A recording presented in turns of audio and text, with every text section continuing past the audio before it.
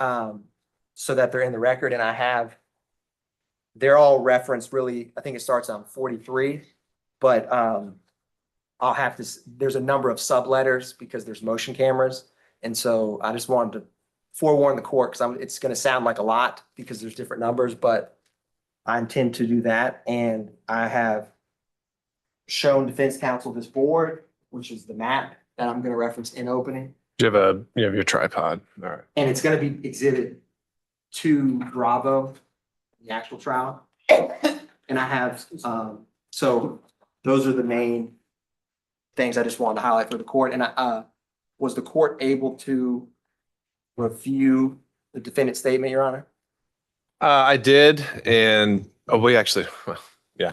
All right. So let's go on the record now. This is 24SC004970. We're here for day 2 of our trial. The jury is ready and we'll be getting opening statements shortly. All parties are present and the state provided by email, I think it was a 27-minute video recording of what appears to be a custodial statement of Mr. Teasley and a detective in relating to the subject matter of this case. As noted by counsel, although not requesting a formal evidentiary hearing, I did review the video for a preliminary court finding on voluntariness. And from my review of it, it appeared that Mr. Teasley was in the room with the detective, and the detective immediately started out by saying she couldn't speak with him until she went over the rights. I believe that all of the rights were covered and that there was a clear waiver of those rights, an affirmative waiver, and I didn't hear at any point where he equivocated or later withdrew that throughout the course of the interview. So based on my review of it, I would find that by preponderance and considering the totality of the circumstances that he was advised of each of his rights, that had been a knowing, intelligent, and voluntary waiver of those rights. And I didn't see any slightest hope of benefit or remotest fear of injury. So the objection is preserved to it, and it can still be argued if it's requested as a charge for the jury, but I think the state would have the ability to reference that in opening and to introduce evidence of it. Is there anything else on part of the state that before we can bring in the jury? No, Your Honor. Anything on the part of the defense? All right, then with that, I lost my deputy again, but we will bring in the jury when ready.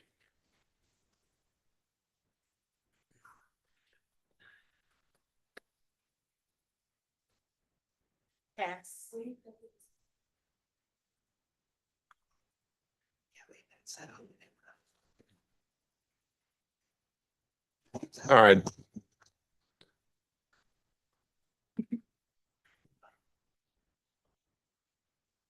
All right, Deputy Scott, if you could bring in the jury.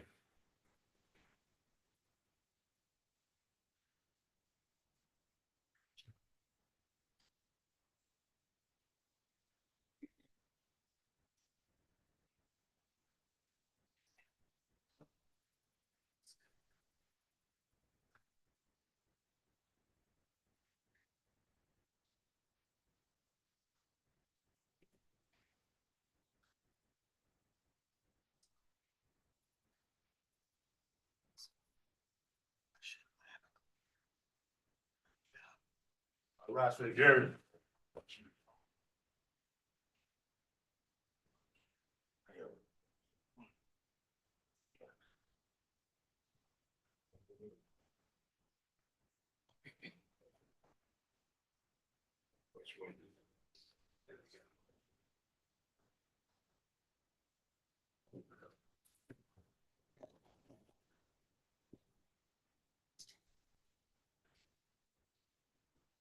I'm just present to counsel, Your Honor. Thank you, Deputy Scott. Please be seated, everyone. Members of the jury, welcome back, and thank you for being here ready to go.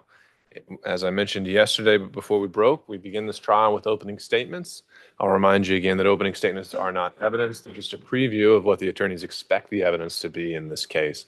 And because the state has the burden of proof, they have the opportunity to go first. So, Mr. Atkins, is the state ready to proceed with opening statements? Yes, Your Honor, we are. All right, the floor is yours. Thank you, Your Honor. Good morning. This case is from June 2nd, 2022, where 17-year-old Xavion Matthews, who lived in the 540 Humphrey Street, Atlanta, Fulton County, Georgia apartments, was shot and killed right around 9:43 p.m. Xavion Matthews, as you'll see on this next slide, lived in that apartment complex. And he actually lived on the first floor of that apartment complex within 15 or so feet from where he was most shot. And he was shot and killed, as the evidence will show you in this case, by this defendant, Roddrick Rock Teasley. Goes by Rock, witnesses will reference him as Rock. That is his nickname. This next photograph is the crime scene that APD Crime Scene Techmatics took, and you will see yellow placards that are for shell casings. There were 7 9mm shell casings recovered from around where Xavion's body was laying on the sidewalk, and there was a projectile fragment that was also collected. And what you will see in this case, that is the evidence collectors on the right. That location on the left, you'll see that white Hyundai, that is a point of reference you can utilize that is nearby where Xavion Matthews was shot and killed. This is Xavion. You will see surveillance videos, that is his building, which when you come in the front gate, and I'm gonna have Mr. Wright help me with a map that I will utilize, his building is immediately on your left. And in that apartment complex, which is displayed here on this map, Humphrey Street, 540 Humphrey Street, this is the front gate right here. Xavion's building is immediately to your left.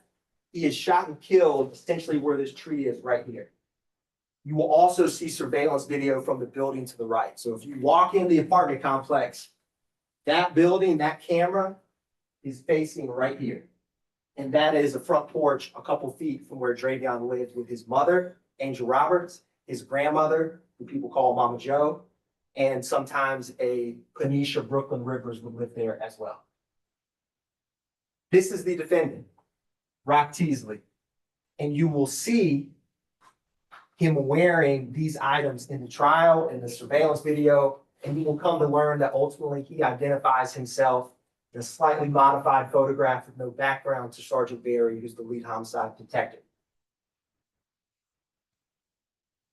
The witnesses you will hear from. You're going to hear from 3 close friends of Xavion, Antonio and Jabari Dixon, who are brothers, and Xavion Tucker. I'm going to show you Xavion Tucker as captured in surveillance. He's wearing an orange hoodie with a black stripe. He has red shoes on, and he has some jeans you will see in certain video clips that has some white lettering towards the top. This is Xavion Tucker right here to the left, the right, and down below. And that is Antonio Dixon in the blue shirt. Xavion Tucker is going to tell you that he was essentially Xavion's best friend. And he was with Xavion for much of the day, much of the early evening. What Xavion Tucker will tell you in the surveillance video and the trial will show is that right around 9:42, the murder happens at 9:43, Xavion, the defendant, Antonio, Jabari Dixon, Antonio's brother, and Xavion, and other individuals are out in the parking lot. Where they're out is essentially this area. This is Xavion's building. They're hanging out here, and Xavion's killed here. And what you will hear about is earlier in the day, on the front porch of Xavion's steps, the apartment complex, because his mother will come and testify and will explain to you she would get in trouble for people congregating and would be held accountable if people were, causing a ruckus in front of her door, whether it was her fault or not. So Xavion tells some other juveniles earlier in the day when the defendant is present to disperse from his apartment. And later on that night, while they're hanging out in the apartment, the defendant, Rock Teasley, starts teasing Xavion about this and essentially says, you're not really about that. You shouldn't, you can't make somebody move. And then there's an argument back and forth. Xavion Tucker is present for the argument in the daytime and at night, but he leaves to go get his card, which you will see in the trial before the shooting happens. Now, next, this is Antonio Dixon. He is in the blue shirt. So all of the witnesses, both in the daytime surveillance, which is around 7:30, and the shooting, which is 9:43, are wearing the same clothes. So you will get familiar with the witnesses and they will come and testify to you about that day. This is Antonio. His brother Jabari is next. You can see the flip-flops from that left and right picture is what Jabari was wearing that night. And that's a picture of Jabari Dixon right now. Now, these witnesses, when they come and testify, there's a reason that the witness box is closest to the jury. Because we will find out together what they say in this courtroom here today. And you will find, and I'll ask them why, depending on what they say. But what you will come to learn is that either from the witness stand itself or a prior statement they have made, that Antonio, Jabari, and Xavion all referenced this earlier argument when Xavion told people to leave, and that the defendant, in referencing that, comes at the victim, teasing him, saying, you're not the type who can make people move, saying you shouldn't have approached them like that, and then there's a back and forth. What you will hear from Jabari is that Xavion may have had a gun on him, but it's never pulled or brandished. And that right before the shooting, when the back and forth is happening, Xavion is stating words to the effect of, you're not gonna little boy me, you're not gonna little man me, I'm on what you're on. The defendant, Rock, asking if he wants to fight, and he tells Xavion to get rid of his gun. And Xavion says, eventually tries to dissettle and does not want to have a physical fight. And what shortly happens thereafter is the defendant shoots and kills Xavion Matthews. Later on in the trial, when the medical examiner testifies, there is 11 gunshot wounds in his body. There's 6 projectiles recovered from his body, and there's 7 shell casings found around him. No gun is ever found on Xavion Matthews. No gun is ever referenced from a witness's statement of him pointing or brandishing that gun. Miss Rivers, Brooklyn, she is going to testify for you here today. She would occasionally live in the apartments and sometimes come in or visit Xavion. She was a close friend, maybe almost like a girlfriend type to Xavion. She is familiar with Xavion, was present during the daytime surveillance, and she will testify before you about this argument early. And in fact, Miss Brooklyn is one of the ones who was trying to tell Xavion to get them to leave, knowing that the apartment complex would come back on his mother for people congregating. And that's her and Xavion talking. And that, again, is his apartment complex. Now, what the sequence of events, which is important, I'm going to show you some surveillance video that the evidence will show you during this trial, so you can get a visual for what you will see in this case. This, which is 726, and this again is apartment surveillance video, that shows Xavion's front porch as this begins to play. Miss Rivers is sitting here in the red. That's Xavion Tucker with that orange hoodie. You'll see this other gentleman that's not Xavion, has a lighter orange wrapped around his waist. And that is the defendant, Rock Teasley, present right there. This is about 2 hours before the murder. And what you will see here in a second is Xavion Matthews walk out, and he's going to be wearing this almost tie-dye white t-shirt as he is depicted in all the videos. And you will see when he walks out, and there's a number of these videos, there's no audio, that there appears to be words exchanged or words said. This is Xavion Matthews coming out. You can see he walks by that young man who kind of pushes him. And the witnesses, Xavion, Antonio, defendant, and Miss Rivers are all outside on that porch around this time happens. And that's Xavion coming back into his apartment, which if you were to walk off camera, his apartment is immediately to your left. It's the first door. Now, after this, Xavion goes inside his apartment and is with Brooke. She will testify that she fell asleep there watching the movie. This is Antonio and Xavion walking out of this building. So that camera is right here. Yana, excuse me to interrupt. I mean, I just have an objection because this stuff is not in evidence yet. And I mean, it's too much. I got the picture right there, but all of this is not in evidence. And for him to be playing it and it never gets in or something, I know what I can do then, but and he's testifying as to what's going on. It's his interpretation. I just believe this is just like improper. All right. As to, so Mr. Atkins, if you could preface this is what you expect the evidence to show as to these exhibits. and the objection is noted but overruled and can be re-raised if these exhibits are not for some reason admitted during the evidence. Thank you, Proceed. Your Honor. So what I expect the evidence to show from the gentleman in the orange hoodie, the gentleman in the blue shirt, and the other witnesses who were with him wearing those same clothing is that who was walking down those stairs was Xavion Tucker and Antonio Dixon. I'm gonna play this video back so that you all can see this sequence of events, and you will see on the right that the timestamps on these videos are depicted in the top left. For purposes of opening statement, you see I have that 9, 17, and 18. And I'm gonna get Ms. Hall to help me for a second because this Zoom sometimes when I have to replay a video kind of comes off. But ultimately okay, thank you, Ms. Hall. Antonio Dixon, Xavion Tucker, as the evidence will show, are coming out of this second building right here. And almost at the same time, Xavion Matthews is coming out of this building, almost parallel. And what you're gonna see in this next clip is Xavion leaving his apartment. Same porch where the argument happened. And they come and congregate outside of the apartment.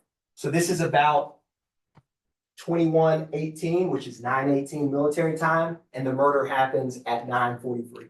So roughly 20 minutes or so later. This is Xavion Matthews, the last time on surveillance footage he is seen alive, leaving his apartment.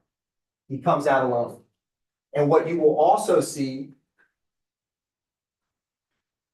in this next clip, this is a surveillance camera that captures this part of the parking lot. So this camera is here in the back.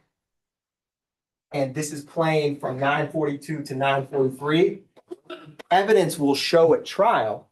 It is the gentleman here in the gray t-shirt is Jabari Dixon, brother of his. Shooting happens right around this tree right here.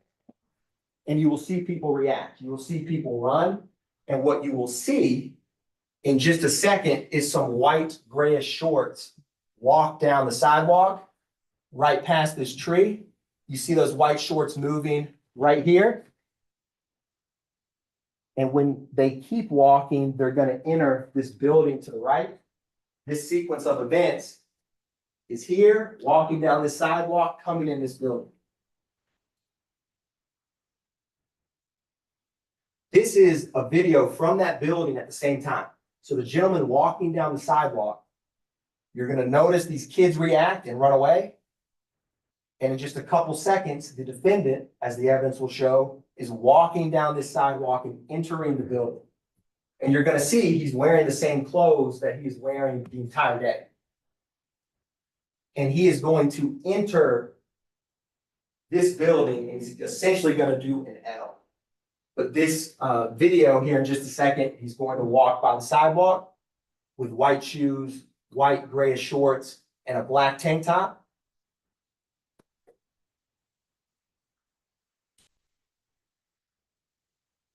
And there's another camera that's essentially right here.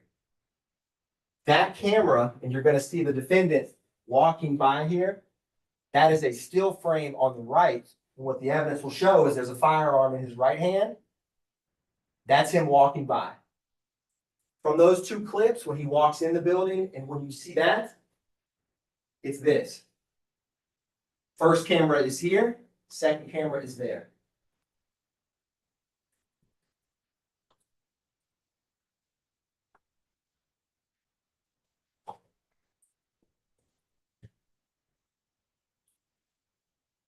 What you also see, if you notice, this is at 9:44 p.m. This is the left hand. This is the right hand. And you will see an object in hand that resembles a firearm, which would mean that there's two firearms.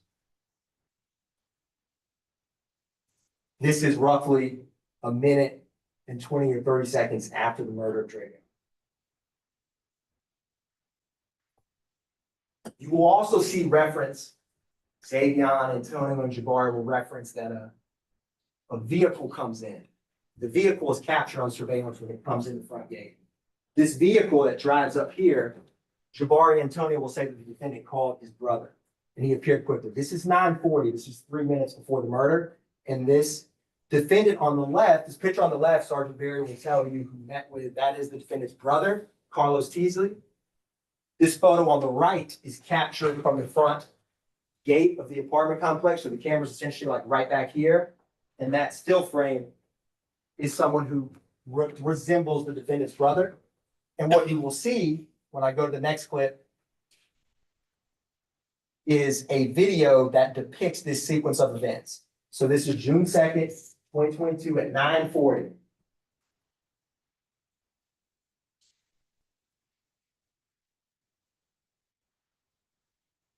This is the front gate. This is the blue Honda Accord entering the apartment complex. So it's coming in here and goes around and parks.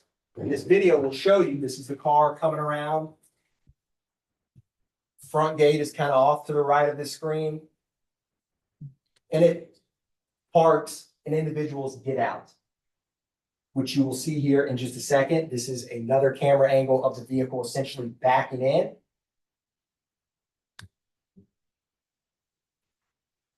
And this next vantage point will show you a couple different frames at the same time.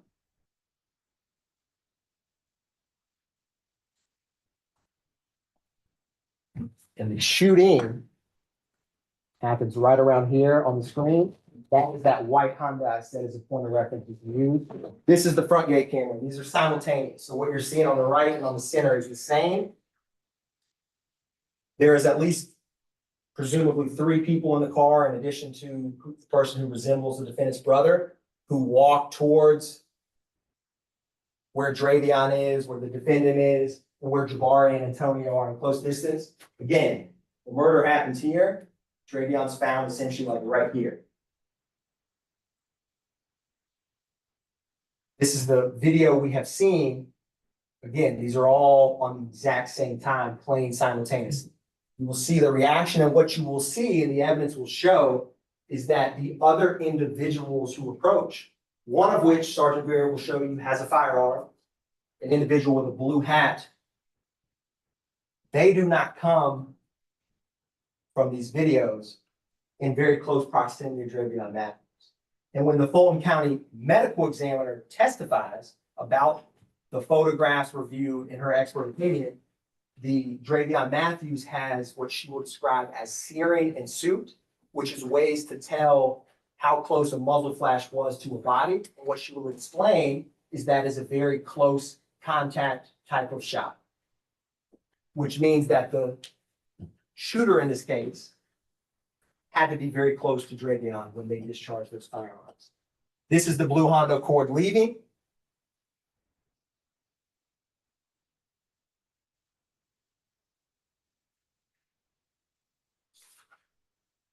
Some other witnesses you'll hear from. The first witness you'll hear from is the 911 caller, Mr. Johnny Ward, who lived in this building, was on the 4th floor. He heard gunshots, and instead of staying inside, he actually walked out and performed CPR on Xavion Matthews. And you will see from the second witness, Officer Rainville Watson, her body cam, you can see Mr. Lord on that body cam over Xavion's body. He calls 911, and he will testify and explain to you there's other people out there, other people walking, but he's the only one who approaches Xavion as he's lying on the sidewalk. Mr. Barrington Garland, he is a father. He works from home. He is in this building, Xavion's building. He actually knows Xavion and say hello to him. And what you will hear from him, he never knew the defendant's name, but he recognized them from being around the apartment complex. So he'll explain, he calls APD to let him know he may have some information that could be helpful. And there's someone that he recognized and he heard an argument. And what he heard after the argument in about 10 to 15 minutes is some shots. And then he heard someone shortly thereafter say, "Oh no." And what Mr. Garland ultimately does is a photographic lineup where he identifies the defendant as the person he saw outside when the argument happened. But he never even knows the defendant's name. He just recognized him from the apartment complex. Miss McCullum is Antonio and Jabari's mother. Because Antonio, Jabari, Xavion, and Xavion have been friends for so long, they know each other's mothers. They go and hang out at each other's apartments, at each other's homes. And she will come and testify to you about her sons, about Xavion, And you will also hear from Ms. Roberts. She will testify to you about the apartment complex and the complaints when people congregate, and explain how she had conversations with Xavion to tell him to not let people hang out in front of her apartment, which is what the earlier argument was about that spanned this disagreement shortly thereafter. What you will also hear from is law enforcement witnesses. And on this next slide, these are some APD officers you will hear from: a responding officer, Raymond Watson, the crime scene technatics who collected the shell casings, took the photographs. Sergeant Barry, she was Detective Barry at the time. She's now at the training academy, is the lead detective, and Officer McKenzie is part of a group of APD who arrested the defendant on July 7th of 2022. He was arrested in this same apartment complex. And the apartment that McKenzie will testify about that they were arrested him at is apartment 2022, which is like the bottom floor of this building. This is what Maddox will testify about: 7 shell casings, all 9mm, 1 projectile is recovered and collected, and Sergeant Barry is the lead homicide detective. Now, there's some things you're not going to see. And what you will see and learn is on this next slide, it's going to highlight, well, what you won't see is you're not going to see cell phone records. You're not going to see fingerprint analysis. You're not going to see DNA evidence. You're not going to see social media evidence like Instagram returns. Detective Barry speaks with a number of different witnesses, reviews the surveillance video that you will get familiar with that we have shown, and talks with the defendant a number of times. And what you will come to learn is that on June 22nd, which is after she's been investigating it for about 20 days, the first time she calls the defendant, he says, "I was in California. Worked for a moving company. I wasn't there. But I heard about it." June 23rd, the next day, she comes and meets him. And that photograph on the right is what Sergeant Barry takes from the surveillance. She clips out the gun, and she doesn't keep the background. And the defendant identifies like, "Yeah, that's me." She plays it off like it's from Instagram. And that lets her know that the defendant was not in California, because that surveillance video is a minute or a couple seconds, 10 seconds after the shooting at 540 Humphrey Street. So she knows then that he is present. On June 24th, she explains to him, "Hey, I got a question because you said you're in California, but this photograph is from the scene." And what he tells her for the first time is that he was in the apartment complex. He was visiting the mother of his children. He heard the gunshot, but he was already in the building. On July 7th, when he's arrested, there's another statement. And in that statement, he admits that him and Xavion were arguing. He doesn't admit to shooting. He doesn't admit to possessing a gun, but he says at one point, "If I had a gun, it would be my mother of my child who lives in the apartment's gun." And he explains that Xavion earlier had told people to move from his apartment. And he says, "I walked to the store, and when I got back, I was already inside the building." And he was already in this building when he hears the gunshots. And if you remember from the surveillance video, and the evidence will show at the beginning, he's not inside the building when the gunshots happen, because if you follow the movement of the shorts, when he enters this building, that's roughly 10, 12 seconds after the shooting. So he couldn't be inside the building. He's outside when it happens. I've already covered this. What you will not see, the investigation in this case, they primarily speak with witnesses. Is there other things that they could have done? Yes. Is there items that may not have, you will see as the evidence shows why Barry did what she did. And she just tries to speak with a lot of people, because what you will see on the body cam and you will hear from is, this is summertime. This is June 2nd, 2022 at 9:43. It's not that late at night. So people are coming and going. People are milling about, walking about, just living their lives. And people are in the apartments. And these apartments aren't far away. And so she's trying to speak with witnesses, and she will talk to you about that. Now, Jay Jarvis, he's going, the shell casings that Maddox collected and the projectiles from Xavion's body, he compares them microscopically, ballistics testing. And what he confirms is that that the shell casings are fired from one gun. The projectiles are fired from one gun.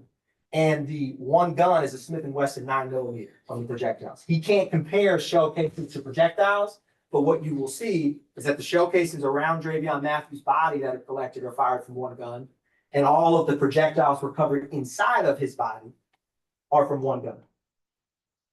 I have already described, but for Dr. Sullivan, Xavion is shot multiple places in his body. His left heel, his right thigh, his right upper back. He's also shot, and you'll see a number of times on his right upper thigh and in his groin area.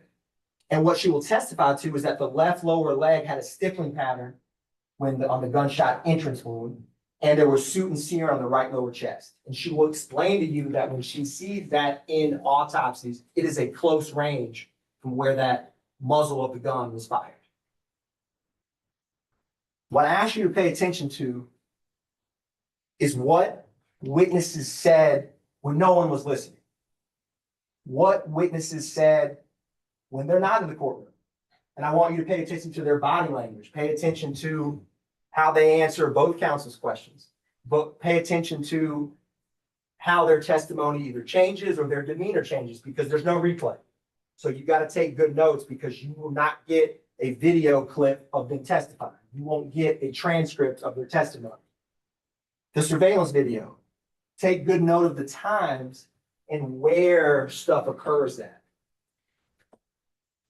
And the testimony of Dr. Sullivan and Jay Jarvis, because again, there won't be a transcript provided, so you're only going to hear it when they're testifying, and you will get to keep your notes throughout the trial. What you will also learn is that Mr. Jabari Dixon, the friend of Xavion, he's going to testify for you, and he's currently in jail. And he has opened a murder case of his own. And he will come and testify to you about this night and his friend Xavion and what he saw and heard. And I will ask him, and we will learn together, how he testifies in court under those circumstances. The crime charged, it's murder, felony murder, which is predicated on aggravated assault with a deadly weapon for shooting Xavion Matthews, and possession of a firearm during commission of a felony, because the evidence will show when you possess a firearm and commit a felony, that is a offense as outlined below. And when I get done with this trial, and the witnesses have testified and the evidence is admitted, I'm going to come back before you, as I am here now, and I will ask you to find this defendant, Roddrick Teasley, guilty of all 4 offenses. And when you fill out the verdict form, I'm going to ask you to put guilty all counts. Thank you.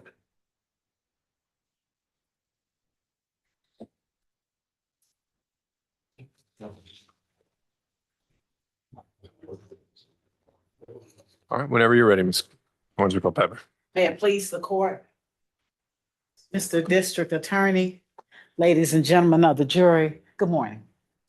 I'm gonna speak from over here because I got a little bit of a cold and I'm coughing God awful ugly, and I don't want to do that on y'all. But so I'm gonna stay here, but I think I'm always loud enough that people can hear me. I want to first of all take this opportunity to thank you all. Thank you for answering and coming to jury duty, and thank you for being willing to sit here and seek truth. I know some juror talked about the criminal justice system not working, but I beg to differ. It works. It may not work like everybody think or everybody expects, but it works. And I thank you all for doing your part in participating in this part of the system. Excuse me.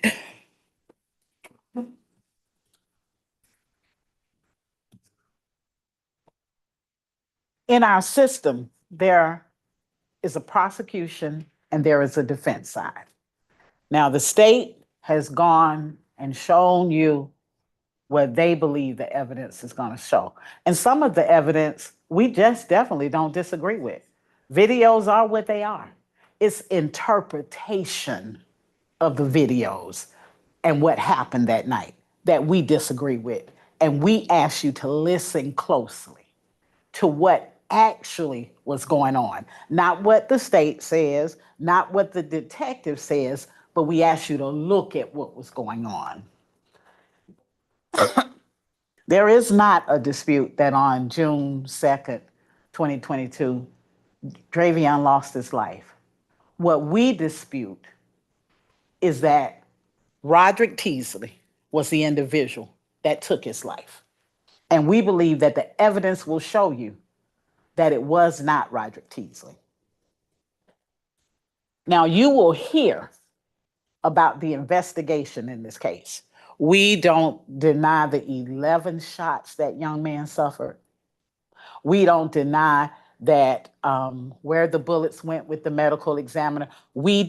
The evidence is clear about the crime scene person who's going to come in and say where everything was found. That's undisputable. That's not what the issue is. Surveillance video, which is, you do need to look closely at, that was out there at that time. It doesn't really, if you look hard, necessarily say what the state says.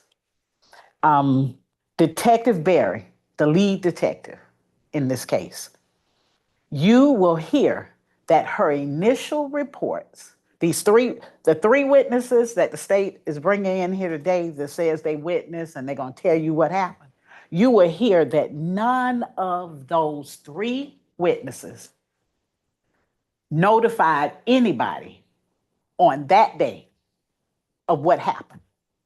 These people, you will hear, who supposedly Mr. Matthews' best friends, didn't talk to anybody about what happened that day. You're going to hear that. And you're going to hear it wasn't until days, months later, or a month later, that they come up with their version of what happened.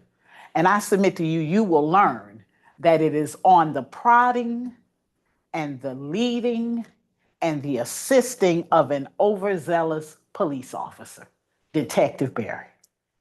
Now, you will hear that the initial reports on that day said that this incident occurred between two groups of individuals. Two groups, not between Mr. Teasley and Mr. Matthews, but between two groups of individuals. Detective Barry puts that in her initial report that day, and she puts it in sworn affidavits. Never says anything about Mr. Teasley and Mr. Matthews having an argument, those two. Need you to remember that and look for that, because that comes later. That's what the evidence will show. It comes later, after this story grows.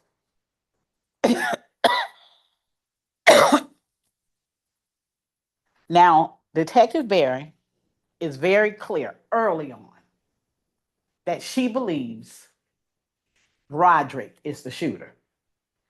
And around June 8th, well, let me go back. You will hear is Xavion, who is allegedly the best friend, and the Dixon brothers, Antonio and Jabari. And very early on, Xavion, although he was talked to, you'll find, by numerous people, talked to with his mother, to the DA's office, to the officers, he never ever says he saw the actual shooting and that Roddrick did it. Never. I don't know what he's going to say when he come in here today or when he comes in. But those times, it's not in any report. You won't hear that. It's nowhere that he will say at that time that Roddrick did. The Dixon brothers. You will not hear that the day after the shooting, they called the police. That they said, I got something to say. You won't hear. In fact, let me back up a little bit. Xavion, who will have on the orange hoodie, the best friend, you'll hear that initial reports talk about he was heavily involved. That's what Detective Barry's initial reports. And that he gave a false name on the scene because he was the only one who stayed on the scene to talk to the detective about his best friend being shot. And he didn't say anything.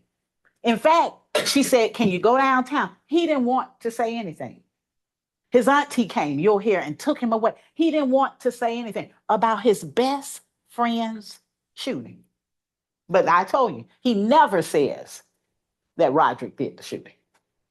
So then the Dixon boys, they never came forward.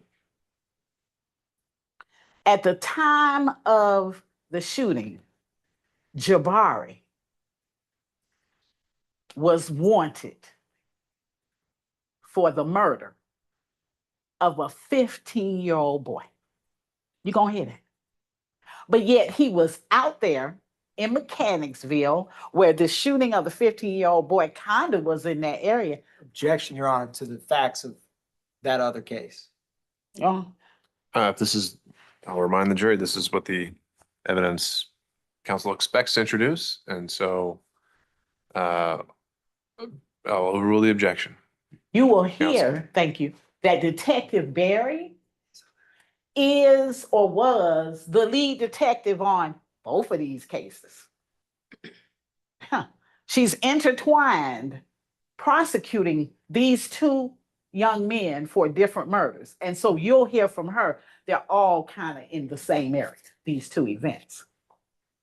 But Jabari, you'll hear, he was not on the scene. He never makes a statement until he's arrested, till he's finally caught up with for his case.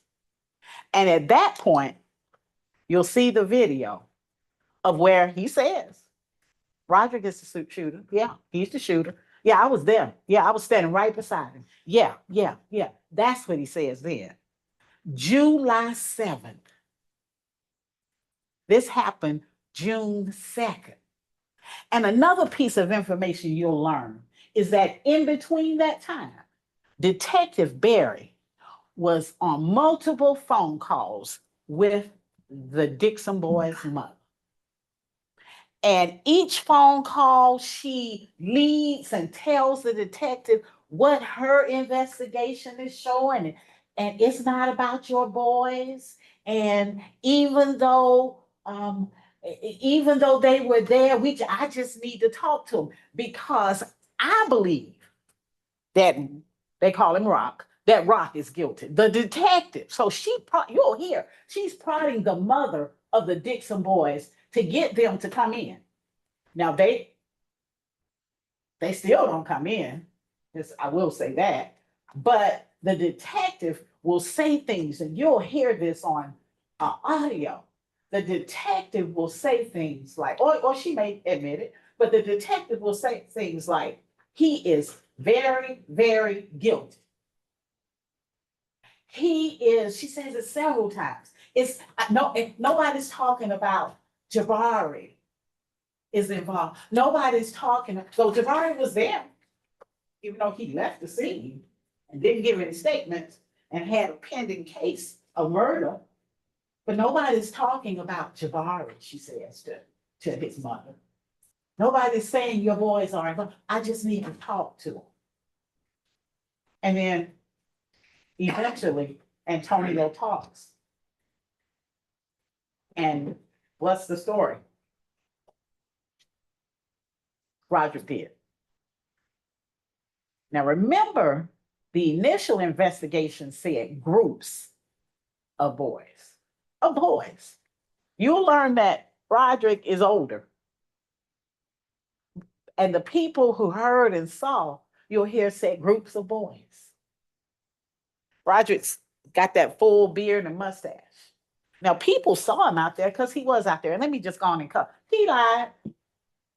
I mean, he lied. Everybody talking about he did it. The detective he lied. You'll hear that. But let's see what you actually will see. So the detective tells and states in affidavits, which are sworn statements, that 10 seconds after the shooting, you see Roddrick with a gun. Well, you're going to see it if, I know it's too much going on. You'll see that after the shooting, people are scattering, but people are still walking around like nothing. And you'll see Roddrick, when he enters that building, he don't have a gun. When he's walking that little walk like he is, he doesn't have a gun. And you will learn that he enters that building without a gun. And as he's walking down the hallway, going toward his, I hate to say baby mama, but his children's mother apartment, he doesn't have a gun. You won't see any video of it, but you'll see him. I mean, he's walking because it's I'm not good with distances, but he's walking. And you will see that there's a corner turn down this hallway. And when he gets to the other side, there is a gate where Jabari and his brother and some other folk are coming out the gate. And that's when you see Roddrick's gun as he's approaching them. You don't see them who supposedly saw him just shoot down their friend. You don't see them running and screaming and hollering. You don't see none of that. You see he's coming up to where these people are, and you see his gun in his right hand. And it was there. Now, what's in his left hand, I submit, it looked to me like a cell phone, but I wasn't there. That would be for you all to decide. But in her paperwork that she did file, she only talked about one gun. So I guess now they're talking about it's two. But so that's when you see Roddrick, his gun, but not when he's entering that building. Only you'll see it when he's coming in the direction, going to his children's mother's apartment, when he sees those guys that were out there that day. Now, Detective Barry, she focusing on Roddrick.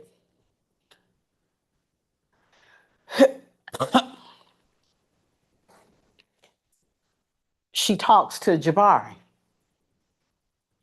And you will hear something very interesting that she didn't know. You will hear Jabari tell her that the murder that he's charged with. Your Honor, I'm gonna object. I can approach. Yep.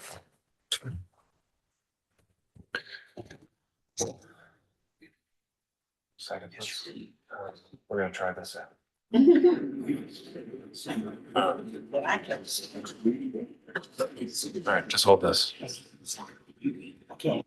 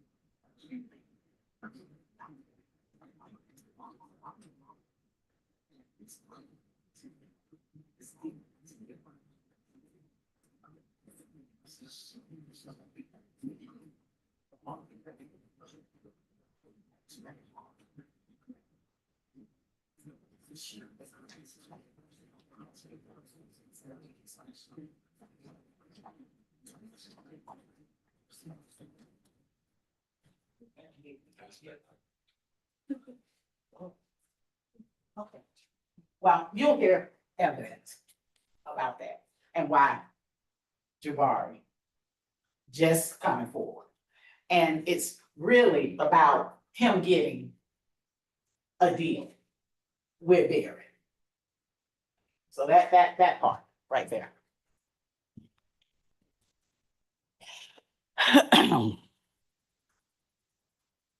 You'll hear Antonio, the brother, avoiding subpoenas, him and his mama making meetings and not showing up, not testifying, not trying to cooperate, going before the grand jury, saying, I'm not going to say nothing about his friend's death. You're going to hear that.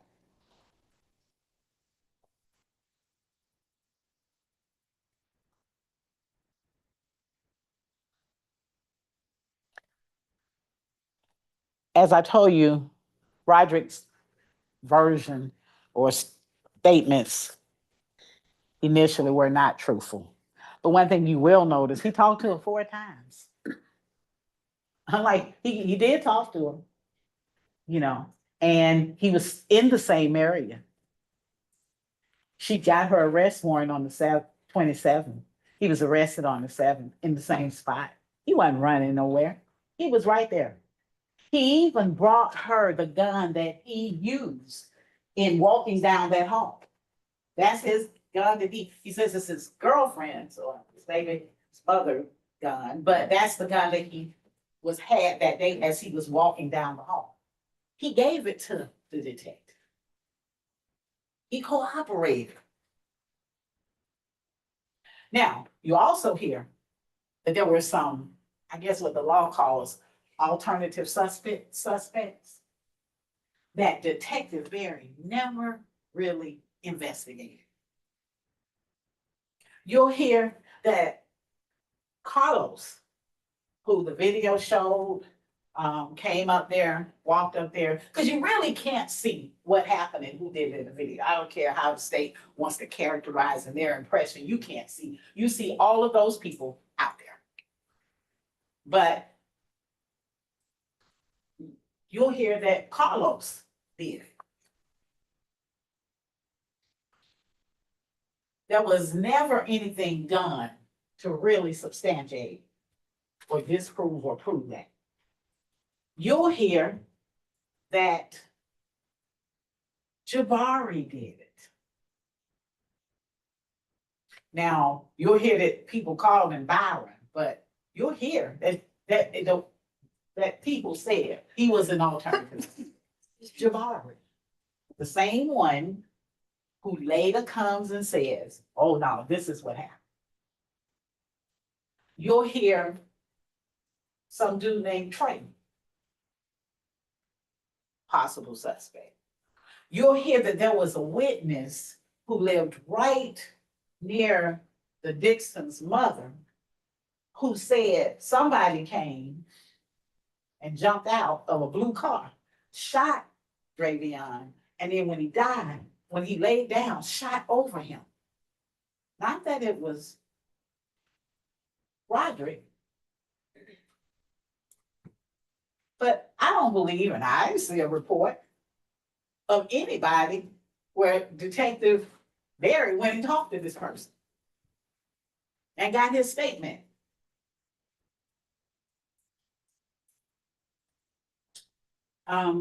There are just a lot of things that you'll hear that she didn't do to find the truth.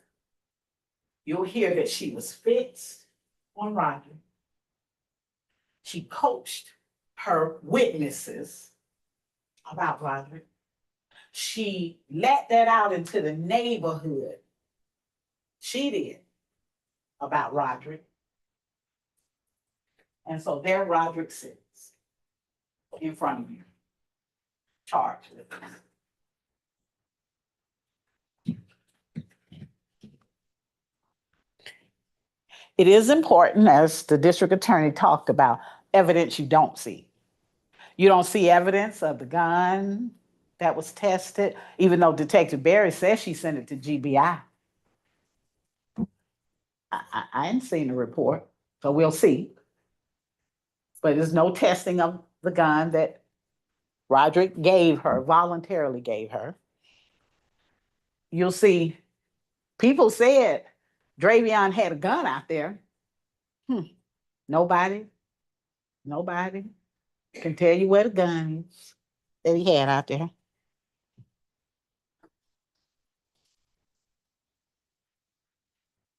You don't see, you're gonna hear a lot of videos or audio tapes. Some of them don't start at the beginning. You'll hear. Some of them do. But you won't see reports or statements or none of that. You'll know that Detective Barry did a 26-page compilation report. And none of this that's here is in that report. Official police records. Official police report. But there are audios that you will hear. Now, just want to address a few things. You're going to hear a lot of talk about this argument before, about the breezeway and people being up there making. And you'll hear, and I believe the state even said that you'll see that they argue in the breezeway about this thing. I don't believe you're going to see that. I don't believe that's what the evidence is going to show. I believe the evidence is going to show that somebody that Xavion walked toward his apartment, and you can't even see the door where the apartment is and what went on back there. You're going to see that at some point, Roddrick walks back there. You're not going to be able to hear an argument.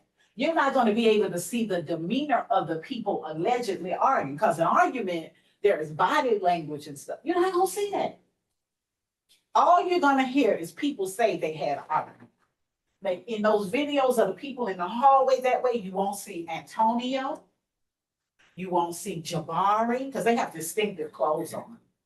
Only person you'll see is Xavion way out the door.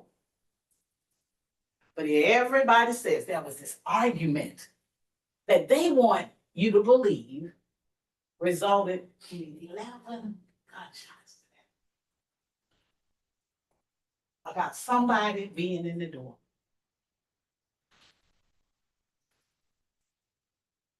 You're not going to see that argument, first of all.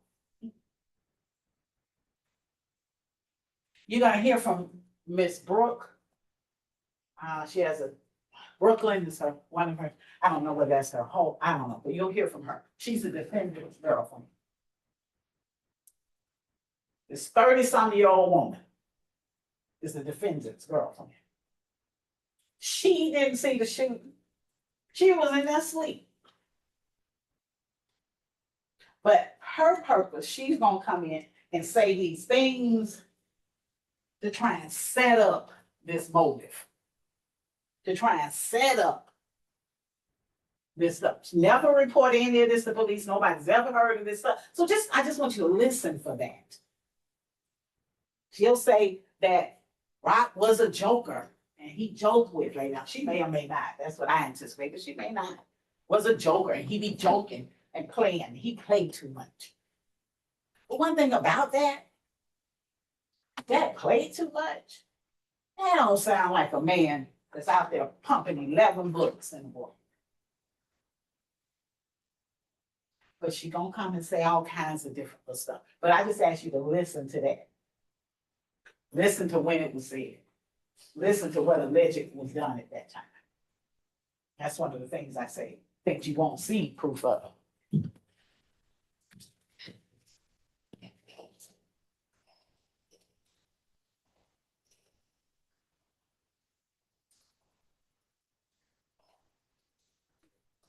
In all the reports that Detective Barry does about Roddrick entering that building on that day, she never puts in the reports affidavits that she signed, preliminary hearings that she sworn and testified to. You'll never hear her say that he walked into that building with no gun in his hand. She says 10 seconds later, the video shows that a minute and 20 something seconds later is when you see Roddrick with a gun. But when you initially see him, which isn't even 10 seconds, is actually 26 seconds. He doesn't have, but she doesn't put that in any of her reports, in any of her sworn statements. But you'll learn a little bit about Detective Barry as we go. And I guess basically, I just ask, keep your eyes and your minds open. Listen to the evidence and do what the judge instructed and you swore to do. And I think if you put your emotions, because for the Matthews family, I can't imagine. Like for the Teasley family, I can't imagine either. But you all put that emotion aside, look at the evidence. And when you do, I'm sure, and I'm asking you to, at that point, when we come back and finish this whole thing, to return a verdict, not guilty. Thank you very much for your time.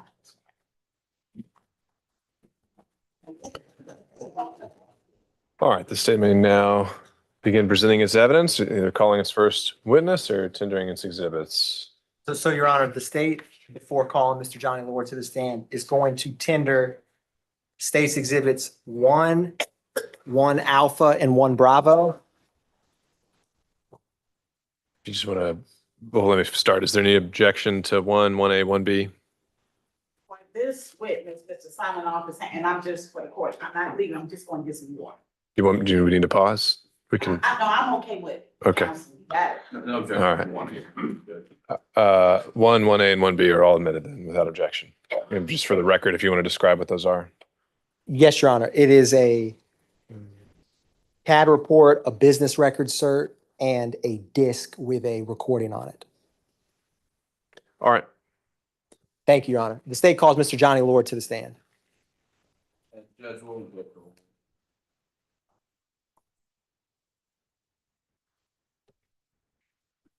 Your Honor, as Mr. Lord's coming up, can Mr.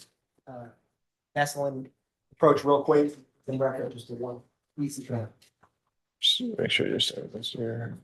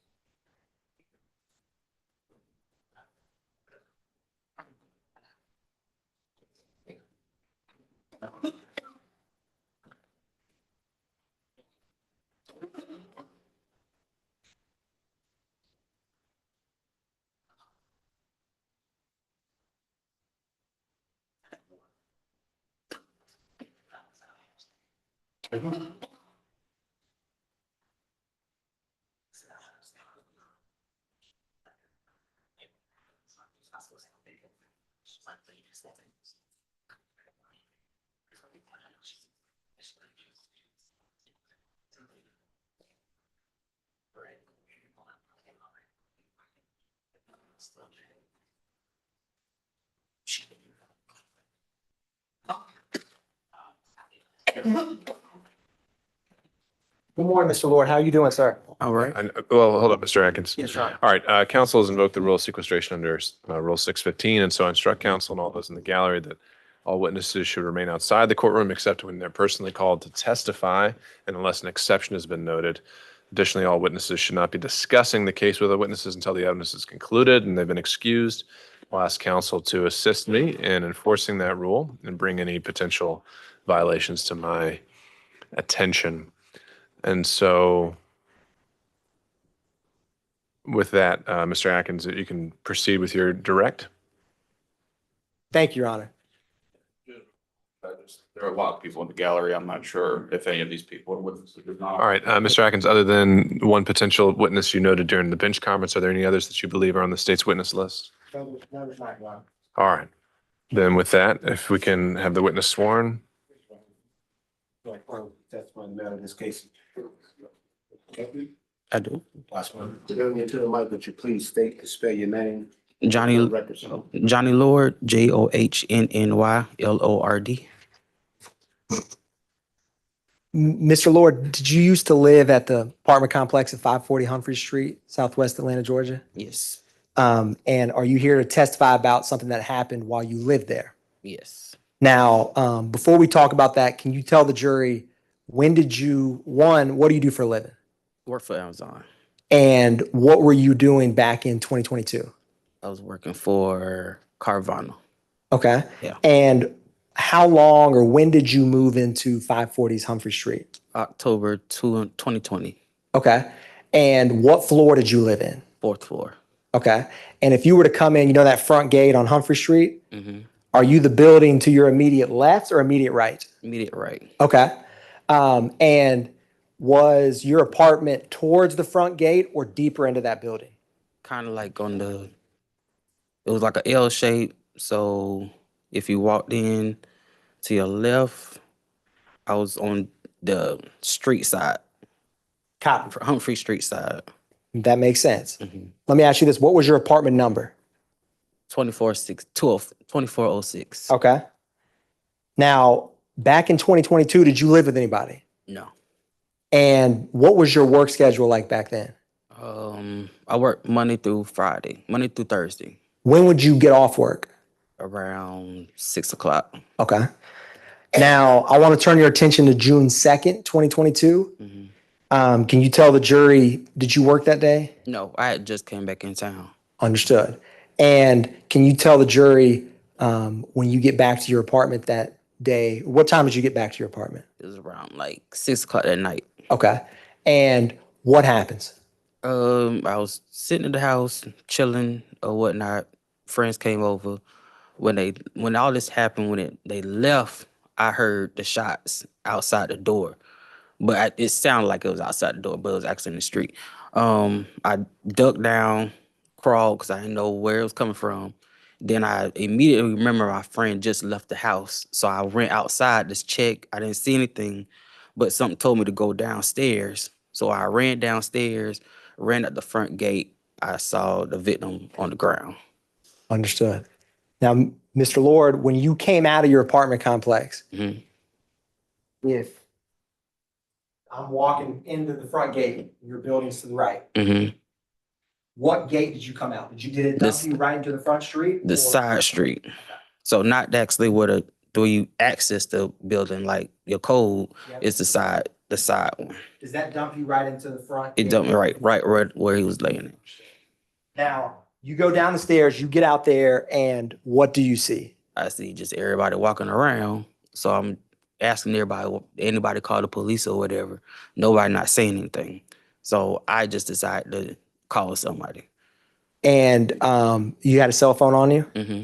and you called 911. Mm-hmm. Your Honor, this time the state is going to publish State's Exhibit 1 Alpha. You can proceed.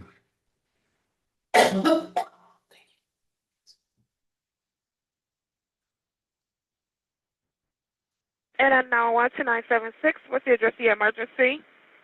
540 Humphrey Street. Somebody got shot and they lay on the side of the sidewalk.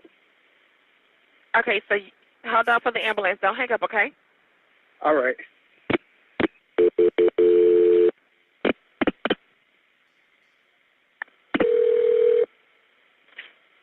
Grady EMS, operator 954. What's the address of the emergency? Atlanta with a transfer.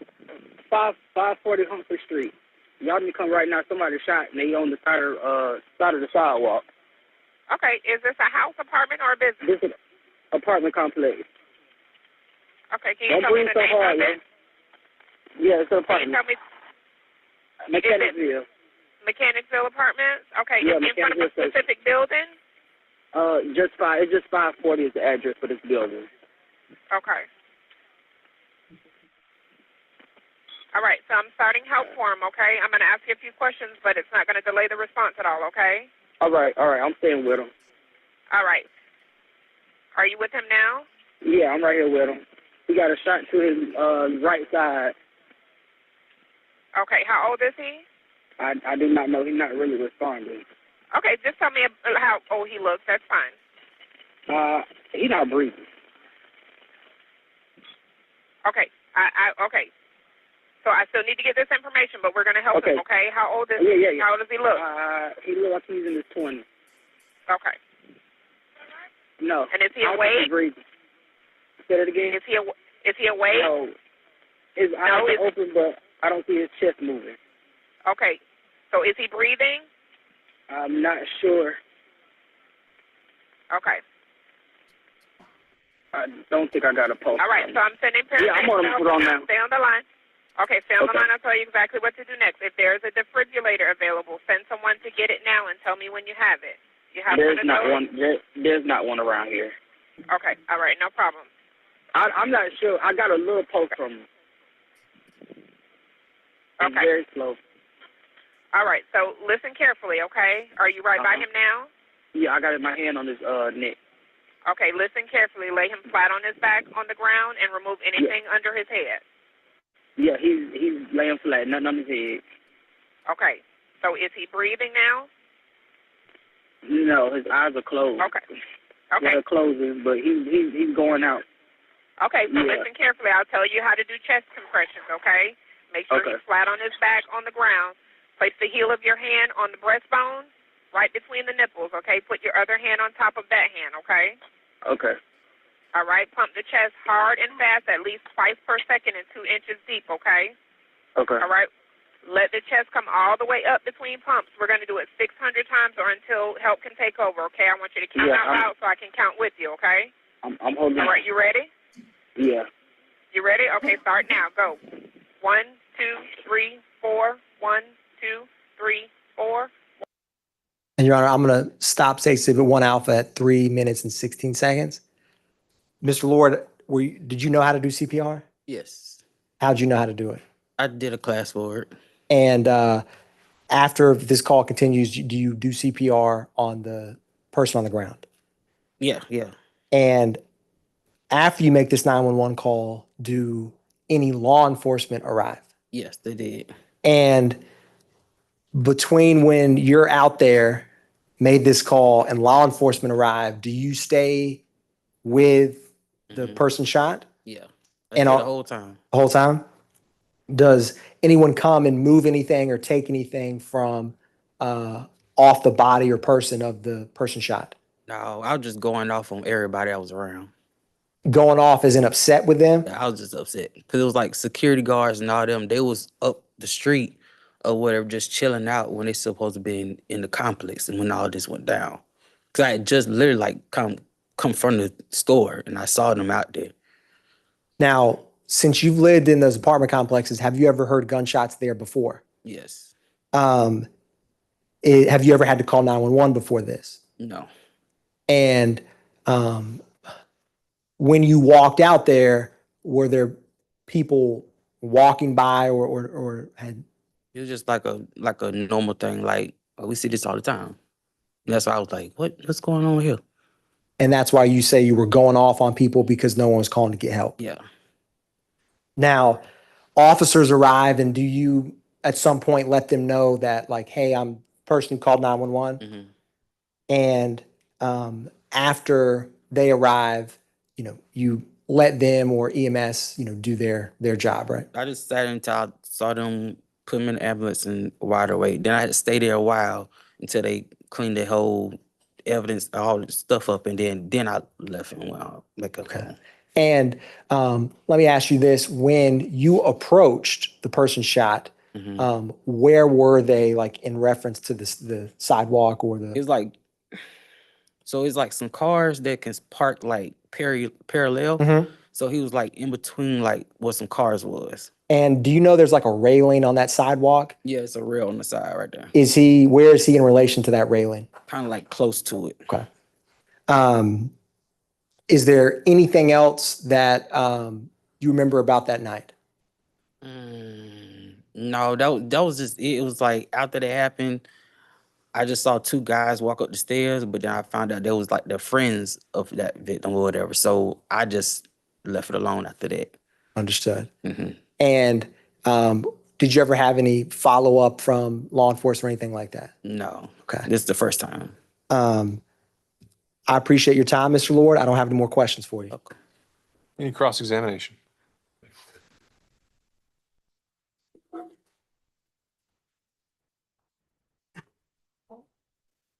Mr. Lord, good morning. Good morning. Thank you for being here. So I have a few follow-up questions from what you just testified to. And specifically, I'll start with where you started. You were in your apartment, right? Mm-hmm. And you heard the shots. Mm-hmm. Now, you didn't see the shooting from inside your apartment, right? Mm-mm. Okay. You didn't see who was there at the time of the shooting. Mm-mm. So you didn't see who shot the young man that you found. You said that when you heard the shots, you hit the deck. Mm-hmm. Is that right? Mm-hmm. Okay. You started crawling. Mm-hmm. Where'd you start crawling towards? To my room To your room. to get mines. To get what now? To get mines. Mines? Yes. My piece. Your what? My Your gun. piece. Yes. Okay. All right. Now you said that gunshots happen all the time in that complex. So gunshots happened like 2 years before that, but that was in another building. Okay. But we could hear it, and then the word spread that was a shooting going on.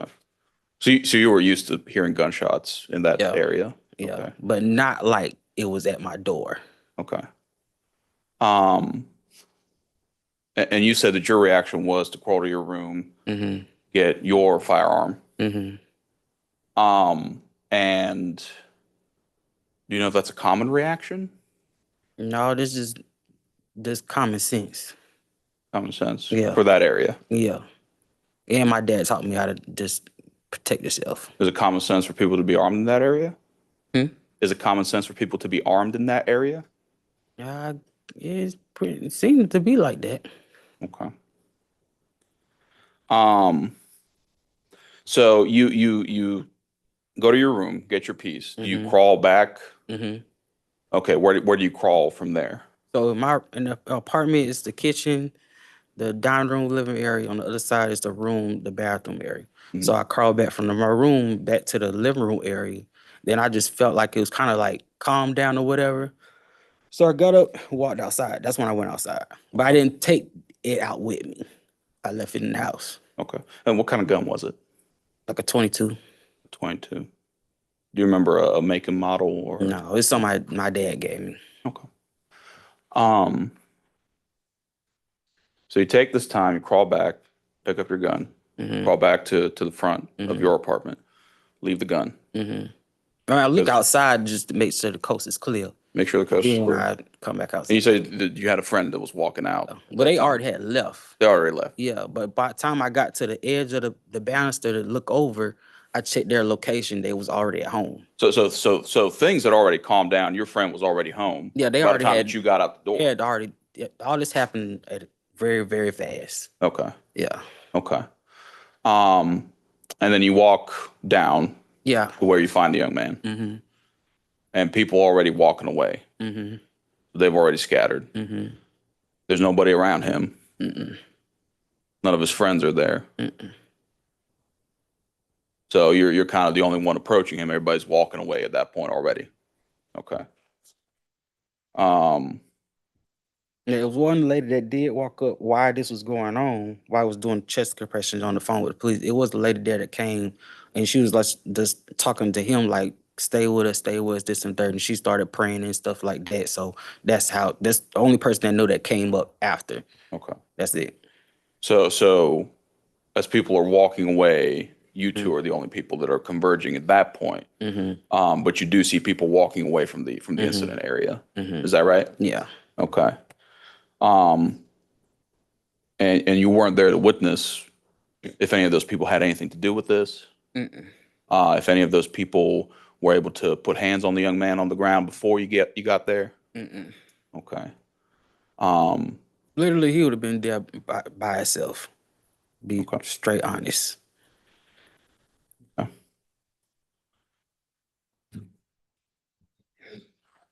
Now, after you got there, you stayed until the police came, Yes. and nobody. Hey, And, all the and way till the police left. Till they took the caution signs and all that stuff out the way. I was there to the whole thing. and nobody after that point, after you were on the scene, touched the body. Is that right? Besides you. Besides, yeah. Since I was there, then I turned it over to the paramedics that was there. Okay. One moment, Judge. No further questions, Your Honor. Any redirect? Yes, Your Honor. Mr. Lord, if you Mhm. had to estimate from the time that you heard shots to the Mhm. time that you're right next to the person who shot, how much time do you think it was? I want to say 10 minutes. Okay. Or so. I can't give a vague time. That's fair. That's fair. I don't have any more questions. Thank you, Mr. Lord. Thank you. All right. Any reason this witness cannot be excused? No, Your Honor. No, Judge. All right. Thank you, sir. All right. All right, members of the jury, in between each witness, I'm just going to do a quick kind of visual scan. Feel free to raise your hand if you want to take 5 for anything you may need. Otherwise, we'll continue to forge ahead. So state may call its next witness. Yes, Your Honor. The state calls Officer Raymondville Watson to the stand.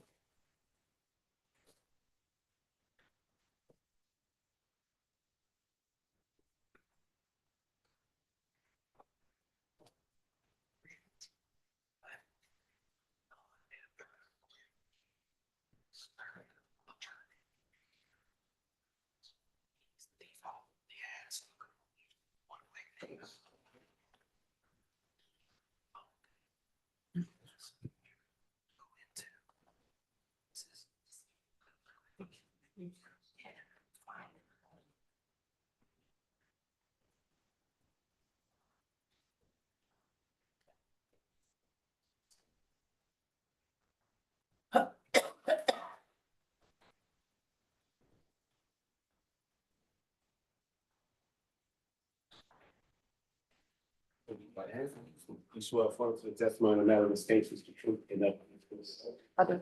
Maybe see. Speaking to the matter, please state, spare the name for the court.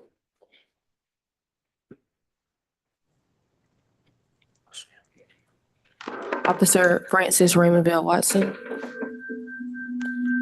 Hold on a second. We may just have an extra addition.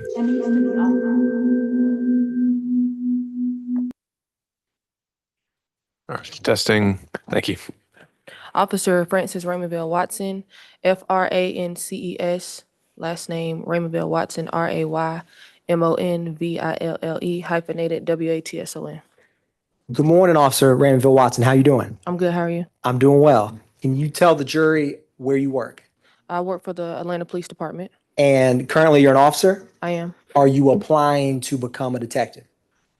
I am testing to become a detective, Okay. yes. And when do you get your final results? Mid-September. Okay. What unit currently are you with APD? I work with the gangs and intelligence unit, When did you move to that unit? December of 2024.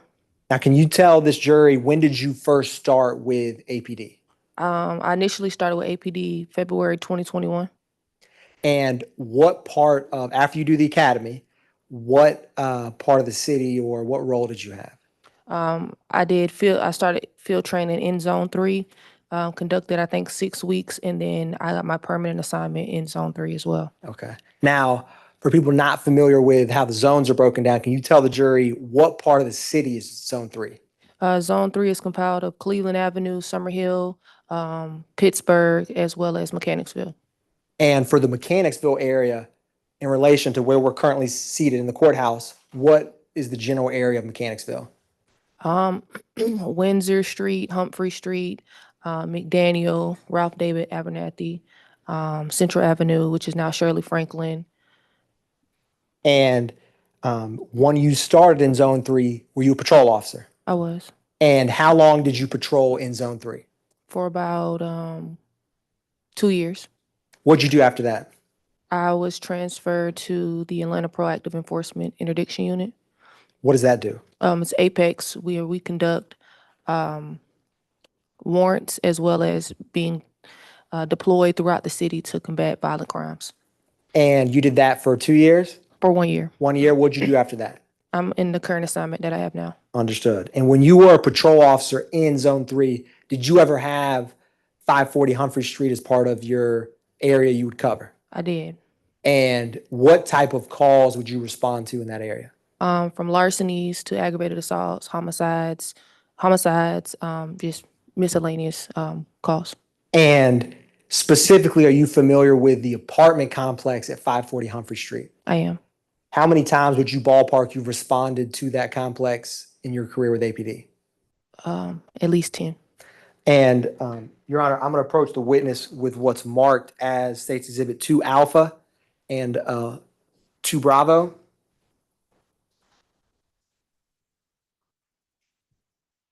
Now, Officer Watson, I'm showing you 2 Alpha and then you glance up because it's a little large, 2 Bravo. Okay, Do you recognize these items? I do. How do you recognize them? As the apartment complex from the incident location. And before testifying here today, have you had the opportunity to review this same map? I have. And is it a fair and accurate depiction of how that 540 Humphrey Street apartment complex area looks? It is. Your Honor, at this time, the state moves to tender into evidence State's Exhibit 2 Alpha and 2 Bravo. Any objection? No objection. 2A and 2B are admitted. Now, Mr. Wright's gonna help me get this easel up, and I'm gonna ask you a couple questions. Okay. While we're doing that, I wanted to ask you, thank you, Mr. Wright. I wanted to turn back to June 2nd, 2022. Were you on shift that night? I was. What was your shift back in June? Thank you, Mr. Wright. Back on June 2nd, 2022. Either 2 to 10 or 3 to 11. Okay. 2 p.m. to 10 or 3 to 11 p.m.? Mm-hmm. And that particular day, were you in uniform like you are now? I was. Did you wear body cam? I did. And were you riding around the city or responding to calls in a marked patrol car? I was. Now, how did you get involved in this particular case? I believe I was dispatched to the call. And where were you dispatched to? 540 Humphrey Street. And do you recall initially what type of response you were doing? Did you know what you were responding to? I did. It was a person shot call. And when you got there, well, let me ask you this.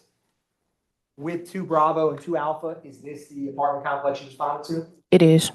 And you were wearing body cam that day? I was. And I'm approaching the witness with what's marked as State's Exhibit 2. Officer Watson, before sitting in this witness box, you have the opportunity to review what's marked as State's Exhibit 2. I have. And is there any of your initials on it? It is. What is State's Exhibit 2? It should be my body camera. And is it a fair and accurate depiction of the body cam you were wearing on June 2nd, 2022? It is. Your Honor, at this time, the state tenders into evidence State's Exhibit 2. Any objection? I'm sorry, I'm already with Dixon. Okay, there you are. Sorry. She said she reviewed that body cam. I didn't hear that part. Yes. Okay, then no objection. Submitted.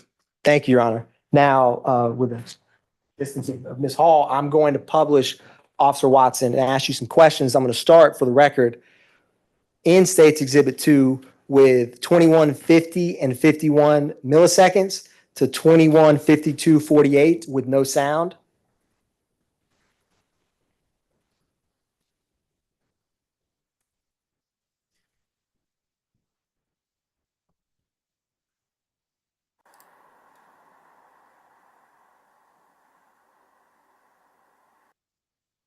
This is your body cam, right? It is. Correct.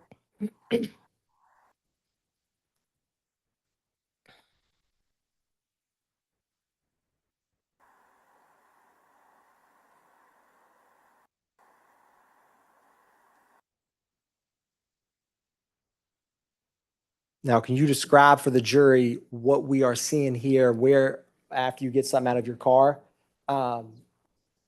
where are you approaching? Once I get some gloves from the front of my car, the victim is right behind me, so I was preparing to go over there in the apartment complex. And once you got those gloves, what did you see on scene? I could see a male conducting CPR as well as security guards, and then the victim lying on the ground with shell casings and blood. Is this the gentleman doing CPR on your body cam? Yes, And the person laying on the ground, was that the victim? it is.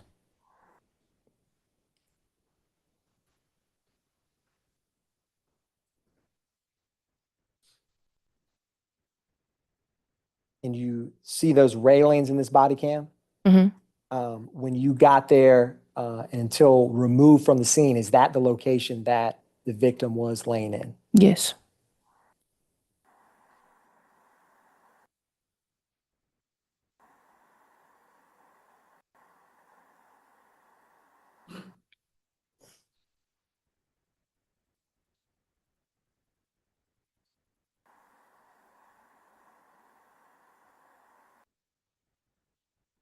Now, did you make any updates over radio as one of the first officers on scene?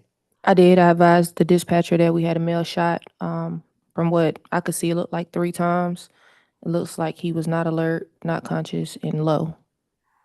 And is that standard protocol to kind of update over radio? That's correct.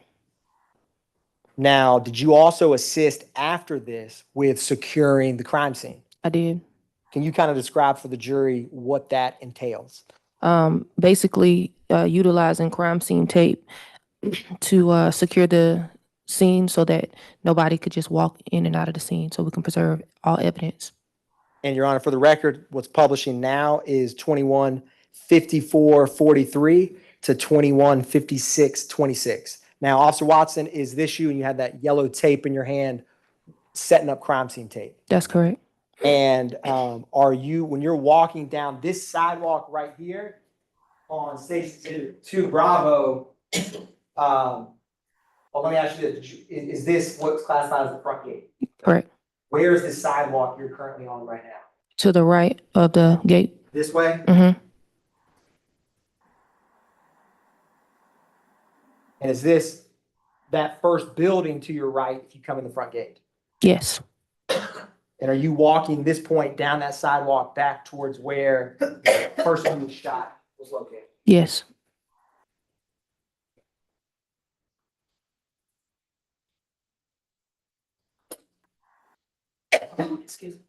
Excuse you.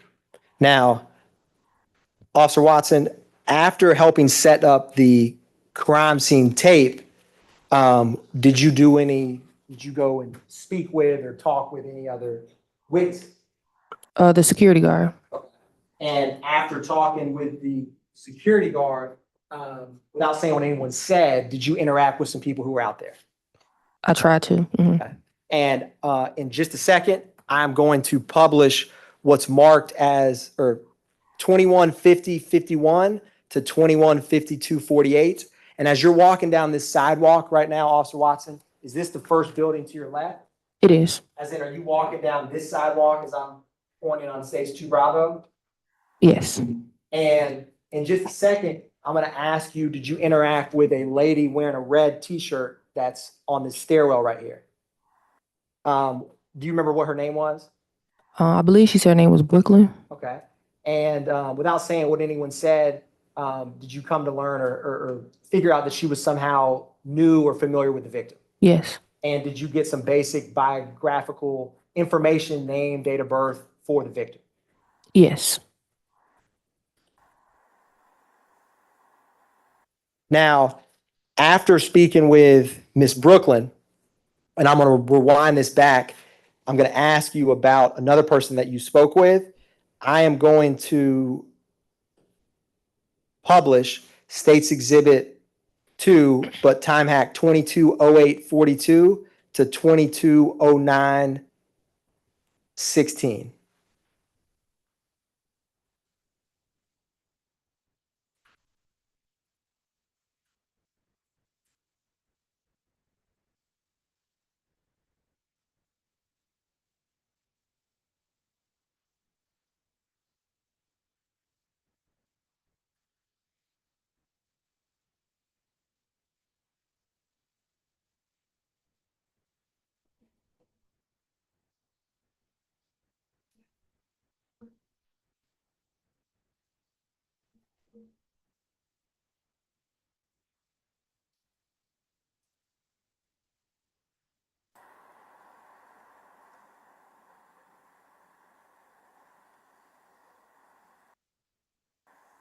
Now, are you approaching this first building to your left through the gate? I am. And you see that person in an orange hoodie? Mm-hmm. Are you about to walk up these porch and interact with that person? I am. Were you able to figure out his name? At first, he told me his name was Zay, but I think his name is Xavion Tucker. Okay. And is he in the orange right here with the red shoes? Yeah. Orange hoodie. And after speaking with him, I'm going to pause it real quick. Thank you. Did you try to speak with him and get some more information? I did. And were you able to get much information from him? He just kept referring to the victim as his brother. And then he kind of shut down after that. Now, are you familiar with a Sergeant Crosby? Mm-hmm. When you were speaking with Mr. Tucker in the orange hoodie, did he ever come to learn the status of the person who was shot? He did. As in, did he ever come to learn that that person was deceased? Mm-hmm. Now, when you are on scene, what is the code or radio signal that you use for homicide, murder, or person dead?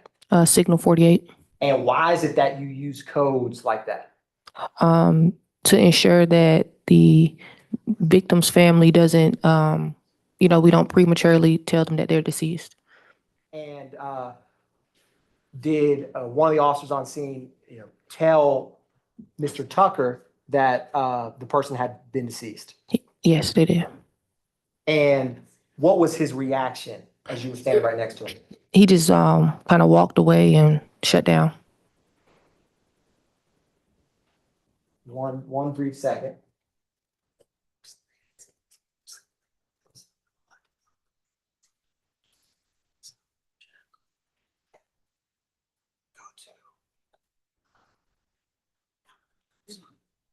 Stop sharing for a second.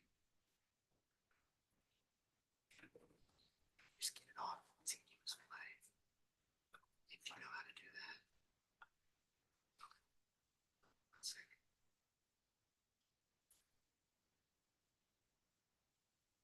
Like for some reason.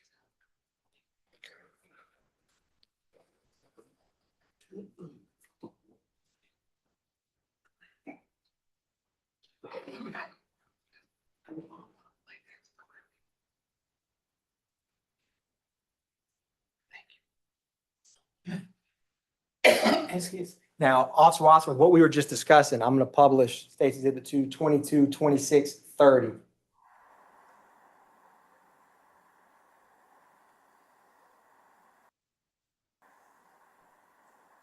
And I'm going to play this next minute and ask you a couple questions.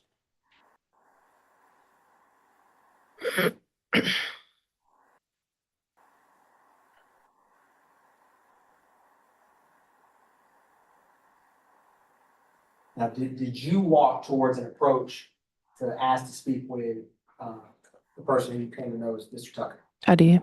And why is it that you asked him to step somewhere else from where he currently works? I believe he was on the video footage that the security guard showed me. And why did you not talk to him right here in front of these people?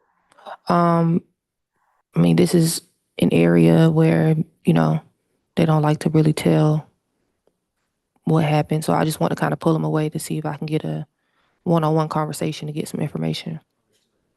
In other investigations in this 540 Humphrey Street area, have you had challenges with cooperation in investigation? I have.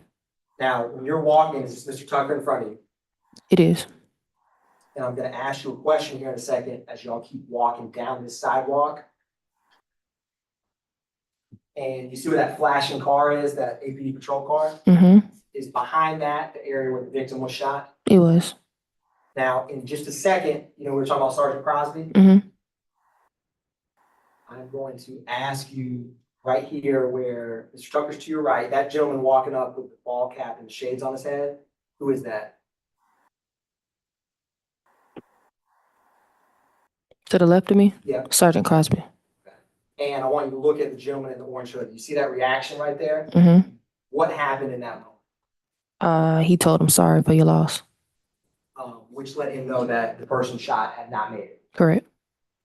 Now, I'm going to publish the next clip, which is 22:44:23 to 22:45:06. Is this the crime scene area, Officer Watson? It is. See that white Hyundai car to your right, or on the right side of the screen? Mm-hmm. I'm going to ask you, are you about to, is that a flashlight? It is. And it is crime scene tech, have they gotten on scene yet or not? I don't think they got there at this time. And are you just doing kind of a preliminary or cursory review of what's there on scene? Correct.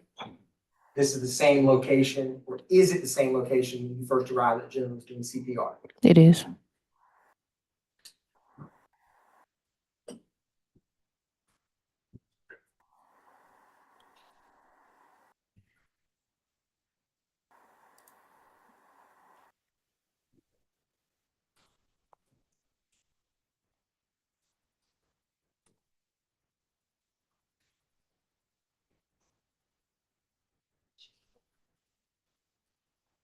And Officer Watson, when you were shining that flashlight, what were you trying to find?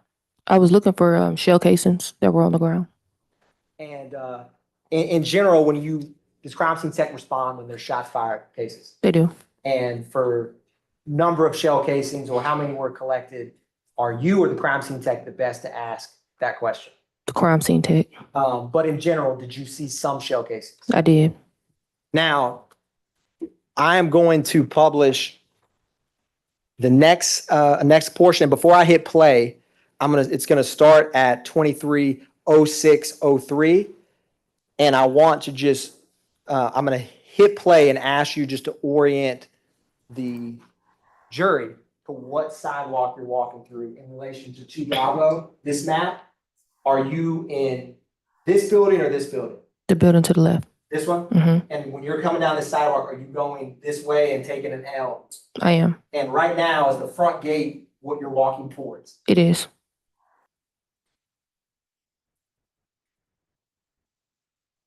And in a second, are you about to walk up some stairs? I am. Excuse me.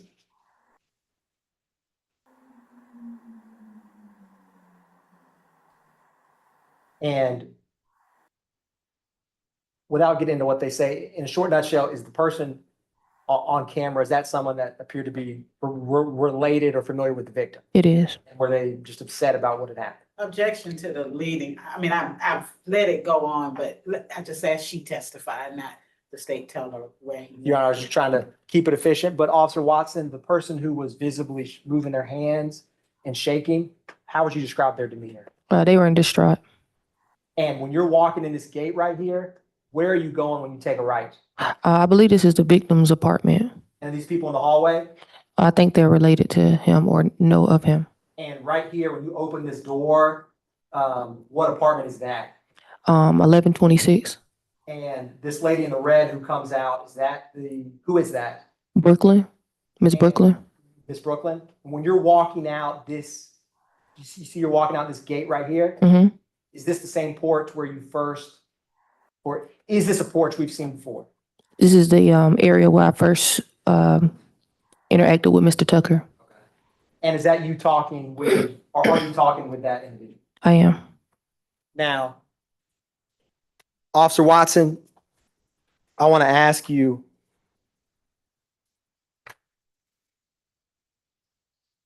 have you also reviewed another disc that's marked as State's Exhibit 50 before testifying here today? I have. I'm approaching the witness, Your Honor, with what's marked as State's Exhibit 50. Now, do you have any markations on it? I do. Have you reviewed this? I have. And what is State's Exhibit 50? I believe it's a walkthrough of the apartment complex. And are you familiar with the apartment complex that is depicted in it? I am. How are you familiar with it?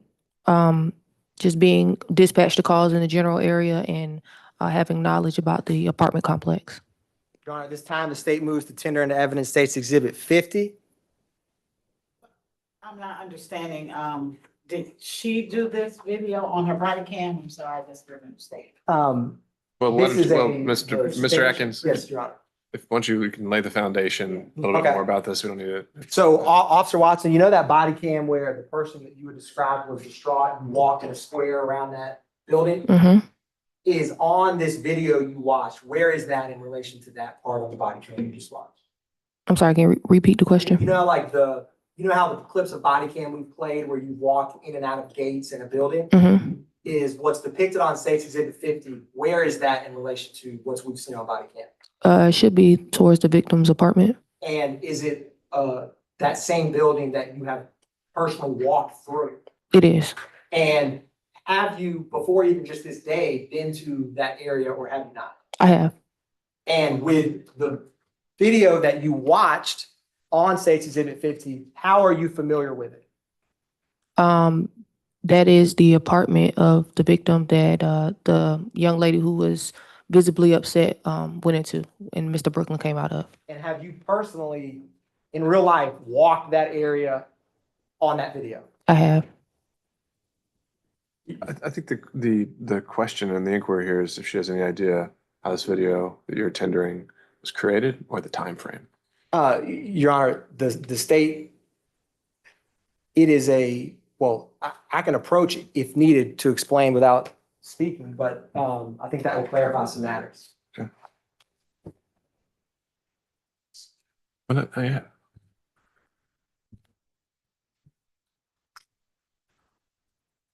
It's the same video of the apartment. It's the same as it was. She recognizes it. I can hear she doesn't differentiate for the time. Unless you establish the time frame, I don't see how it's relevant.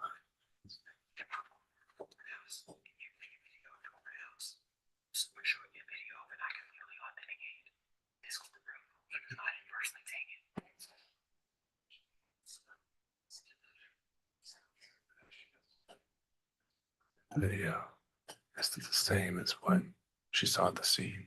She just, right now, she's just said she's familiar and knows the scene really well. I don't know if you've connected the dots. Officer Watson, let me ask you a question. That video that you reviewed, on this map, 2 Bravo, what is depicted on this video? What area? It's going to be the building to the left. This building right here. Mm-hmm. And on that video, have you personally been to this building on State Exhibit 2 Bravo? Yes. And the area that is depicted on that video, have you walked that area? I have. And can you orient for the jury what is captured on that video in terms of, can you point on the map where you walk or where that video depicts movement? You want me to stand up? Yes, please. If you don't mind. Thank you. The entryway. Yes, ma'am. And just want to go into the breezeway, take a right and go towards the victim's apartment. Okay. And that exact route, is that what you personally have walked on a different time than when the video is, but that exact route? Are you familiar with that sidewalk, that building that is depicted in this video? I am. Does the court want me to ask more questions? Well, first of all, let me ask, is there an objection to tendering 50? Can I warn down the witness? Yes, you may. Okay, can we move this out? Yes, ma'am. Thank you.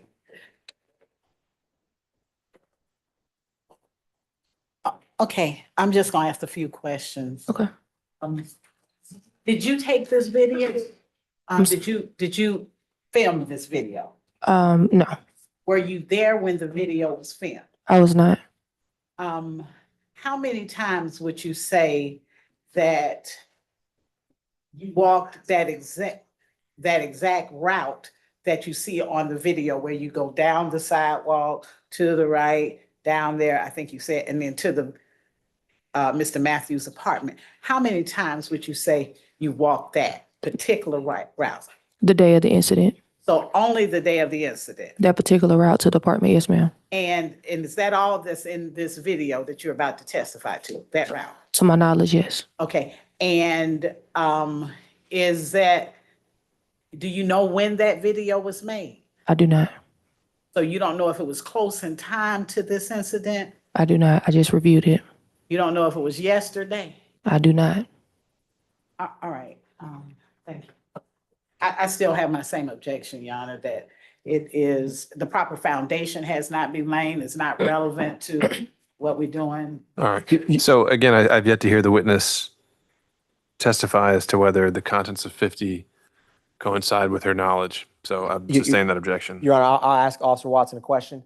Officer Watson, the apartment complex depicted on State's Exhibit 50, the route that you walked, is it any different, the sidewalk or the building, than it was when you personally walked it? To my knowledge, the structure and the foundation of the apartment complex and sidewalk should still be the same. And does the video on State's Exhibit 50, is it a fair and accurate depiction of the sidewalk and building that you personally walked on June 2nd, 2022? It is. And is that video, would it aid your testimony in the jury because it's in daylight? No. Like, would it help the jury explain where this is on that video? Oh yeah, because the it's brighter, so you can see the path a little more clear than the date of the incident. Your Honor, the state would move to tender State's Exhibit 50 at this time. You're saying this is for demonstrative purposes? Yes, Your Honor. All right. Same objection, defense counsel? Objection, adding is duplicative. I mean, we saw how she walked and went up there to the apartment. I just, that's, yeah. All right. It'd be admitted over that objection. Thank you, Your Honor. This is 50. Yes, ma'am. Now, I'm gonna get Ms. Hall to help me. I'm gonna show you real quick. I'm gonna publish State's Exhibit 50, Your Honor.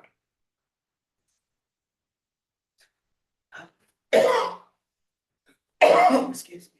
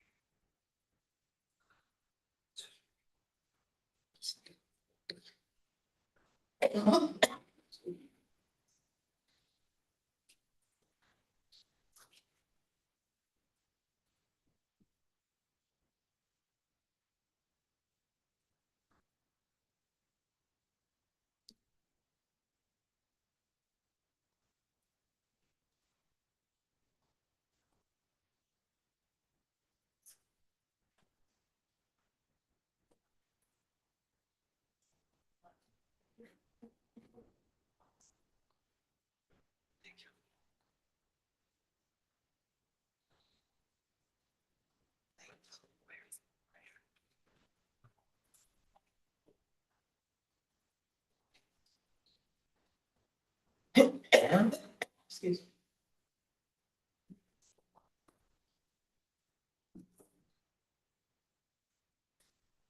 Excuse me. Can we move that poster just a little to the left so you can see the? All right. And ma'am, if we could have your juror number for the record. All right. Juror number 2. Thank you.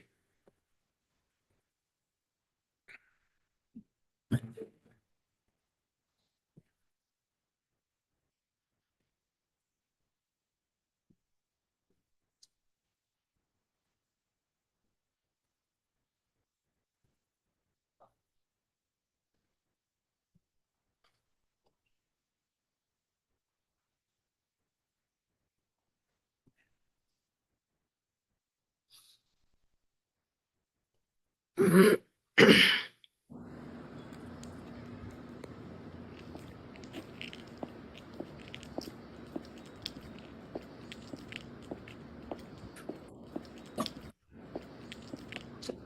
Officer Watson, there's a delay on this, but the sidewalk that you're walking down, where is that in relation to when you interacted with the person in the orange hood?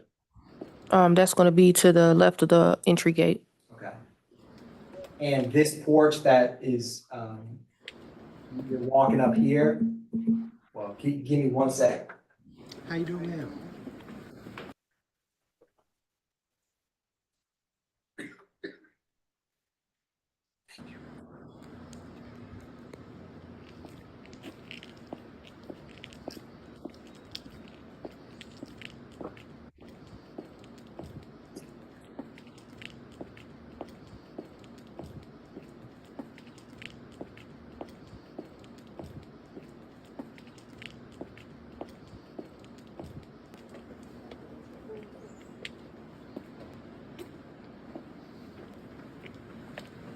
How you doing now?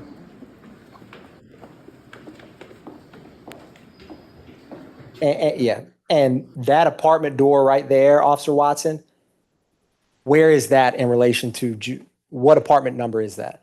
1126. Okay. And on this camera, when the video goes to the left, in just a second, when it shows you, I was gonna ask you where that opens out to. That opens out to the main street near the exit gate. Okay.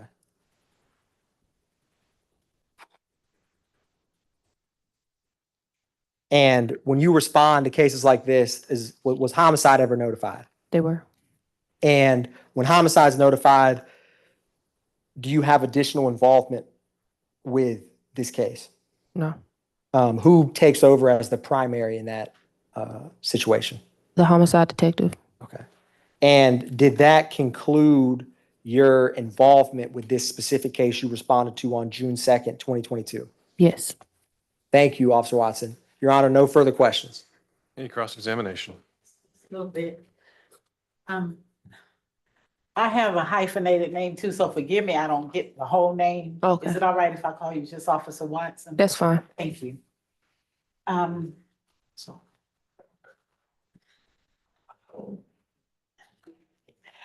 On that night, you were primarily the first officer on the scene, correct? That's correct. And when you got there, there was the gentleman who was trying to save Mr. Matthews by doing the compressions. That's right? correct. There was security, correct? That's correct. And then there was a lady, looked like in a red shirt with a baby, correct? Mm-hmm. Did you ever speak with her? I may have asked her if she saw what happened or something, but other than that, So you don't know if she was related to Mr. Matthews or anything like that? I can't recall. Well, do you, when you go out to a scene, especially as the first responding officer, do you write a report about what you see so you can memorialize what you saw on the scene and what happened? Usually we do. However, whenever there are homicides, we do a basic synopsis of the incident and we allow the detective to do a more thorough investigation. But when you do your basic synopsis of what you see, you still put in information that you found out, correct? Sometimes, yes. Well, okay. We put the very basic, just because we have to let the detective do their job. But to the best of your memory, you didn't speak to anyone other than Xavion about, well, on your body cam. I mean, that was the person you directly went to. No, I spoke with Xavion, I spoke with Ms. Brooklyn, and I think I also spoke with his aunt, Ms. Ashley, and tried to obtain information from her, but she was not very cooperative. Okay, so thank you. You corrected me. So when you approached the area where Xavion was with the orange shirt on, Correct. Mm-hmm. there was a group of young men there, correct? Mm-hmm.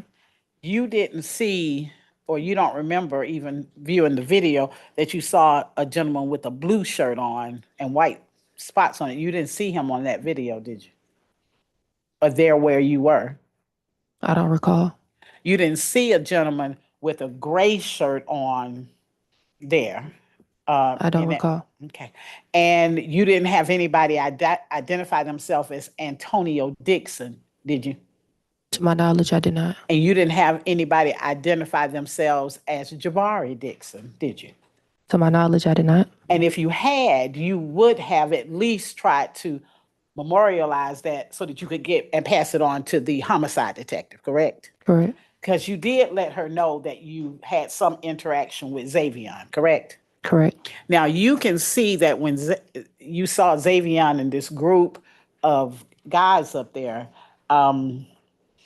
Xavion, he at that point, he wasn't crying and obviously upset, correct? At what point? At the point when you first encountered him on the stairwell, well, not the stairwell, what do you call that thing? The brick, I don't know what you call that little porch area. He wasn't visibly upset to you, was he? He was just standing around. I'm sorry? He was just standing around. Okay. And he didn't volunteer to you any information about what happened to his friend, did he? He did not. He told you that that was his best friend, right? He referred to him as his mud brother. His blood brother. His mud brother. Mud brother, okay. And so he didn't say, like, I don't believe that Rock did this or anything like that. He didn't say anything like that, did he? No. He didn't call a name of a potential shooter, did he? No. He didn't say they were out here arguing, and he didn't say any of that, did he? No. Okay. And then he walked, you had him come away from the group. Had you ever met him before? Not to my knowledge. Okay. But you said just customarily you kind of get people out of the area to talk to them because generally in that neighborhood, people don't really want to talk. Correct. But you hadn't tried to talk to him there in that little spot, did you? I did not. And could have been, you could have tried to talk and other people would have talked, but that didn't happen, right? Correct. So you moved him and you got down, and as you got down there, there was this other officer with the shades on his head, Crosby. And Crosby informed Xavion that his friend had passed. He did. And then he was very, very emotional. That's correct. Is that correct? Okay. You also talked to Miss Brooklyn, and you were able to ascertain that she did not see this event, correct? Correct. And she did not say anything about, you weren't able to ascertain anything from her about who might have done the shooting, correct? Correct. You didn't hear her mention anything about any arguments or anything, correct? Correct.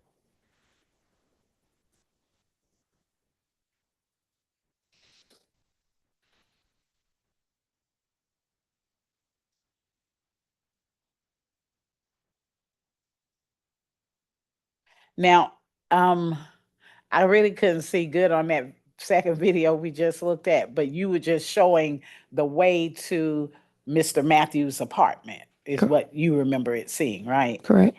Okay. And on that day that it happened, people were standing in the hallway, correct? That's correct. And none of those people, you said you thought they were friends and family members of Mr. Matthews, but none of those people told you that they saw what happened, did they? No. And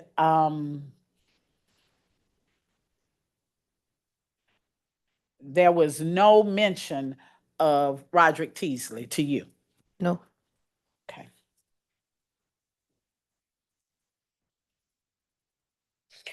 And there were quite a bit of people out in that hallway, maybe 4 or 5, Correct. 6. All right, just a second, let me make sure. I think that's probably all I have. Thank you. Any redirect? Yes, Your Honor. Now, Officer Watson, in cases you've investigated or worked in the 540s Humphrey Street or Mechanicsville area, you had testified earlier about, I want to ask you about, can you expand upon when you say you have not had cooperation in investigations? Sure. When we respond to calls in that area, whether from a larceny or a homicide, asking for additional information in regards to what happened or how the incident occurred. It is a well-known rule, I guess, in that area, not to cooperate with police due to the repercussions that they could see down the line, also known as snitching. Now, let me ask you this, Officer Watson. In investigations you've worked there, if someone is going to speak with you, are they more or less likely to speak with you in investigation on scene or somewhere private? Somewhere private. And in investigations you've worked there or other areas, do you typically get information on scene or in an interview? In an interview. And when you're a primary responding officer in a homicide, is it your duty to gather statements of depth? Just the preliminary statements to give to the investigator. And who does the actual investigation in a homicide case? The detective. And with the portions of body cam that we did publish, were there people out and about in the buildings or areas when you were on scene? It was. And the portion of the body cam when you were walking down the hallway, do you recall that? I do. Did anyone voluntarily walk up to you and share information? They did not. And other than the gentleman who was doing CPR when you arrived, did you see anyone else, either speaking with police or rendering aid? I did not.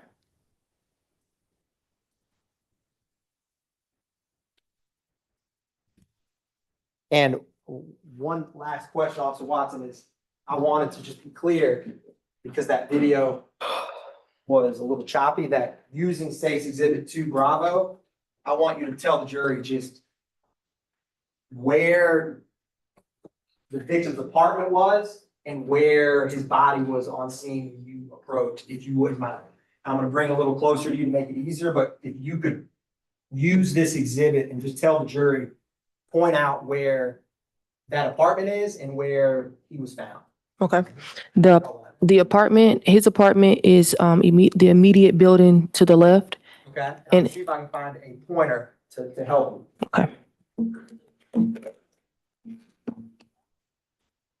And also, I said, if you don't mind or be so kind, could you just stand up briefly? Sure. And I'm gonna make sure that everyone can see this in the back. And if you wouldn't mind, can you show where the victim's apartment was that you discussed? So the victim's apartment is in this building over here, and his body was laying in this area right here.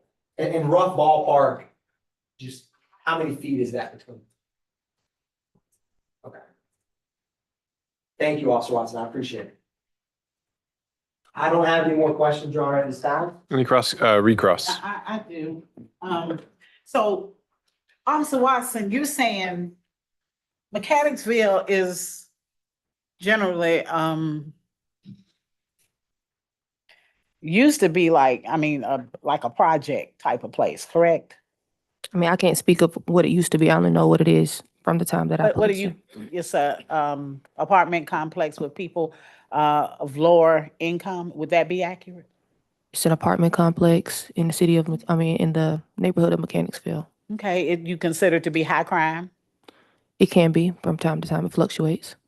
Okay, so sometimes it's high crime. Mm-hmm. It's not like the Cascades. I mean, you said shooting goes on often there, correct? It does. And police are called often there, correct? That's correct. And I'm saying that you're saying in your testimony that people there don't,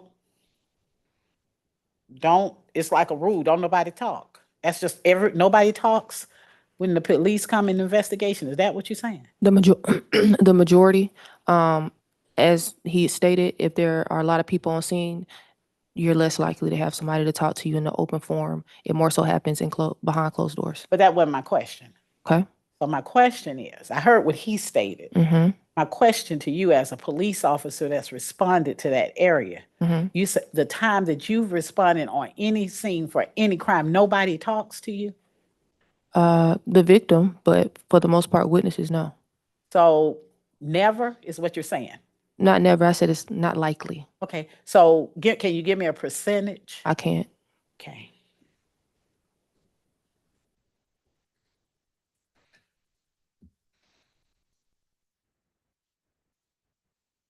You stated that the detective, you give a preliminary statement to the detective, correct? Correct. And that's what usually forms the initial police report, correct? Correct. Oh, yeah, that's perfectly fine. Thank you, Ms. Davis. Mhm. I'm handing you what's gonna be, I'm gonna do defendants one. And I'm gonna ask you if you recognize it. Counsel. You may.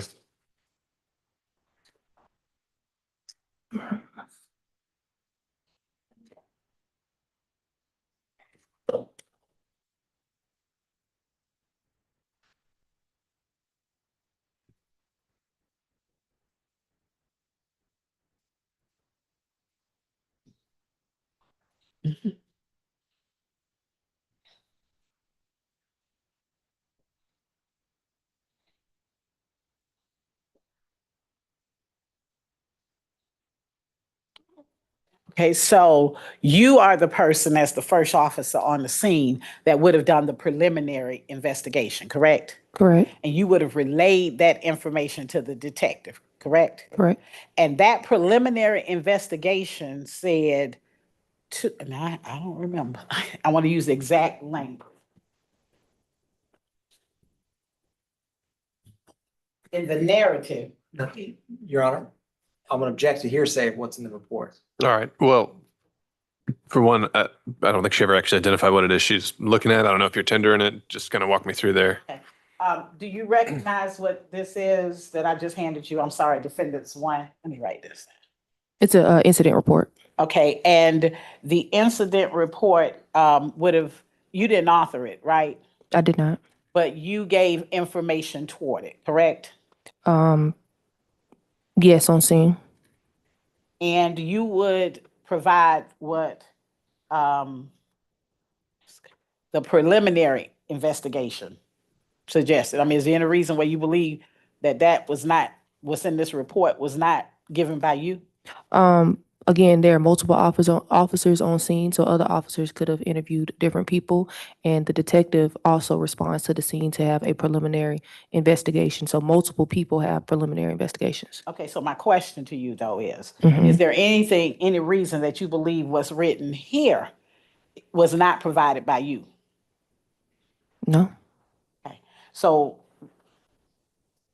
I guess, I mean, so when it talks about the. Your Honor, I'm gonna object to hearsay of what's in the report. Yeah, I think we can phrase the question if she recalls I was conveying certain information. We're not just reading from it. I was changing. Yeah. my All right. question. So let's see. We'll hear the question. So, I'm sorry. So would it be accurate that you reported based on your preliminary investigation to Detective Berry that this homicide stemmed from an escalating dispute Your Honor, between two separate groups? I'm gonna object. All right. If our counsel approach, we can lay the record. I'll turn this down.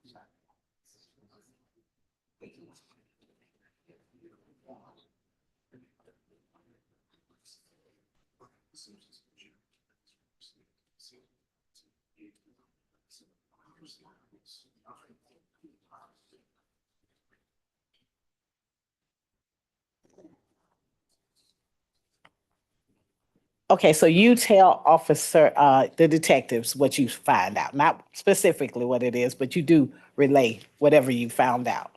I mean, it could have been me or the other officer that were on scene. I mean, in general, I'm sorry, Yes. not about this matter. Oh, yes, So the yes. fact you relayed Xavion Tucker's name. Yes. Okay. And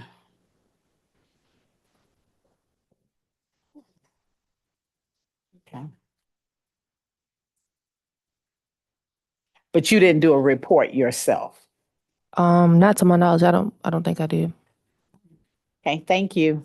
All right, can this witness be excused? Yes, Your Honor. All right, thank you, officer. You can step down. How long does the state anticipate for directive its next witness? Your Honor, probably 45 minutes, Okay. could be longer. All right, members of the jury, I know we've been going a minute. Why don't we could take a quick 5. We'll come back. We'll probably break later past the noon hour, try to get this last witness in. So let's take 5. Y'all just let us know by the light when you're ready to go. We'll shoot for 11:35-ish. All right, here.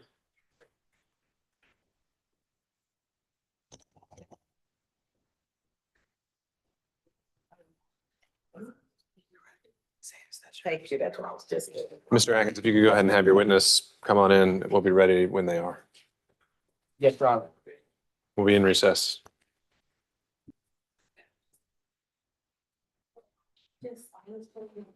Okay. Oh, I see. Yeah.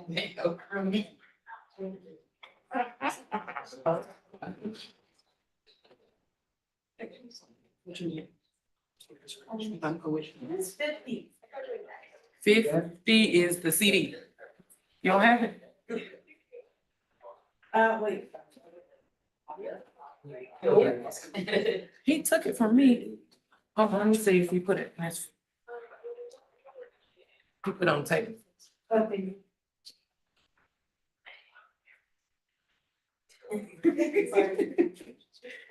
Just talk bad about me.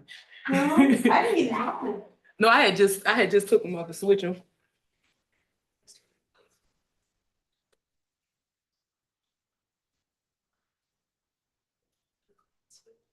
Oh, you need to get back. I don't have to.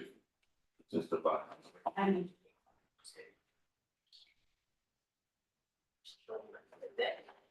might actually come back.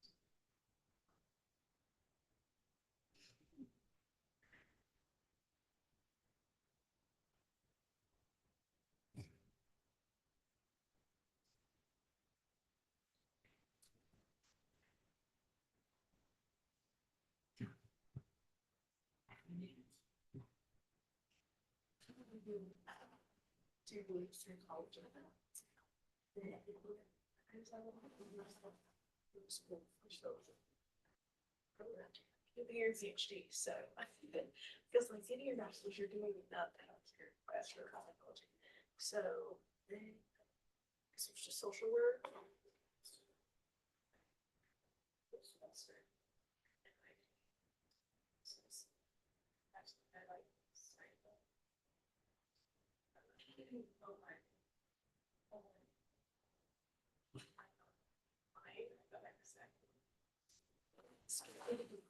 Oh, actually, I would love to be a pathologist. But yeah, and I'm always not good, but they make so much money. Like,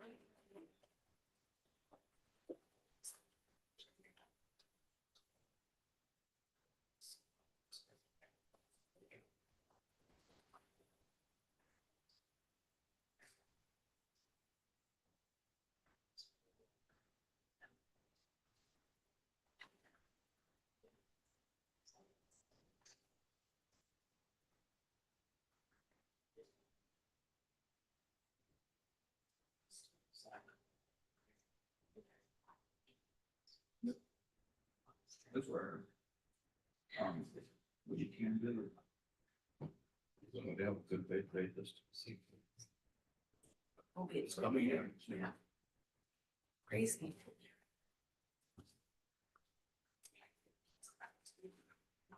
Just sort of seen it. Yeah.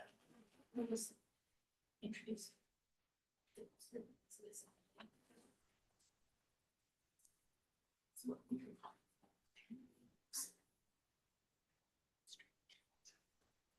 So.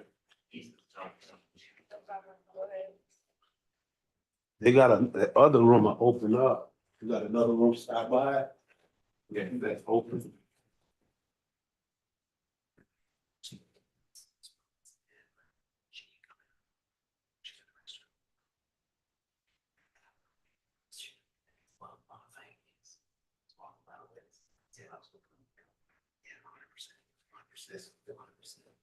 There's two of them. There's one right and one left. On the left. So they can walk through. They can walk through the other one. Conference room? Yeah. Like right out on the hall? Yeah, yeah. It's two this way. Now they can go. You got to separate something? Let me get the key to the. Nope. I don't, I was talking to say this, but I really, I don't think that any of the, I just, you know, street rumors or stuff like that is hearsay, right? Like, say I were to ask Barry, did you hear the defendant did it? So it's like, I don't know how these other theories of this person did it or that, unless a witness is calling to say that, we can't ask Barry about street rumors. If you have a case, I'd like to see it. I don't have a case, I have the Oh, you and hearsay Code section. Right. but I think I told you this was, this is talk about that. I got you. Because in all kingdom, you know this, she knows this, there's 20 people on scene, right? There's assistant homicide detectives. I've watched Rainbow Watson's entire body. I know exactly what she did or didn't do. She never talked about any two groups. That's buried. I've watched every second of it. Like the reports were trying to get him, that's buried. Correct. Which Watsonville didn't really contribute to. See what I'm saying?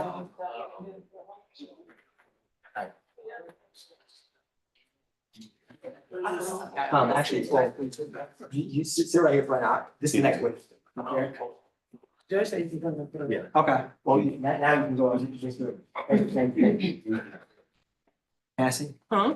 What you mean? Please go, boy. Yep. Is it video? Yep.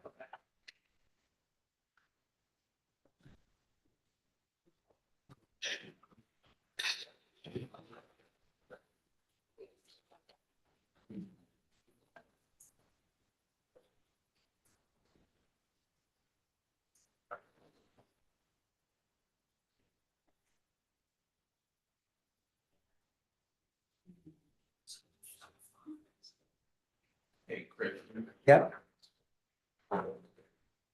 Oh, is this? Yeah, some of this, obviously, you don't want to, but you have Jarvis. Not today. Not today. I expect him to be tomorrow, but there's no way I'll get to him. It's towards the end, but. Wait. Are you? About my interviews.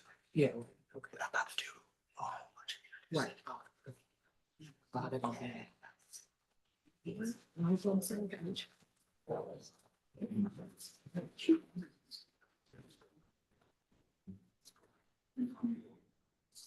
Oh, that's if you somehow figure out, I don't want him to continue. Yes. I don't know. It's but what I'm going to, how I was playing for you guys to see it. You can't. And you're able to do it. This will be my favorite. When I do videos, I know that I just don't. I got you. Perfect. Yeah, yeah, you're good. And you're right. You just click one second. Hey, what are your? about to introduce. 40s? Yeah.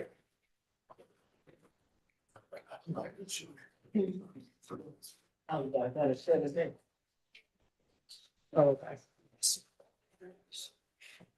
Okay. Now, I'm saying is I'm about to introduce the business cert for the watchtower stuff. Oh. Yeah, we showed this morning. All right, Deputy Scott, if you could check on it. You got a copy? No. Thank you. Well,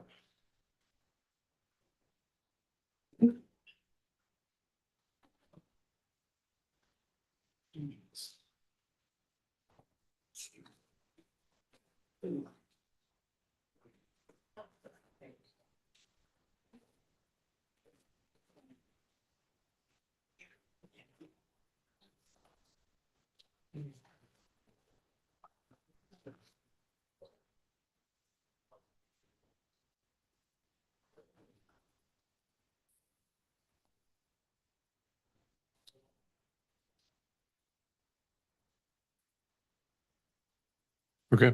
All right, let's go back on the record. Any reason we can't proceed from the state? no, Your Honor. Anything from the defense?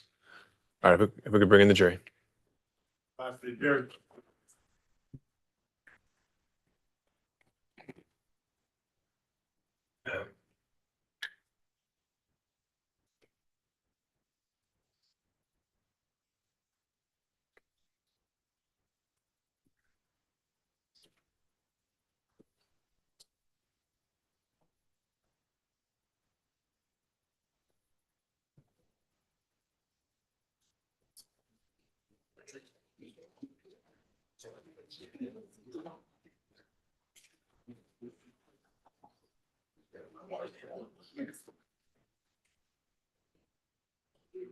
Thank you, Deputy Scott.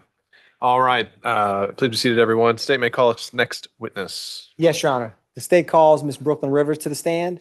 And before I start with Ms. Rivers, I'm going to introduce, Your Honor, pursuant to the business record certification, the following exhibits. I'm going to introduce 43, 43 Alpha 1 through Alpha 6, 43 Alpha through 43 Quebec, 44 Alpha through Charlie, 45 and 45 Alpha and Bravo, 46 Alpha through Echo, 47 Alpha and Bravo, 48 and 49, Your Honor. All right, did we catch all that, Defense Counsel? Any objection to those those exhibits? I think they're all the white out stuff, right? Yes. All right, so as described by the state, those exhibits are admitted. Now, Ms. Rivers? Yes. Well, first we need to swear in our Yes, witness. Your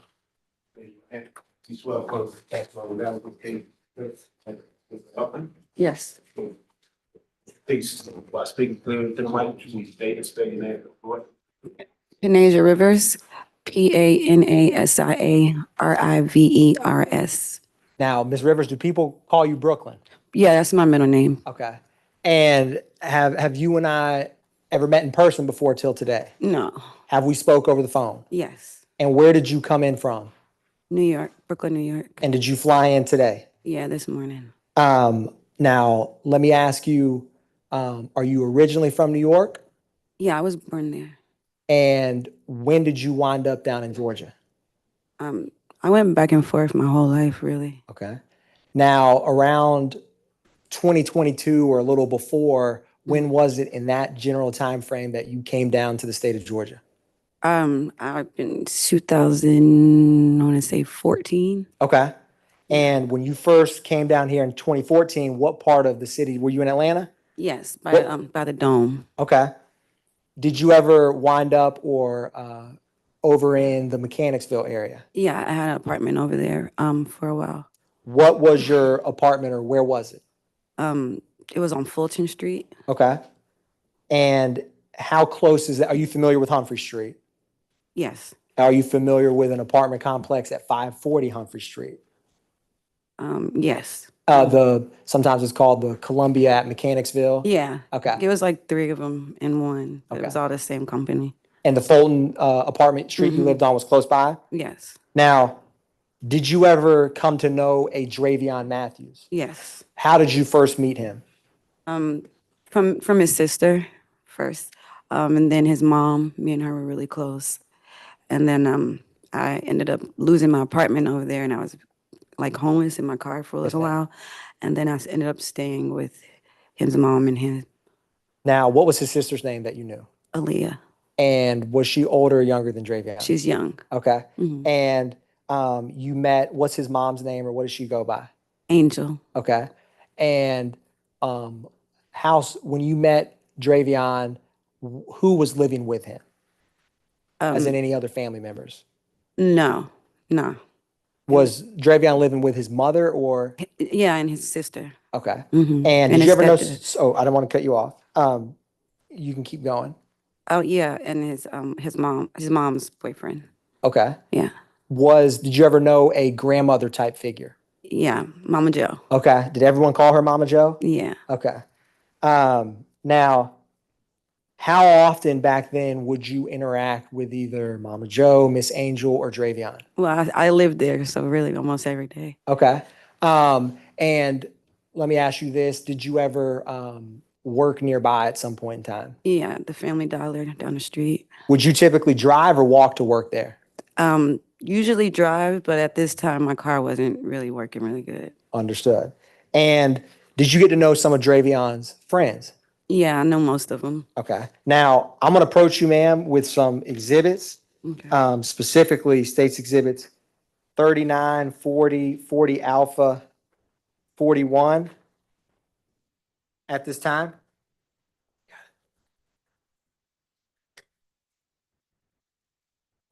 I'm going to ask you just to flip through them, ma'am, and look up at me if you recognize them. Or when you're done looking at them, I should say. Yeah. I'll start with 39. How do you, or let me ask you this, how do you recognize are they photographs of people? Yeah, these are yeah. And is one of them yourself? Yes. Okay.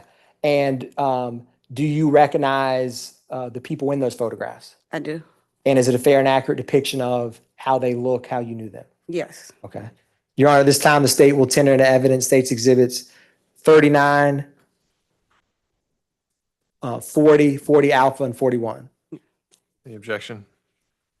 State 40 Alpha. Oh.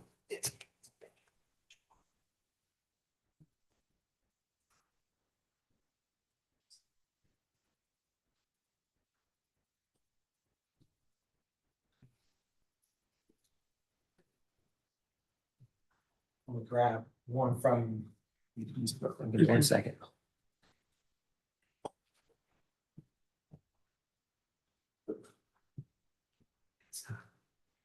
Oh.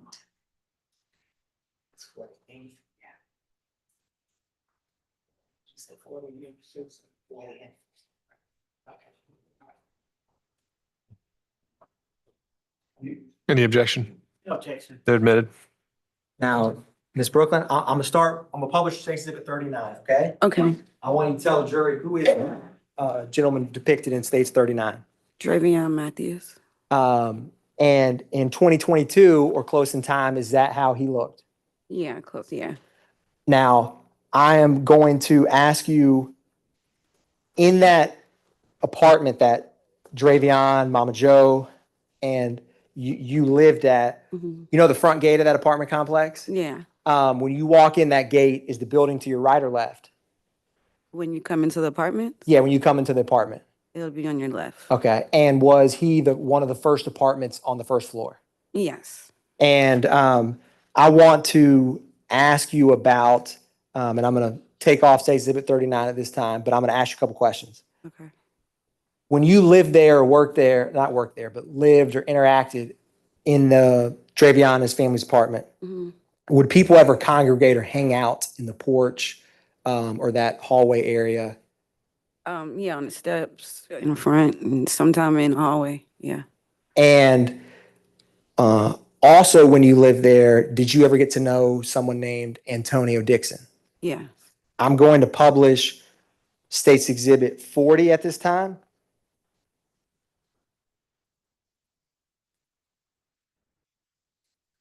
Now, how often would you see Antonio? Every other day, if not every day. And how close was Antonio? Is that Antonio on the screen? Yes. And how close was he with Xavion? They was close. Now, They did music together a lot. They did music together? Yeah. And were they of a somewhat similar age? Yes.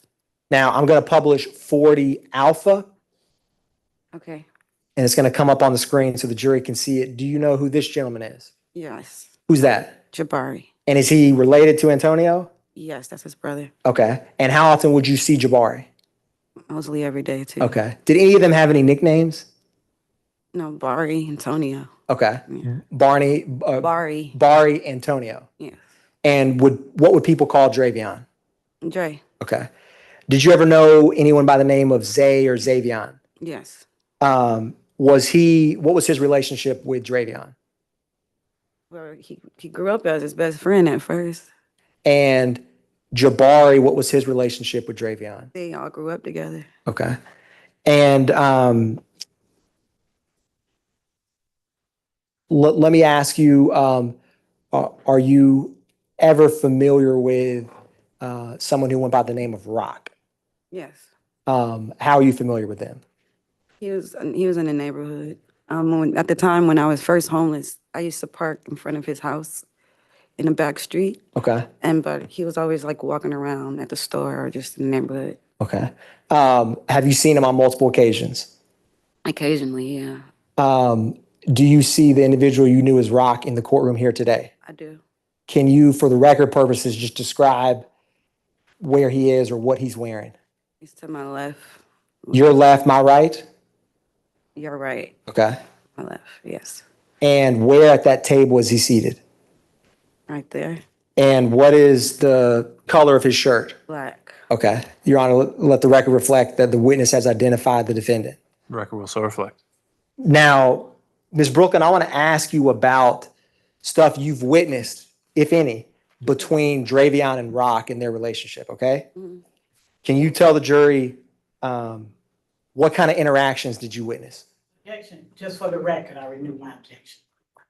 All right. And as you're go through these, Mr. Atkins, I'll ask you to be very specific in the time frame, and Yes, Your Honor. we'll go that piece by piece. But at this point, objection is overruled and preserved. You can Now, continue. thank you, Your Honor. Ms. Brooklyn, I'm going to relate this year, 6 months time frame in terms of when Okay. June 2nd, 22, when Okay. Xavion was shot, okay? Okay. What type of interactions would you see between the defendant and Xavion in that general ballpark? It was like a lot of it was like boys play. Like I don't know if it makes sense, but like to. Can you hear me? That's much better. Yeah, it was more like rough play, like jokes. Like I like to say, like kind of little boydom a lot. And what would Xavion's reaction that you observed be to that? He never really took it serious. but I could tell he was uncomfortable sometimes. And when you say, wouldn't little boy him, what do you mean by that? Or Like little brother him. Like, I don't know if that makes any sense. Like, and was the like saying he didn't have no money, broke, stuff like that. and would Xavion like or not like those comments? He'll laugh it off, but I could tell he was uncomfortable. He said something before. He played too much. Xavion said he plays too much, and he was talking about the Right. defendant. Okay. How? Now let me ask you this: did you ever see any physical interactions between the two of them? Not seriously, no. Ones that you did, what were they of the nature of? Like boys play fighting. Okay. Mhm. And did you ever, in close in time to June 2nd, 2022, Mhm. when was that comment of he plays too much in relation to June 2nd, 2022? We were in my car at the time where I used to park in front of the apartment. Yes, ma'am. And Rock was like walking by, and he was like this to the car while he was walking past. And But like making a gun sign with his hand? yeah, and he didn't think that was funny. Xavion didn't think it was He funny? was like, he played too much. That's not funny. People don't play like that. How close in time was that to June 2nd, 2022? If It you was remember. probably like a month prior. Okay. It wasn't close. Okay. Now, I want to talk about June 2nd, 2022, okay? Okay. Can you tell the jury how that day started? Well, I went to work that Okay. day. Yeah. What time would you get off? Probably it was still daytime, so and I got off early, so I want to say maybe like around 3 or 4, maybe. Okay. And where did you go after work? I went to the house. I went back home. And would you, how long a walk was it from where you worked to the? It's just no more than 10 minutes. Okay. And did you see Xavion that day? Yeah. And when you got home, was it still daylight? Mhm. Okay. Now, Ms. Brooklyn, what's going to come up on the screen, I'm going to publish some items that are admitted and ask you some questions, okay? Okay. So I'm going to publish State's Exhibit 43 Alpha. Okay. Which for the record purposes is 18:58 and 36 milliseconds to 18:58:57. Now, Ms. Brooklyn, before I hit play, I'm going to ask you a couple questions when this comes up. Okay. Do you recognize anyone thus far in this video? There is something on the screen. Yes, ma'am. I'm going to work on getting that taken off. Okay, because I can't really see. That's past all it. right. Let's see what you see.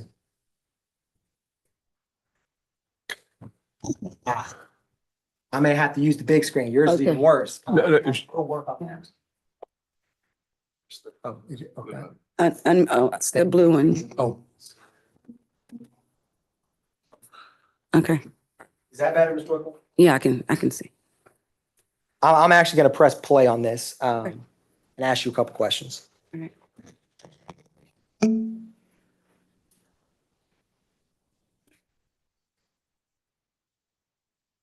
You see the people in the porch area? Yes. Do you? Let me just pause you here, Mr. Atkins. I've been advised that if you are connected to public Wi-Fi versus full code, it's going to slow down your connection speed and Yeah. the buffering of the video. Yes, Your Honor. I'm typically always with full code, but let me check. Thank you, Your Honor. It is full code, but And if you may need to connect directly to the TV by USB if it keeps doing this. yes, Your Honor. Just FYI. Thank you. All right, you can proceed.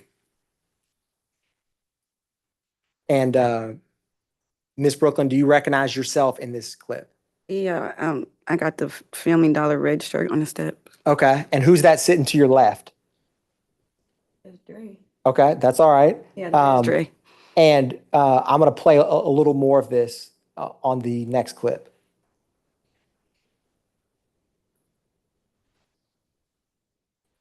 Now, I am going to publish State's Exhibit 43 Bravo, which is 1915-03 to 1915-35. Mhm.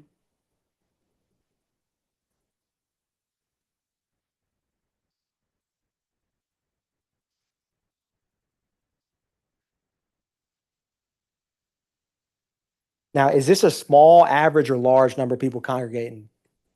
It's getting bigger. Okay. And if you were to walk right off camera, but inside the gate, how close is Xavion's apartment? If the kid with the red shirt, if you go past him, his door is on the left-hand side. Okay.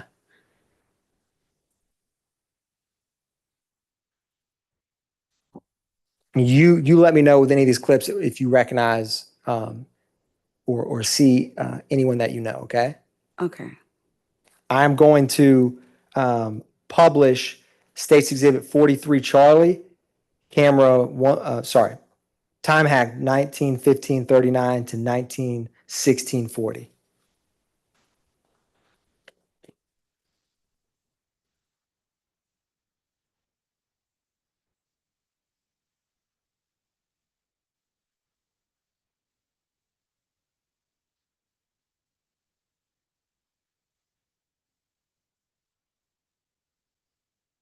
Now, was there ever any issues or problems with people hanging out in the hallway or porch area at the apartments? Yeah. Angel didn't like it. People in front of. They used to leave a lot of trash and stuff on the steps. Okay, hold up a minute. When there's an objection, we just got to pause. Oh, I'm sorry. Just to what Angel, I think she said Angel said the last part. I just. Yeah, she didn't like people at the. Okay, well, hold on, man. I got to deal with sorry. this. Objection to any hearsay. Okay, Mr. Atkins. Yes, Your Honor. I'll ask it to get around hearsay, like to not avoid it. Miss Brooklyn, without saying what specifically Miss Angel said, would you interact with her? How frequently would you interact with her back then? Almost every day. And did you come to learn her state of feelings about people hanging out in the hallway or the porch? And what was her feelings about that?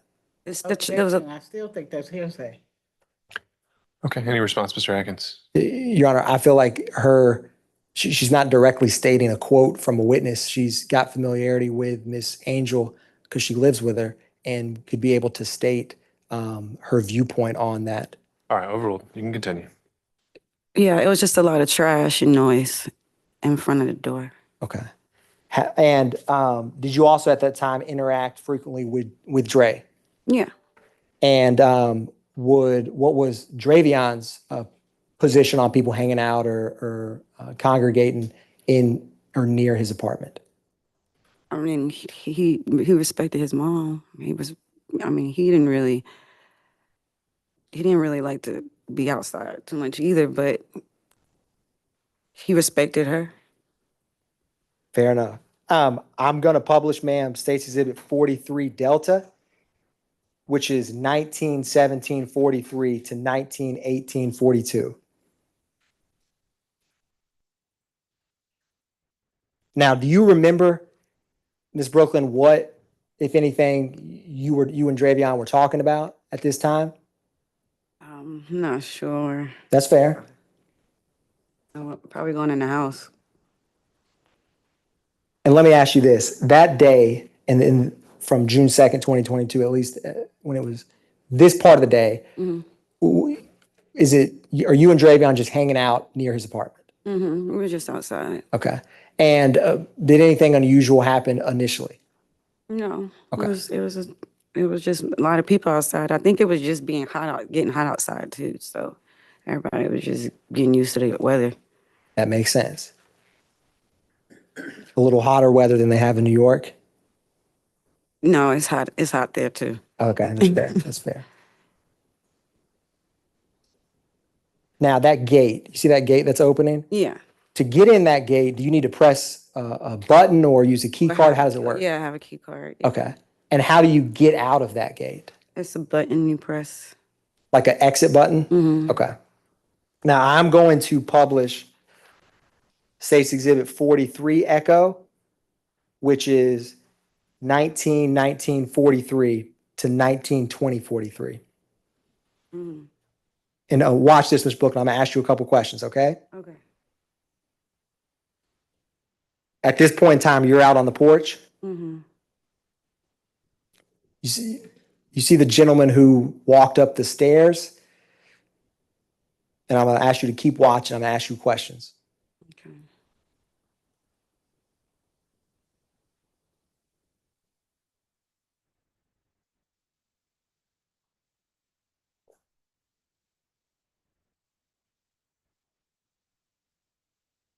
I'm gonna ask you if you recognize the person walking in the gate holding the soda.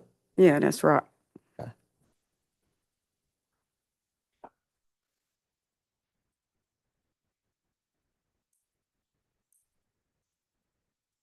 Now, is he same age, younger, or older than the people in the? He's older. The guy that's in the front, his name is also Dre too, but he was younger.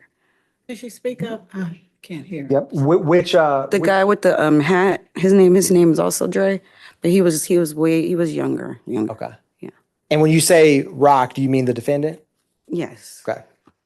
And I am going to publish State's Exhibit 43.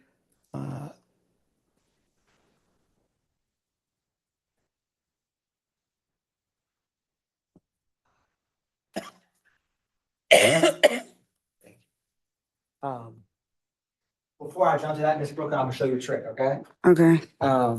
This technology can be high speed, so we can make it a touch screen.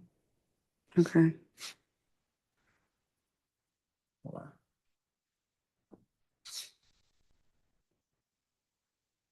I'm gonna say all this, it's not gonna work. Oh, here we go. Yeah, so you see this red marker? Mm-hmm. I'm gonna make it yellow. Okay. Now it's a touch screen. Okay. Can you circle the person that you said is Rock, the defendant, in this camera?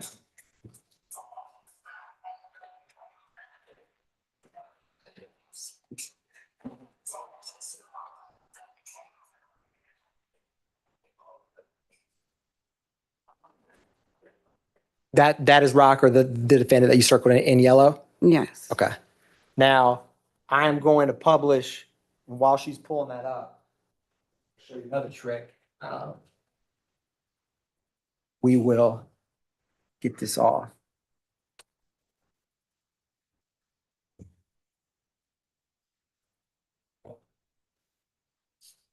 There we go. Mm-hmm.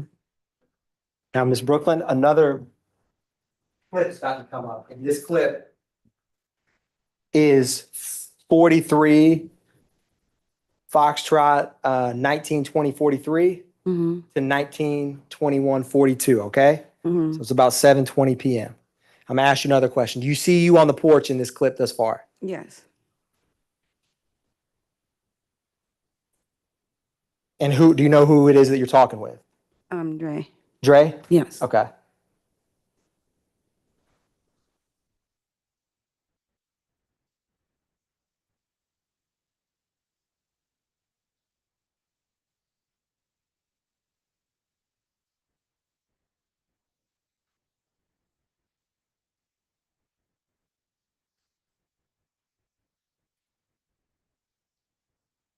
Do you know at this point in time of what you've seen the other people other than you and Dre on the porch?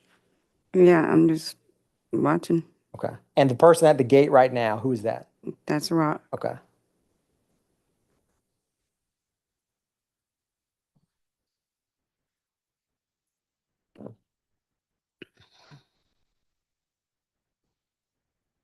I'm going to publish State's Exhibit 43 Golf.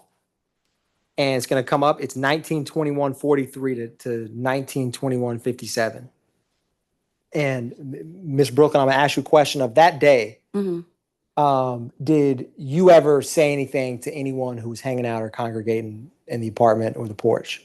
No, I said to Dre, after I got off the phone with his mom, I was like, she on her way home.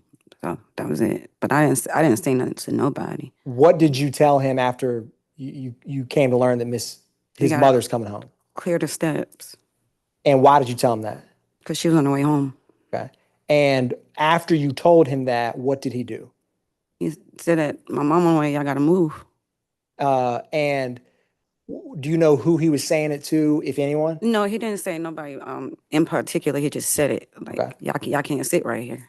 And how did he say it? He wasn't rude about it. Okay. He just said, yeah, my mom on the way, y'all gotta move. And how did people react? Some people ain't have a problem, but some people said something like, I ain't moving, I ain't gotta move. But the person that said that, I don't see it in this video right now. Okay. That's fair. I'm going to publish this video right now.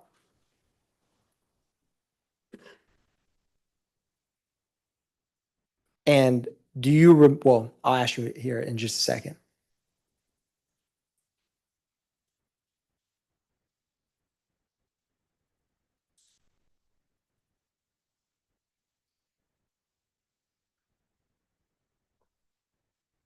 And when Xavion said that, do you remember whether it's friends or anyone we've talked about, who was in the general area when that said? Some people are familiar, and then there were some people I've never seen before. The people who were familiar, who were there, at least within earshot of when Xavion was saying that. Like, were you there? I was there. Okay. Rock was there. I forgot his name. I forgot his name. That's all right. I forgot his name. That's all right. Now I'm going to publish State's Exhibit 43 Hotel from 1923 and 19 milliseconds to 1924:20. Now, I'm going to ask you when this comes up, who it is that's coming in the gate. That's Dre. Okay. And do you know where he's going? In the house. Okay. Now, at any point in time, was Xavion going, was he ever leaving or coming back to the porch? Yeah, he comes back. Okay. And do you remember in general where Xavion was when he told people to leave? Like what part of this, if depicted on this video? Like, was he on the porch? Was he in the stairwell, the hallway? Was actually on this, like on in front of the, like on the steps, like in front of it. Okay. Can you speak up? I'm sorry. He was in front of the gate, like right there around. Like right around here? Mm-hmm. And you see him stand on that gate like that? Mm-hmm. You see people standing up? Mm-hmm. Yes. And is that Xavion walking back inside? Mm-hmm. Now, are you able to tell, or are you familiar with Xavion's like emotions or demeanor from interacting with him? Yeah, he was just chilling. He wasn't upset about nothing or anything. And when Xavion, told people to leave, did anyone immediately leave? So people got up. Okay. Yeah. Now, I'm going to publish State's Exhibit 43 India from 1924-23 to 1925-23.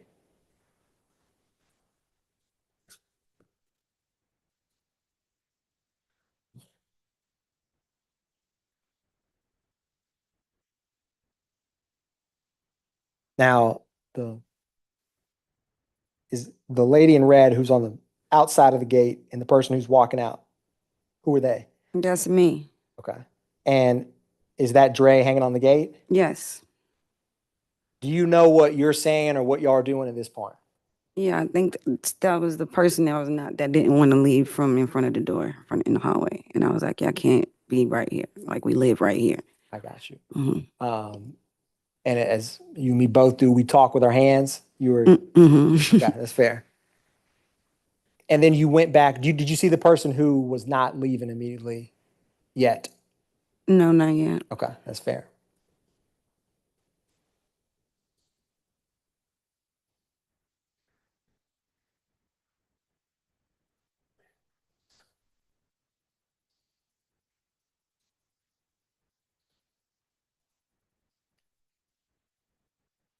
Now, I'm going to publish State's Exhibit 43 Juliet from 1925-37 to 1926-02. I'm going to ask you a couple questions, Ms. Brooklyn. Okay.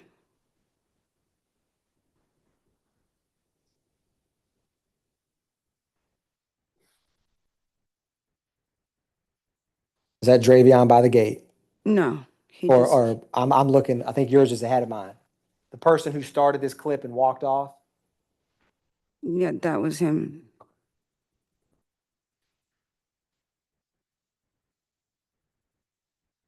Now, at any point in time, do you see Rock? Yeah, he just went behind Dre. Okay. In the same or different direction? Same direction. Okay. Do you know where either of them went? No, I know Dre probably went back to the house, Okay, but I was sitting right there, so he probably went back in the house. okay. Now, I am going to publish 43 Kilo from 1926-08 to 1927-09. Ask you a couple questions, Ms. Brooklyn. Okay. And I'm gonna ask you because if you don't, well, your screen's faster than ours. Okay. Is it too much trouble to use this big screen? No, I can't. Okay. Thank you, man. Mhm.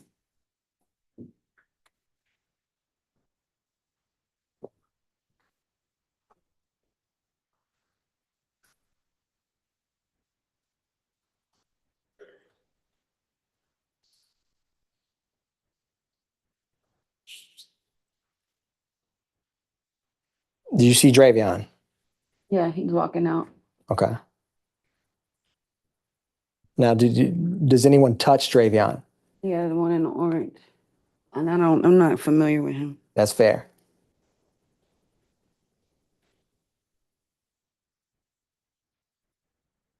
Is that Xavion walking back in? Yeah.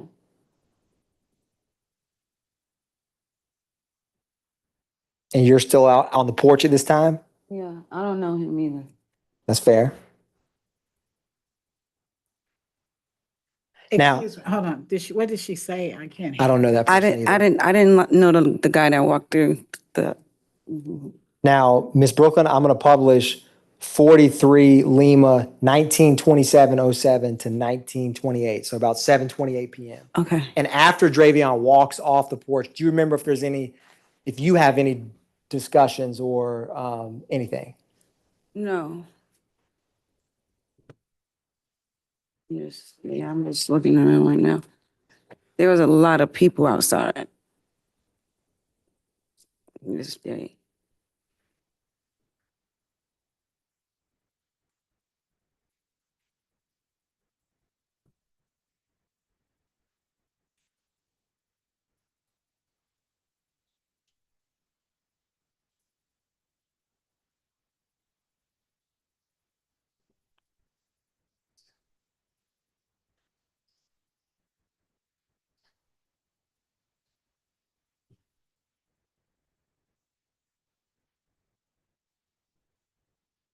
That's Tonio right there in the Who? blue. Antonio? In the blue? Yeah, he just walked through the, I'm going to pause it.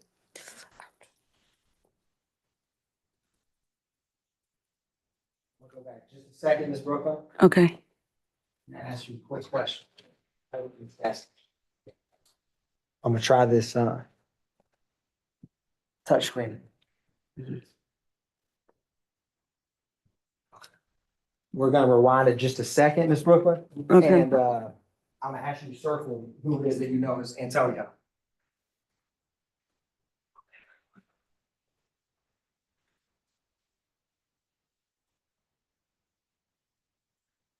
He's behind Rock. He was walking behind Rock? Mm-hmm. Okay. And on this clip, do you see Rock?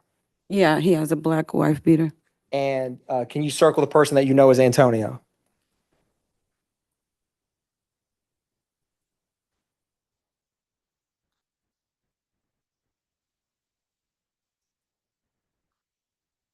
Okay. Thank you, ma'am. Now I'm going to publish 43 Mike, which is 1928-09 to 1929-08.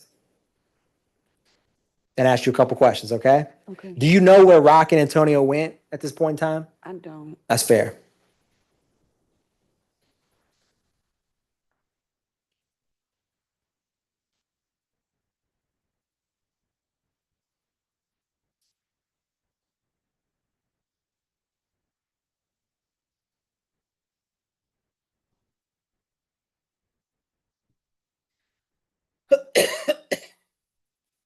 And that's,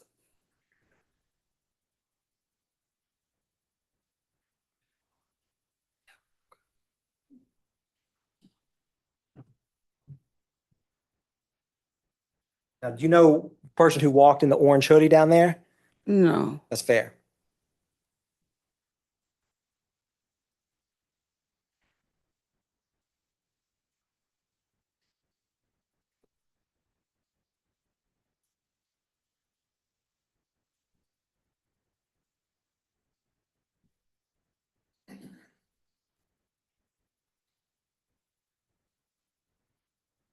Is that Xavion? Yeah.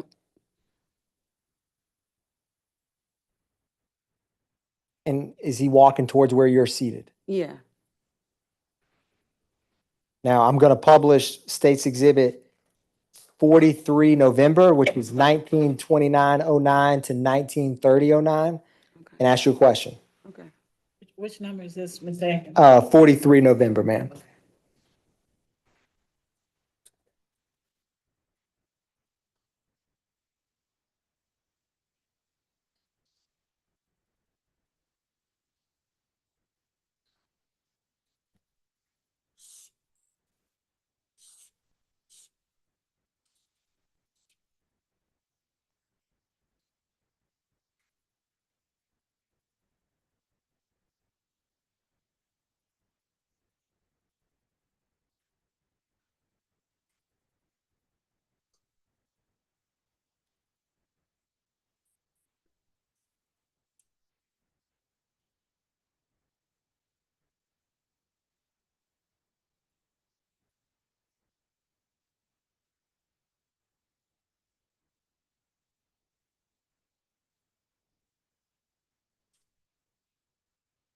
Now, on this big screen, Miss Brooklyn, I'm about to ask you a question. Mm-hmm. Who are the two people walking in? That's me and Dre Okay. And where do you all go? in the house. Okay. Now, I'm going to take this off the screen for a second and ask you a couple questions, okay? Okay. And this was around 7:30 on this time hack? Yes. Okay. Now, after you're out on the porch, you know, Xavion says something for people to leave, where do you all go next? In the house. Okay. And is anyone else in the apartment at that time? Mama Joe. Okay. Which is Xavion's grandmother? Yes. Okay. And what do you all do? Do you make dinner? Do you play a game? What do you do? We ate and watched a movie. Okay. You remember what movie? I don't. It was on pause. Okay. It was on pause? Yeah, when I woke up. And what part of the apartment were you all in? In his room. Okay. Mm. And did you ever, or let me ask you this, you're watching a movie, what's the next thing you remember? I fell asleep because I just got off work. So I fell. Usually after I eat, I go to sleep. And that's fair. Once you went to sleep, when you next awoke, what was going on? Mama Joe was crawling next to the bed that I was on. And did you hear or see anything? No, I didn't hear. I just heard Mama Joe. I got you. And so you come out of a sleep and Mama Joe, who's Yes. Xavion, is crawling next to you? Yeah, on the floor next to me. And what did you come to learn had happened? That the movie was on pause and he wasn't there. Who wasn't there? Dre. Okay. And do you ever become notified from Mama Joe that she heard something? Yeah, when I woke up, I asked her where he was. Yes, ma'am. And she said he went Objection outside. to the hearsay. Any exception, Mr. Atkins? It's the effect on Miss Brooklyn. Yeah. All right. Overruled. Miss Brooklyn, after hearing that, what did you do? Asked where he was. And where did you go? Outside. And when you went outside, what did you see? I really didn't see anything. Everybody was just staring at me, but nobody was saying anything. And when the people were staring at you, what kind of feeling did you get?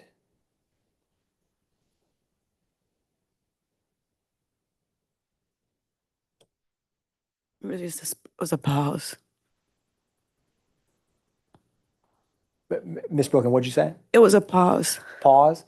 Like is it like a eerie silence? Yeah. And you need a minute, Miss Brooklyn? I'm okay. Okay. Were some of these people who were looking at you, did you know them? Yeah. There was the kids in the neighborhood. And did you have a good or bad feeling in your stomach? Bad one. Because Bad everybody one? was just staring at me, and then I asked, "Where is he?" And nobody said anything. When or how did you come to learn something happened to Dre? I mean, in terms of like that, not what someone said, but just when did you learn about it? They just looked the way where he was, Okay. People were looking in that direction? in that direction, yeah, and it was a crowd. Okay. At some point, do you remember or did you ever see or hear any law enforcement, like APD or Yeah, sirens? the ambulance was coming in. Okay. And do you remember having any interaction, even if it's brief, with any law enforcement officers No, they wouldn't let me get close to. to where Xavion was? Yeah, Were you trying to approach him? yeah. And did you, after learning this, did you stay in or around Xavion's building or somewhere else? Yeah, I stayed around. In the building? Yeah. Okay.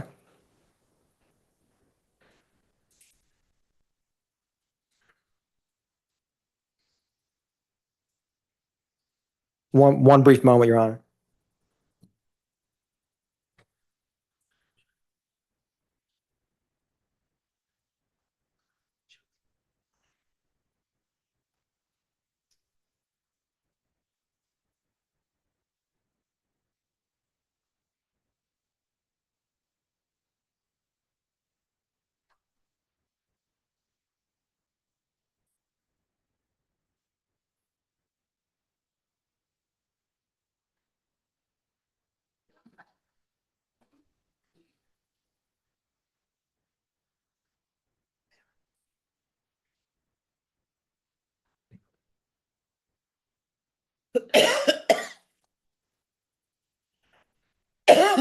Excuse me.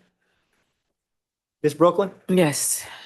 In general, what was Xavion's height? I'm 5 feet. He was probably like 5'9", maybe. Okay. What was Rock's height, the defendant? He was about as tall as him, really. Was he shorter or taller? Probably about the same, Okay. I think. Let me ask you, after hearing about what happened, how much longer did you live or stay in 540 Humphrey Street area? You mean stay there? Yeah, like lived in the area. Not long. Probably maybe a week. Not too long though. And where did you move to in general? I went to Rockdale. Okay. Stockridge. Stockridge. Okay. Yeah, that's what. Stockridge, Georgia. Yeah. Okay. No further questions. Thank you, Ms. Brooklyn. Thank you. All right, defense counsel, Your Honor, can I apologize? I have a couple more questions, if the court may. Ms. Brooklyn, I forgot a piece. I want to show you something. I want to go to what's marked as State's Exhibit 43, Quebec, as in Q. Okay. And I'm going to ask you something.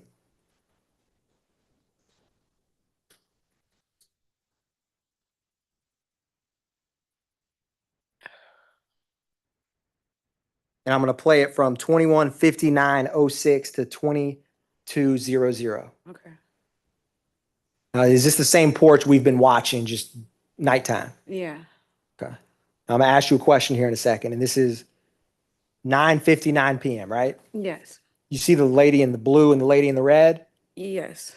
Who are those ladies? That's Mama Joe and me. Okay. What color is Mama Joe in? Blue. Okay. And is this that same porch? Yes.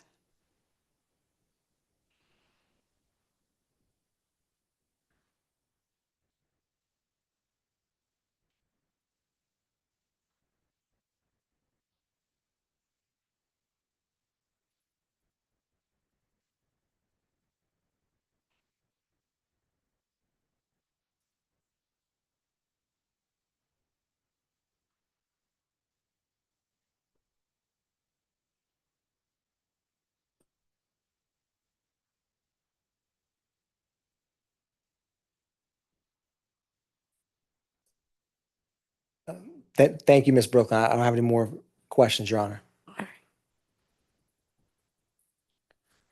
all right, unless council anticipates a 5-minute cross, I think we'll go ahead and break for lunch. And so the time being about 12:30, let's be back here, ready to go. At 1:30, we'll resume this examination.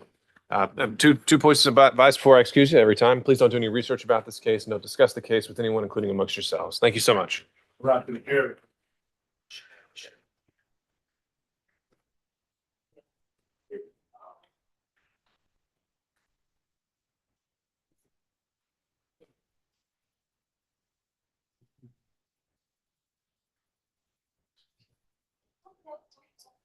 Oh, boy.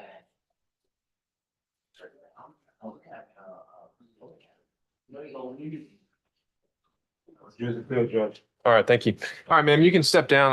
I'll direct you, though, that you should not discuss your testimony, either what's to come or what you've already said with anyone else until you're excused. All right? We'll see you back before 1:30. Anything on the part of the state before we recess? Nothing from the state, Your Honor. All right, anything from defense counsel? Sir. All right, then we'll be back at 1:30. I did too. But how's he finding?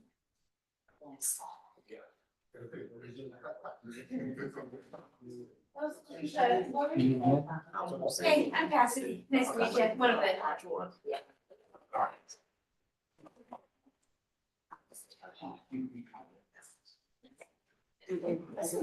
You got a bag break? Thank you. No, that's the vision. I said, you're a rat. No, I didn't do that. No, you're both. He's done that. She had to run out. Nothing here to say.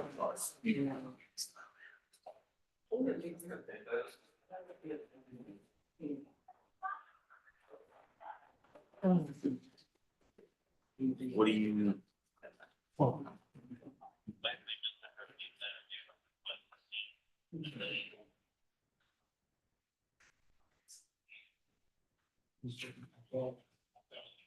I want you to stay with the best dude, but I can't talk with you while you're still up, okay? I don't want you to think I'm ignoring you, but I can't talk with you while you're still in state. Yeah, you can't. Oh, you can. Yeah. Okay, Yeah, yeah. you're not gonna go, you're gonna be with her? Yeah. 115, 120. Okay, yeah, I try to be back at about 1:20. Okay. Yeah, you call me too. Okay. And it's amazing, that is what I want. What you saying? Oh, yeah.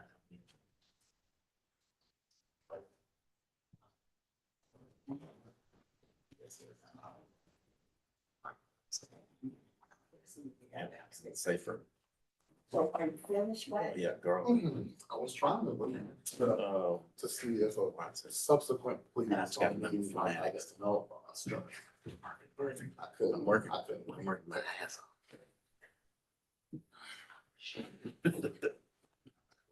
Fine, because apparently you can't just give away desk. You can't give away what? Desk phones apparently. Oh, but you haven't got it. Yes. Why would you give it away anyway? Because someone asked me if I could do it. I wasn't hooked up, wasn't using that. I definitely didn't want calls to the phone, so I gave it away.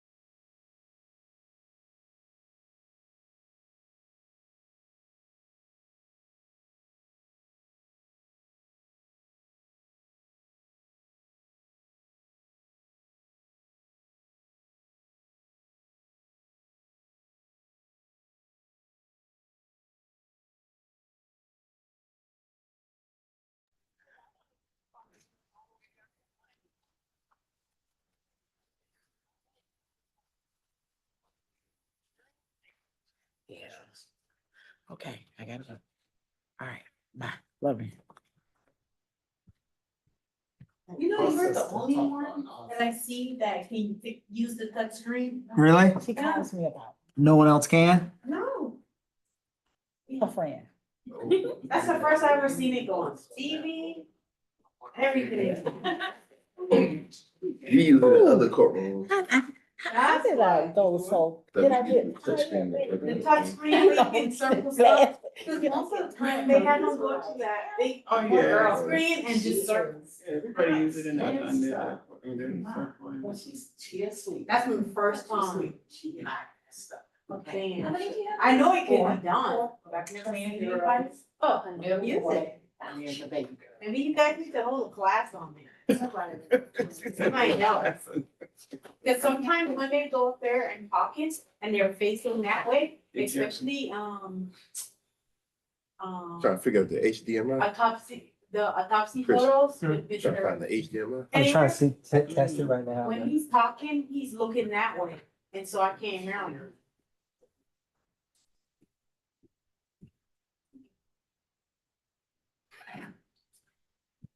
Oh, you gonna connect? Right here. Chris, it's right here. In the back? Yeah. Okay.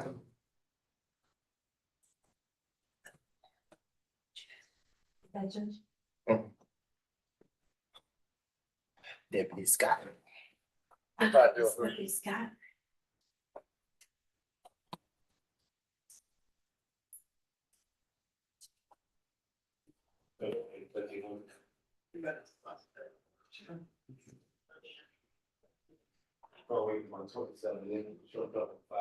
Chris,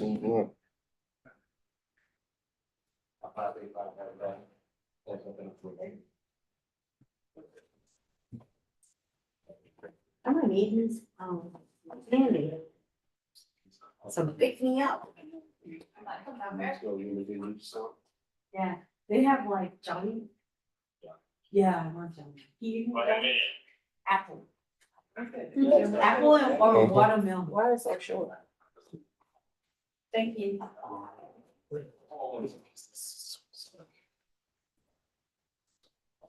You need to water a couple of.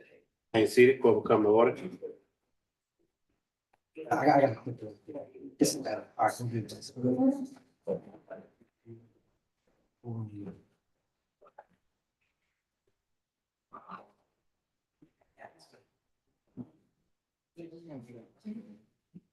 See, this is why. That's why all this is just in case we can have one that. It is and it isn't if witnesses don't know how to use it. It's a little more, it used to be easier to use back in the day, but can be, but ideally you teach them how to use it. You know, we don't have to teach them this.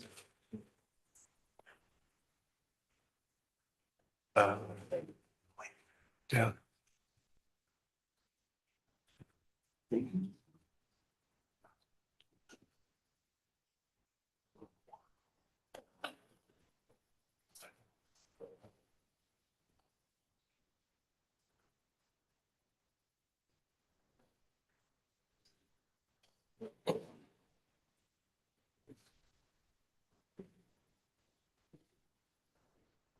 All right, ready? All right, we're back on the record. Believe we'll have Deputy Scott checking on whether all jurors are accounted for. In the meantime, is there anything to take up on behalf of the state? Could we have our witness retake the stand here Yes, as Your Honor. well? Anything to take up, Mr. Atkins? No, Your Honor, although the state is going to utilize the HDMI cord. Mr. Wright was able to make that work going forward. Okay. That means you might need to have your, Ms. Hall or your second chair or whoever just in a chair up here under the TV screen using the laptop as needed. We've had to do that for some of our civil cases. But we're in cross-examination now, so we'll take that back up at whenever it's needed. Otherwise, feel free to check on them. I think there was one perhaps in the hall, by the way. Anything on behalf of the defense? Oh, sir. All right.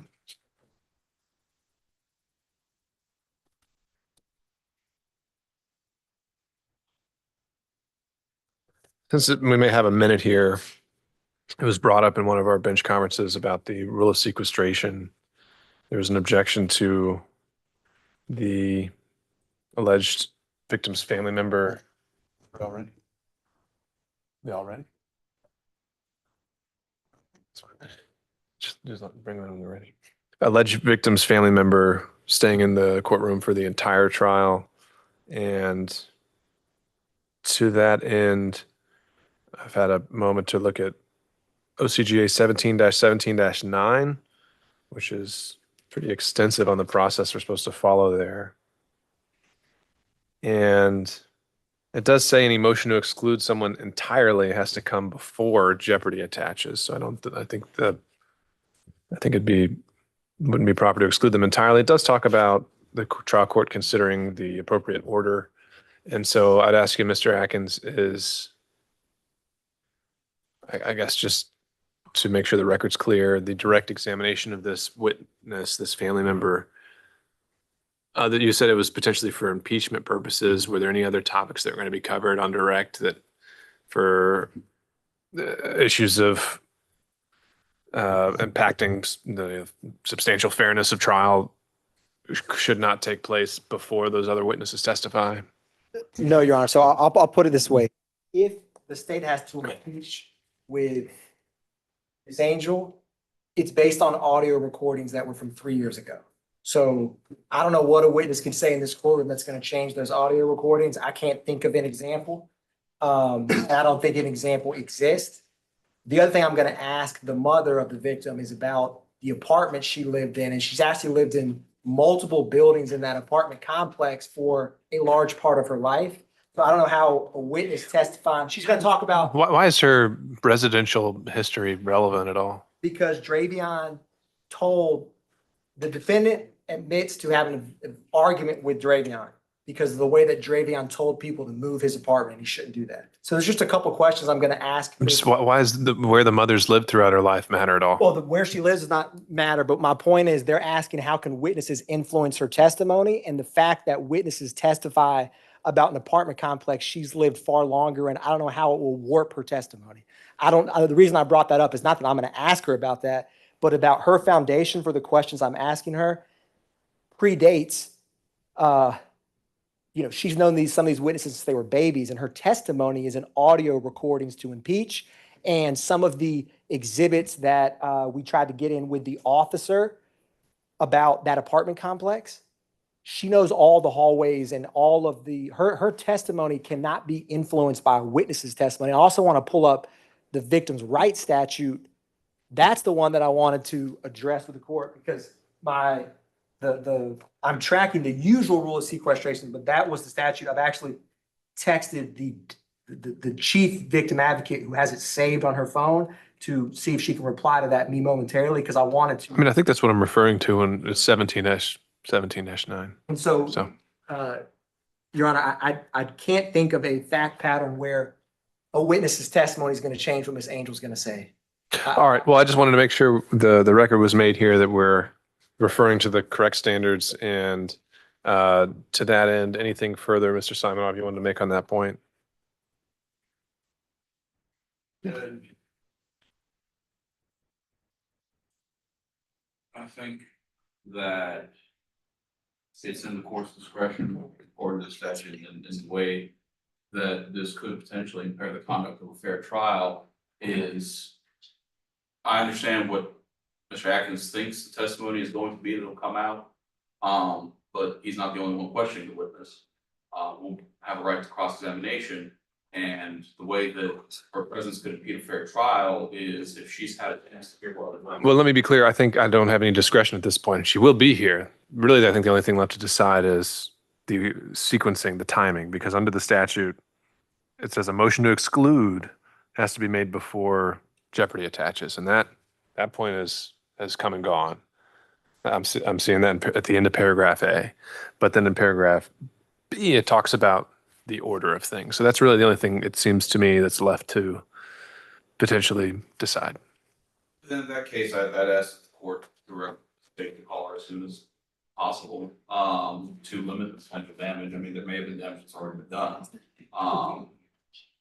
So I think that the way we go from here is to have our own stance in the process.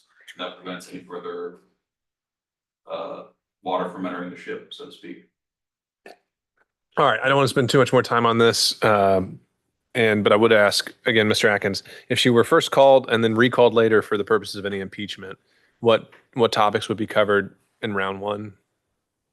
Very minimal, Your Honor, probably 10 minutes of testimony. Her primary purpose is, which the defense knows this. They know why.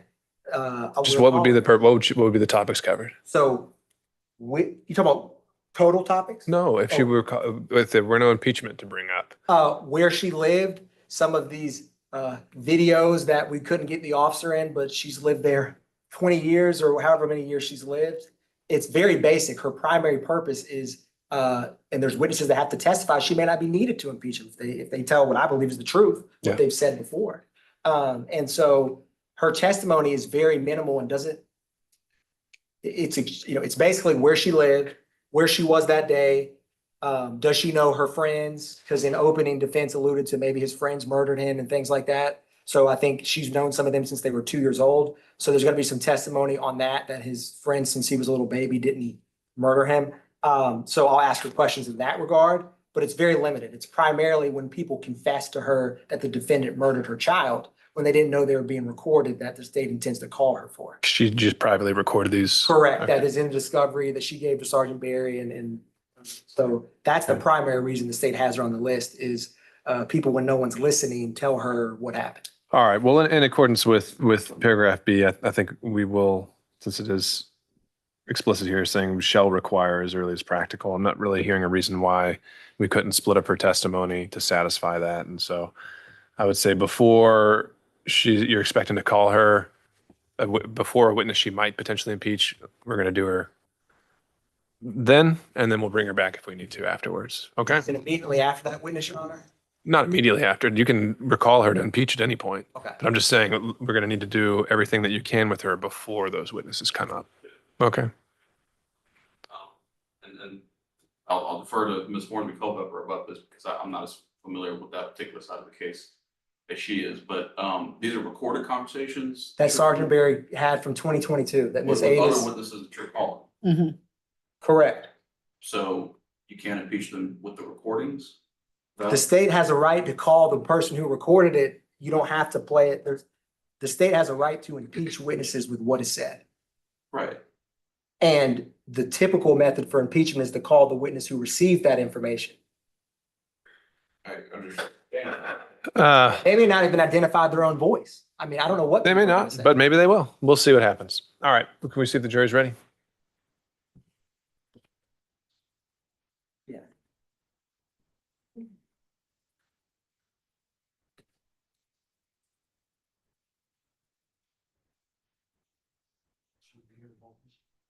Mr. Wright's telling me she hasn't even been present for the majority of the testimony thus far anyways, for the record. And her son's on murder trial.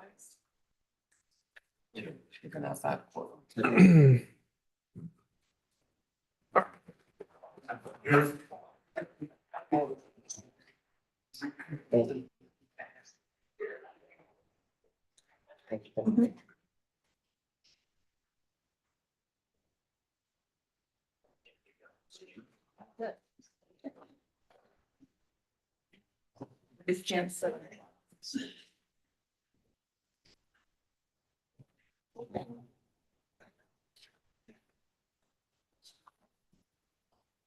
Thank you, Deputy Scott. Please be seated, everyone. Defense may commence cross-examination. Thank you. Good afternoon, Ms. Rivers. Good morning. Good afternoon. I'm sorry. You and Xavion were in a relationship, correct? No, So if people say you were his girlfriend, they'd be incorrect. it was a rumor. Yeah, but no, we were just together all the time. Y'all were just together all the time. Yeah, I lived with them. So And where'd you sleep?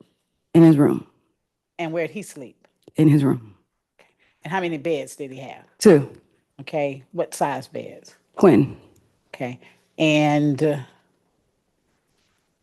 you all You hung out there with him and his friends often. Yeah, that's where I was staying. I was homeless at the time when I first met them. And well, not before I left, before I was homeless, but I was always there. I had an apartment in that apartment before Okay. I lost my place. So you how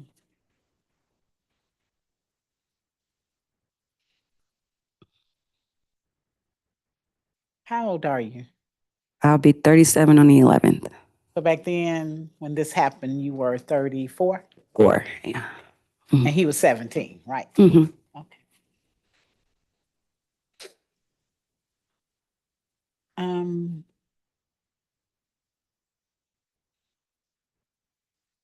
He had a little sister, correct? Yes. How old was she? I think at the time she was 13. Okay. But you didn't sleep in the room with her? No. All right. So all these videos that the state showed you, Mm-hmm. you agree that in none of those videos did it show an argument between Roddrick and Xavion, correct? No, no, there wasn't one. And you agree that on that day, I understand what was going on with Xavion not wanting people to be in front of the door, Mm-hmm. but that day you didn't witness an argument between him and Roddrick. No. Okay. And until you went into the house, Mm-hmm. You were out there kind of in that area until you went into Until the I house. went inside, yes. And you said something that Zay, when Mr. Atkins asked about Zay, you said he grew up as his best friend, and then you said the word "at first." Yeah, at first. What does that mean? Um, Did they fall out? Yeah, but I'm not sure for the reason, but there was definitely static in the air. Like Zay stopped talking to him. So there was static in the end. Yeah, because he didn't understand why he stopped talking to him. Okay. Now, all the times in the videos that you looked at, Roddrick was just kind of playful. Yeah. Videos. Yeah. And you said that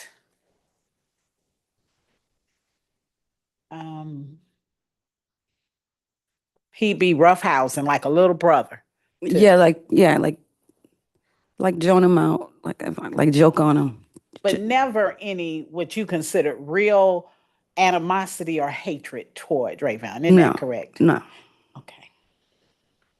And Xavion felt like he took it too far sometime. Rob was playing too much. Too much, yeah. But he never felt threatened. No, he wasn't threatened. And when you talk about the incident where y'all were sitting in the car and Rock drove by or walked by? He walked past. Okay. And you said he did this right here, correct? Yeah, yeah. Okay. You didn't say anything because Rock would be closer to your age. You didn't ever say anything to Rock about that? No, I just talked to Xavion. But you didn't ever say, why you do that, dude? What's going on? No, because we were inside the car. He was outside the car. So when he did it, Xavion just said, he played too much. I don't play like that. That's not funny to me. Now, you never told the police on that night. I didn't even. Let me get the question out. Okay. You didn't make any statements about what happened that night, correct? No. Because you didn't see what happened, correct? No. You didn't hear any arguments, correct? No. You just didn't know what was going on until somebody came and got you. Yeah. As far as it wasn't an argument, but when he told everyone to get from in front of the building, there was guys in the hallway that was like, we ain't going nowhere. So that was at, I think, 7 o'clock. That was early that day. But that wasn't Roddrick. No. Saying we not, because actually Roddrick was out there from the outside, porch way with y'all. Yeah. That way. Yeah, he was familiar with the guys that we were talking to, but I didn't know them. Okay. But you don't really know how familiar he was with them either, do you? Other than neighborhood folk. No. And you never saw that confrontation between Roddrick and Dre? No. Now, I see on the video, Antonio was out there, correct? Yes. But you never see Jabari out there I did. while not. you were there? No.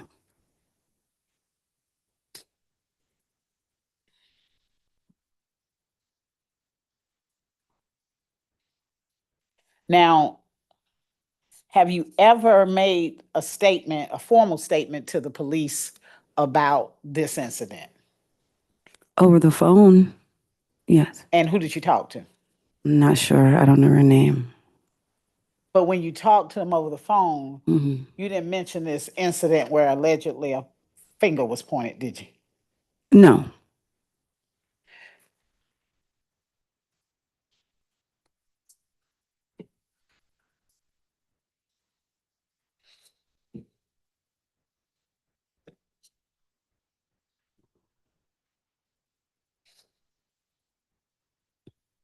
So you saw on the video, Mm.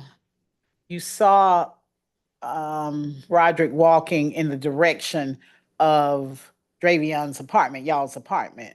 Yes, ma'am. But you didn't see him stop and didn't know where he went after that. You didn't know any of that. No. You didn't see him talk to anybody. You didn't No, see I him- just seen him go in a building. He didn't live in that building though either. So Okay, but you didn't see what happened, no, and you didn't hear anything alarming to you no, nothing. from where nothing. you were on the porch. Yeah, nothing. Nothing. That wasn't normal. No. Okay, and the person, I think there was Antonio in the blue shirt. Mm-hmm. He was out there on the porch with you too. Mm-hmm. Okay, and there was a guy with an orange hoodie on. Yeah, I don't know him. Who you don't know. Mm-mm. But he was out there too, correct? Mm-hmm. Neither one of them, other than when Antonio followed behind Roddrick, were in the building other than that one time with Antonio, from what you could see, correct? Yes.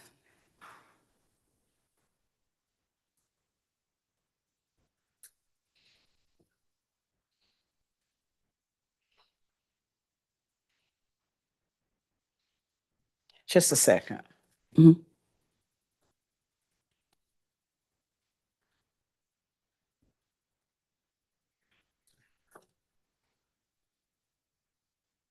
Thank you, Ms. Rivers. Thank you. All right, any redirect? No, Your Honor. All right, can this witness be excused? Yes, Your Honor, she may. Thank you, ma'am. Thank you. Statement calls next witness. Yes, Your Honor. The state calls Mr. Barrington Garland to the stand.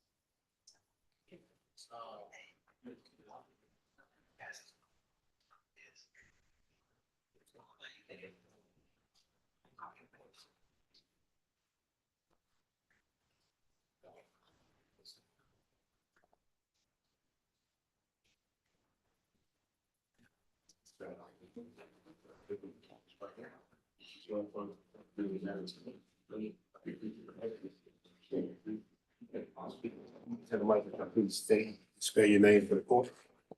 Now, my name is Barrington Garland.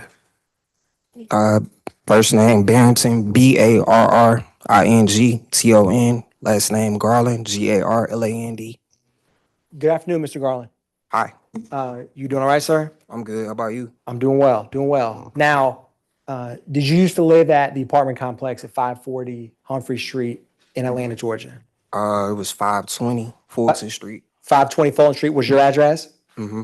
And is that in the Mechanicsville part of Atlanta? Yes. And when did you first move to that apartment complex? Probably around 2015, 2016, maybe. Okay. And did you live there up and through 2022? Yes. Okay.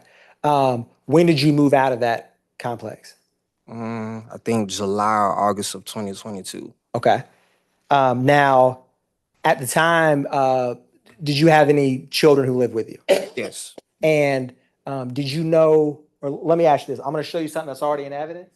I'm gonna ask you to orient, this is a map that's in evidence, that's 2 Bravo. And Mr. Garland, if you could, if you know Humphrey Street, that's Humphreys and Crumley. You got Fulton Street here and Humphrey Street. Where was your apartment building? My apartment building was on the Fulton Street side, and I think that's the entrance to the Right here? to the apartments right there in the middle. So I live on the right side of that building right there. So my window, my bedroom window, I could see the entrance to the parking lot. Gotcha. Yeah. So just to make sure I got it, this side of the building was where your window is? Exactly. Were you closer to the street or closer to the parking lot? Your window? The street. Street? Yeah. So you're more like the right far corner of this building right here. Right. I got you.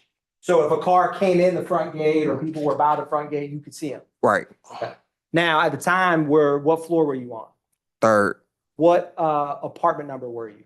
1326. Okay. And if you were to go on the 2nd floor, what would that apartment number be? 1226. And would the 1st floor be 1126? Right. Did you ever know, I'm gonna publish what's already been admitted as State's Exhibit 39 and ask you if you ever knew someone that went by Xavion or Drake. Yes. How did you know them? He was acquaintances or friends with my son. Understood. Were they ballpark similar age? Roughly? Yeah, closely. I think Xavion maybe was 2-3 years older than Chaz, my son, Chaz. And did they know each other from being in the same building? Yes. Okay. Now, did you know where in your building Xavion lived? Yes. Which floor did he live on? The 1st floor. Okay. And you know how if you walk in that building, I'm gonna use this front gate as an example. Is there a gate on this side of the building? Yes. And is it in the bottom, middle, or center, or top, I should say? Probably like the middle. Okay. And is there a gate that's on the parking lot side? Yes. And back in 2022, what in general did you do for work? I work for an insurance company. Same company I work for now. Now, in that insurance company, did you work from home or did you have to go in the office? I'm a remote employee. I work from home. And what time would you typically get off the clock? 5 p.m. Okay. And I want to orient you to June 2nd of 2022. Did you work that day? You remember? I think so. And did you ever end up at your apartment in the later evening of, sometime after 5 o'clock, June 2nd, 2022? I don't believe I left from the time I started work until I got off work. And when the incident occurred, I don't recall ever leaving my apartment. Understood. Now, was anyone with you at the time? No, I lived by myself at that time. And in summertime, would you keep your windows open or down? It was open that day. Okay. Yeah. Like to let a breeze come through? Yep, exactly. So, what are you doing? Are you watching TV? Are you playing a game, making dinner? I may have been watching TV, Okay. maybe. And what do you see or hear, if anything? On that particular day, I heard an argument. Okay. It sounded like it was between either 2 groups of people or 2 individuals. Okay. And did you recognize any voices or any people? Yes, I did. I seen the defendant, Mr. Teasley. I remember seeing his face. And do you see him in the courtroom here today? Yes, right there. Okay. Is he in the left, middle, or right side of that table? He has on a black shirt. Okay. Right there. Let the record reflect, Your Honor, that he's identified the defendant. Now, The record will so reflect. thank you, Your Honor. Mr. Garland, where are you looking out your window or are you audibly hearing it, or what do you see? I remember seeing the defendant and then like some groups of like teenagers maybe. Okay. Yeah. And do you recall what any of the argument or any words that were said, regardless of who said it? Do you remember hearing anything specific? Yeah, I do. I just can't specifically recall it, but if you like play back the audio, it'll kind of jog my memory. Okay. Yeah. Let me ask you this, and we'll jump back to where we are. After this happened, did you ever have an opportunity to speak with someone in the police department about whatever you knew? Yeah, I called and I made a call to the homicide division, I think. And did you ever end up talking with the detective? Yes. And in that recording, was it close in time to when it happened? Probably, maybe like a week or two, maybe. I don't remember exactly. And in terms of quotations or words, would the words back in 2022 that you said to the detective of what you heard be equal, worse, or better than the words as you sit here in 2025? In terms of the accuracy of what you heard. You said you couldn't remember, so I'm asking you if the recording you gave to the police would help you remember. Yeah, it would. Okay.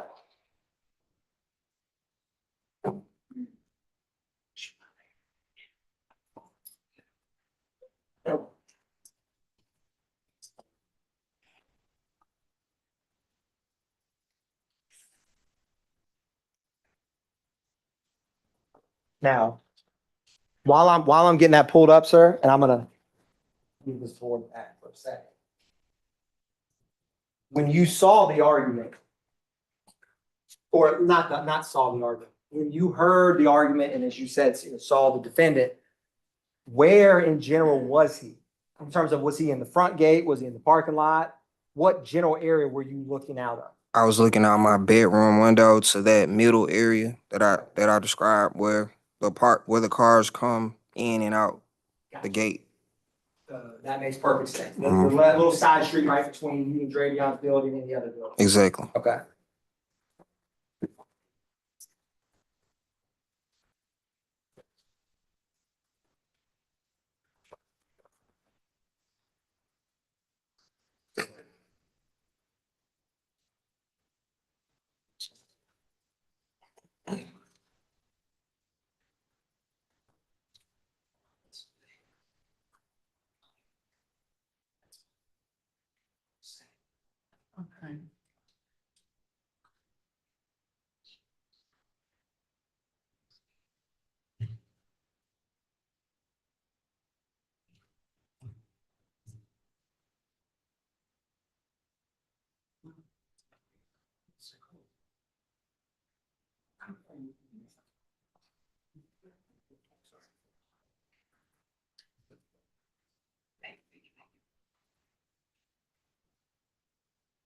Okay. Thank you.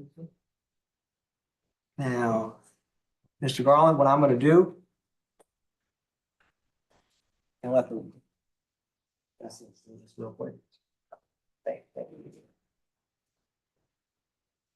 I'm going to have the witness listen to, and without earshot of the jury, to what I already have pre-marked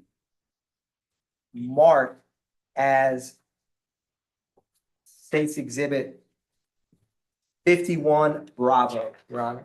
All right, to 51B, would you be planning to eventually publish this in its entirety? No, Your Honor, I actually expect the witness to have his memory refreshed with it. All right, let me. Well, I'm Defense just counsel. objecting because if we want the real true picture, we need to have, what happened, just to refresh his memory about periodic things. I guess I could refresh his memory too about them same periodic things that I want to get from him on cross, but why don't we just have the whole plan, the whole statement played? Okay, so in essence, defense counsel is not objecting to tendering 51B in its entirety. Is there a issue with that, Mr. Atkins? No, I mean, there's not an issue with it. He's usually you're impeaching a witness who doesn't remember, doesn't know. And I guess she's just kind of. That's why I was refreshing the memory. I wasn't trying She's to. not making you do the whole song and dance, essentially. So, so 51B, and you can publish whatever portions you feel are relevant. And unless you're saying there's some that should be inadmissible for other reasons. There's some stuff that I may want admissible, but I don't know. I understand that there's. So I want to be cautious with that, but I don't have any problem playing it. I just wanted to refresh Mr. Garland's memory. Well, also, I don't think we should be refreshing his memory in front of the jury for something that they may not, there may be an objection to him hearing. But We'll start here. There's no objection to what you'd be refreshing his memory on. Because I didn't, what he showed me, let me just hear it myself too. yeah. That's what I'm saying. I have no problems playing that.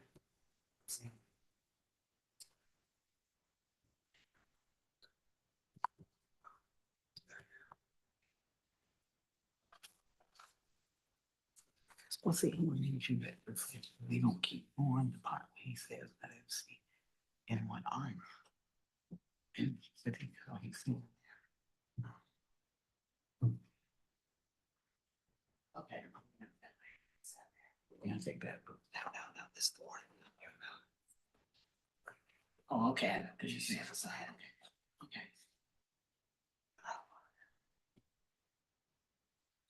Yeah, but I just want to be, he heard the argument, but he didn't know who was on. Because he was trying to stay on us. Okay, all right, that's fine. Yeah, that's fine. So, Your Honor, for the record purposes, I'm gonna publish. And let me pull up.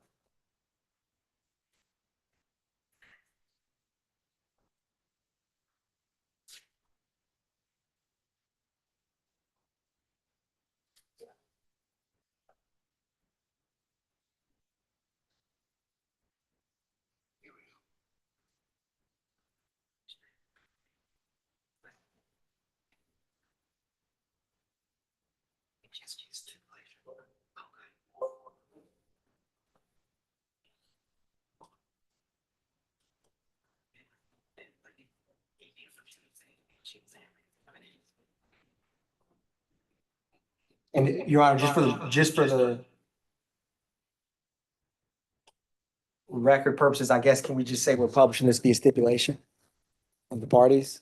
I think you are, if you're saying you haven't tendered it, you're still refreshing his recollection as to a portion of this, and you're doing that without objection.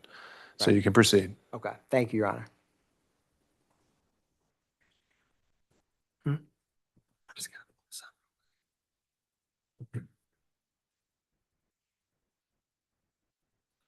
Yeah.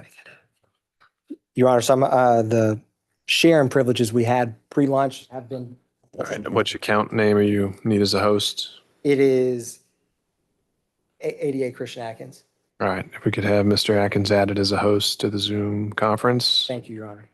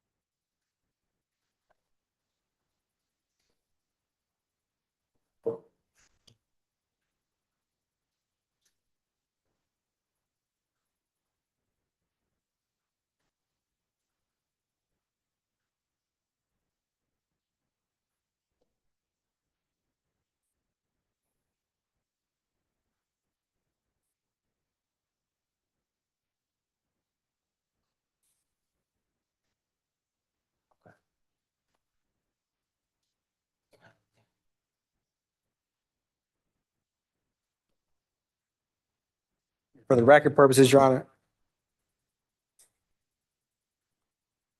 I am publishing State Exhibit 51 Bravo from 8 minutes and 36 seconds.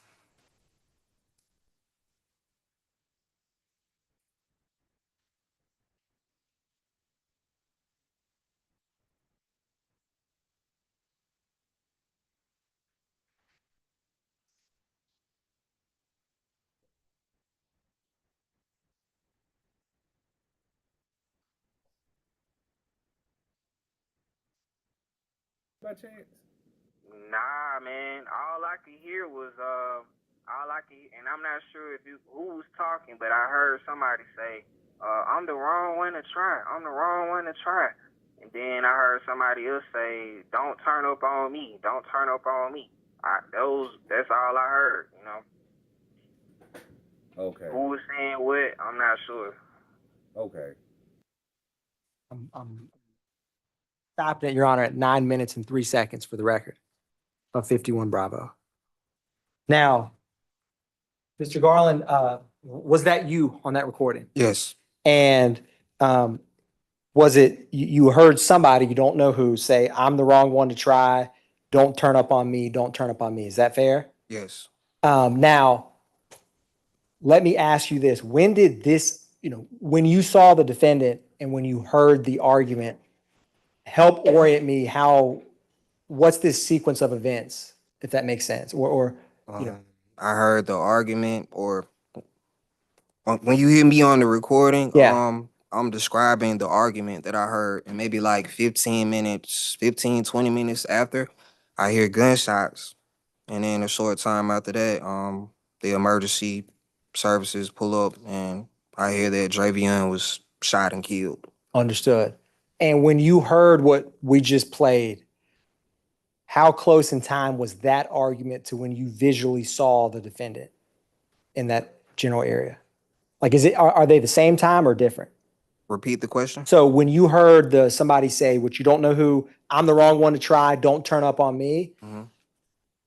Did you see the defendant in the general area, regardless if he said it or not, when that was said? Yes. Okay, got it. And after that argument, you said about 10 or 15 minutes took by, and then you heard gunshots. Right. Now, did you hear one or multiple gunshots? Multiple. And have you heard gunshots before? Of course. What was your initial reaction to hearing gunshots? I was like, wow, what's going on? I didn't think that somebody got shot initially. Understood. But I knew I heard gunshots.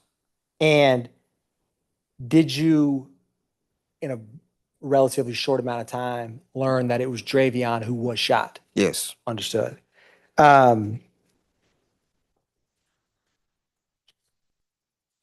And at the time of all this, can you tell the jury just how was it that you recognized, like, where would you see the defendant is, I guess what I'm asking. Sometimes he'll be hanging with my son in the hallway, or I see him walking about. You said a defendant or Xavion? The defendant, not I'm Xavion. sorry. Not Xavion. I've seen the defendant just rounding about in the neighborhood. I may have seen him with my son, maybe. I got you. Yeah. And how old was your son back in 2022? 14, I believe. Okay. Yeah. And at the time when all this happened, did you even know the defendant's name? No, I heard Rock. Okay. I remember that name, Rock. Okay. I don't know if that's just a nickname or what. I got you. Yeah. And I'm just gonna approach the witness with what's marked as State's Exhibit 51.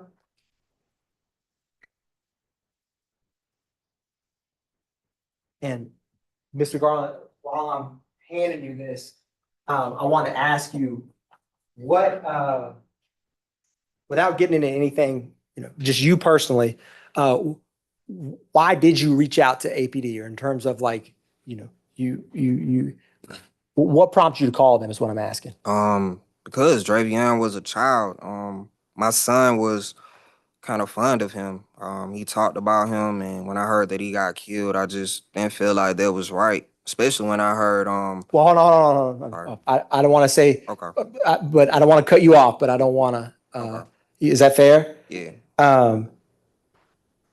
And with what I have before you, did you ever do a photographic lineup in this case? Yes. And is that your signature on what's marked as State Exhibit 51? Yes. And in that lineup, what photograph did you select?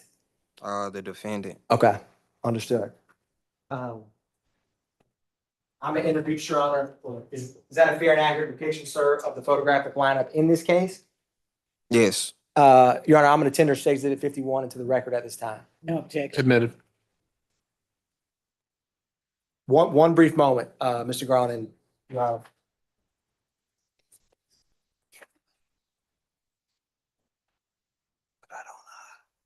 I don't necessarily need to publish it right now. Okay. What you about to do? Oh, I know what it is. One other question, Mr. Garland, is at some point close in time or around the time of this argument, did you ever hear anyone reference or say the name Dre or Dravion? As in, I can't recall. okay, that's fair. That's fair. And if on that, if on a recording previously you had mentioned something like that, would it refresh your memory to hear that? Yes, possibly. One brief moment, Your Honor. It's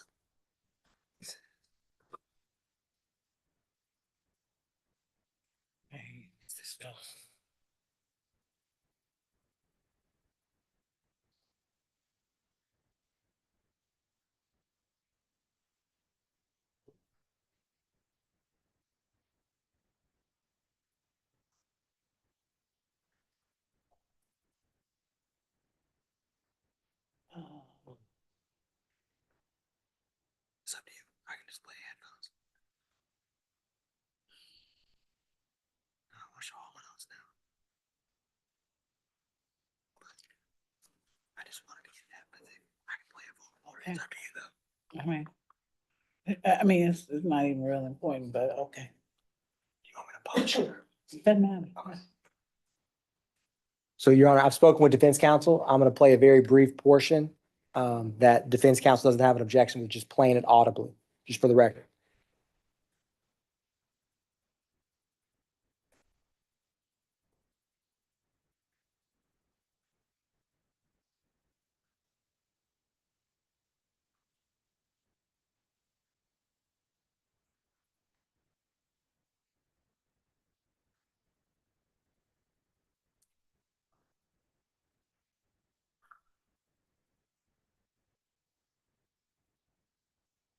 Let me ask you. Hold on.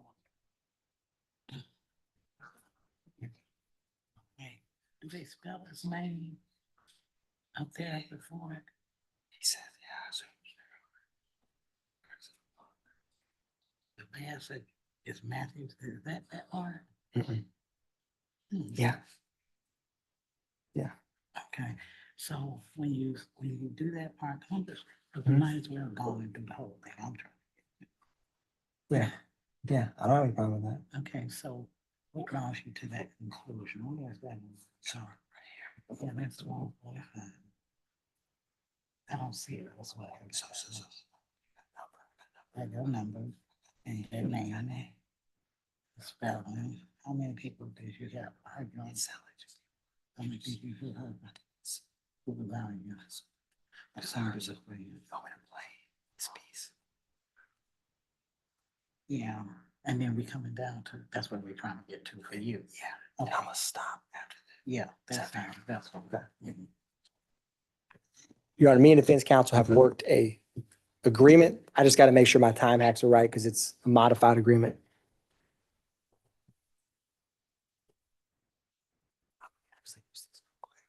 Those headphones. Did you get them? Thank you, Cass. Thank you, thank you, thank you. 2 seconds.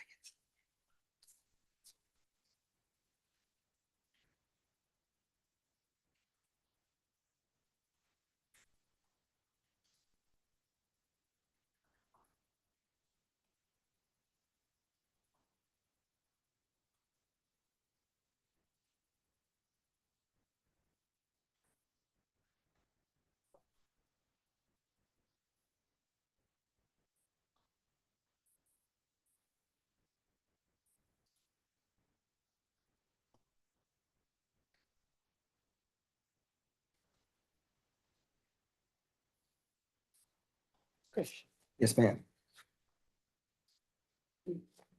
Just play that part you want. Sure.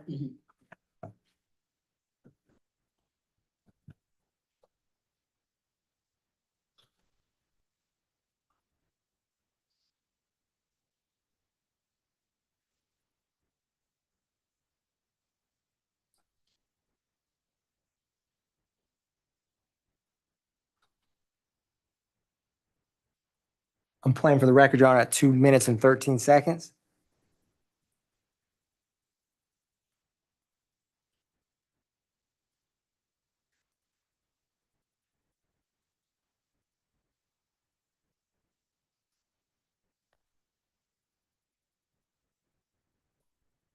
but I'm assuming it was Xavion arguing with somebody else. Okay, what draws you to that conclusion? Cause I heard somebody call his name. They called him Dre, even though his real name was Xavion. I'm stopping it, Your Honor, at 2 minutes and 28 seconds for the record. Mr. Garland, was that you? Yes. And on that, was it you I want to ask you a question to make sure I get it correct, is you heard someone, you don't know who, reference or use Dre or Xavion's name, Yes. which you were telling the detective led you to believe, you tell me if this is right or not, that he was out there or, okay.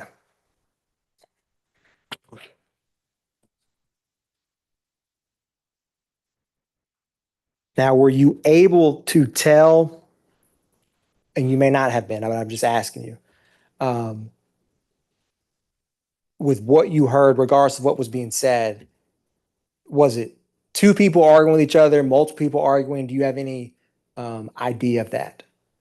Specifically, who exactly was in the argument or part of the argument, I can't say for certain. But without saying specifically who was in the argument, did it sound like two people arguing, or was it like, a chorus of arguments with multiple people? Two people arguing. Okay.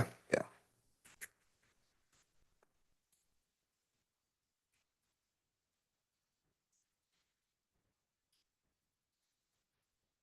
One brief moment, Your Honor.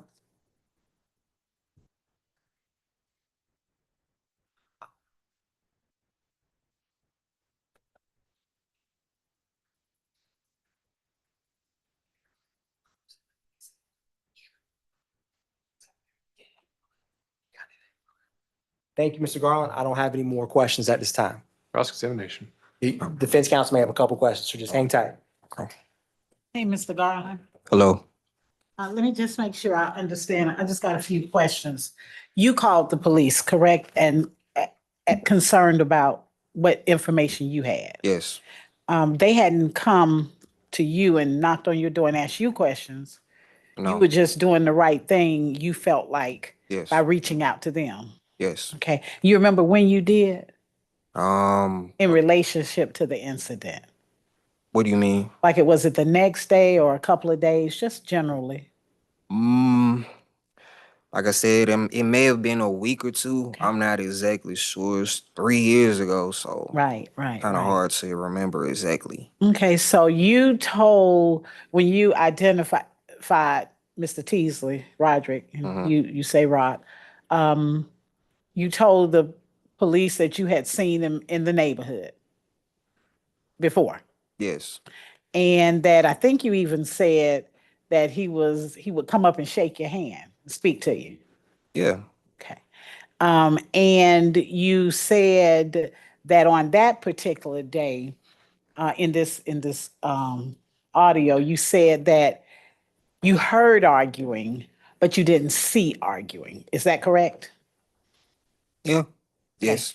And so you didn't know who was arguing, whether it was Mr. Teasley, whether it was some of the other people out there, you didn't know, correct? Not exactly, no. You just heard somebody say Dre. Yes. Okay. So there were other people when you did look outside, there were other people out there other than two people, correct? Yes. So it's fair to say that some of those other people could have been talking and calling Dre, correct? Correct. Okay. I think at one point said there were some kids out there that you didn't even recognize in your statement. Isn't that correct? I believe so, yes. And then you also said, if I'm not correct, didn't you say that you didn't even see Dre out there? You just heard the name at that point. I can't recall exactly. Okay. Because I'm not good with having my video marked. But would you say that's incorrect if I said that? You said that. Would you think that would be incorrect? What exactly are you referring to? That you didn't even see Dre out there. You just heard the name. I can't recall exactly if I saw him specifically that day. it's like I said, it's 3 years ago. It's hard to remember certain things. Yeah. Okay, can we play that one?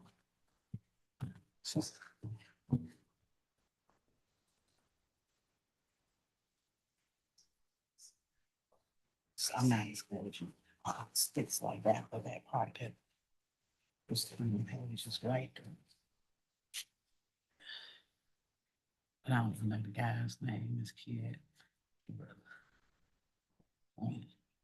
No, it's kind of hard to explain. This back first. Let me back that way. I like it's in this part right here. What you got at right here?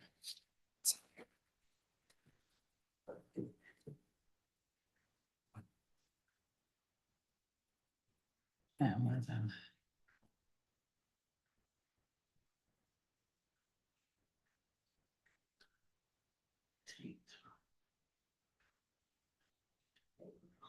thing been done.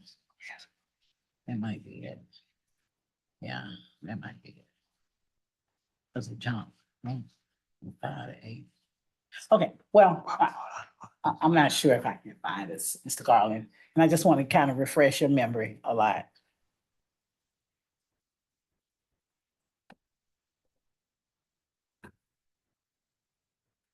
But when you looked out there, you saw this part while I looked for this, but you did see, when you looked out the window, you did see Roddrick, correct? 100%. And you knew you recognized him. Yes, But you didn't see him arguing or anything like that. You just saw him. correct. Okay. And you said maybe 15 minutes after the argument, it had died down, correct? I mean, kind of. Yeah, it stopped. It was like a brief, maybe moment of silence, maybe. I don't know. I thought the argument was over, and then I heard gunshots. Okay. You remember saying it was about 15, just a few minutes ago. It was about 15, 20 minutes after the arguments. Would that kind of be accurate? Yeah, from my recollection, yes. Okay. And then you heard the gunshots. Yes. Right. Now, did you know another guy that's named Dre that's out there in the neighborhood around your son's age? No. You didn't know him? Okay.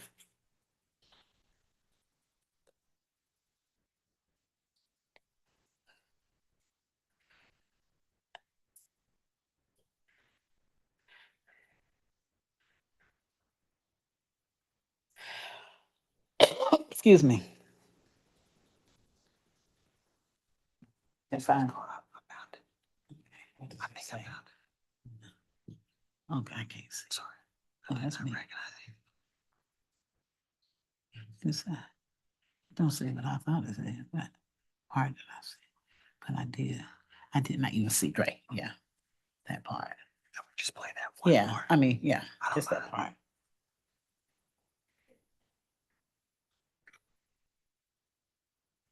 Yeah, I'm just gonna refresh your memory about whether you remember seeing Dre or what you said back Okay. then. Okay, Okay. thank you.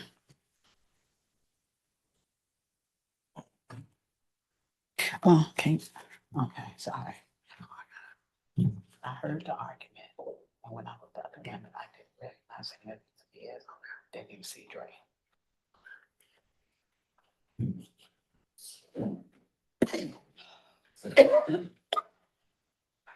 Excuse me, I'm so sorry.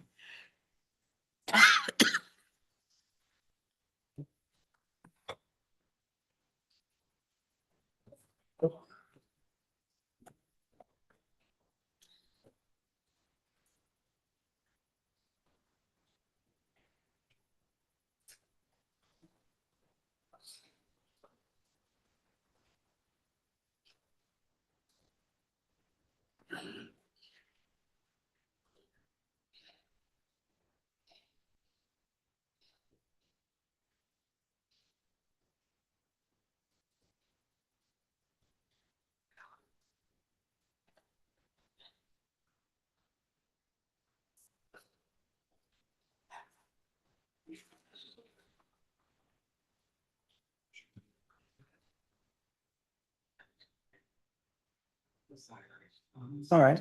I just want to. You moved out of the neighborhood? Yes. And how soon after this did you move? Probably not even 2 months, maybe. And does your does your son have reason to go back over to the neighborhood? He may have a couple of buddies out there, but he doesn't frequent that area anymore.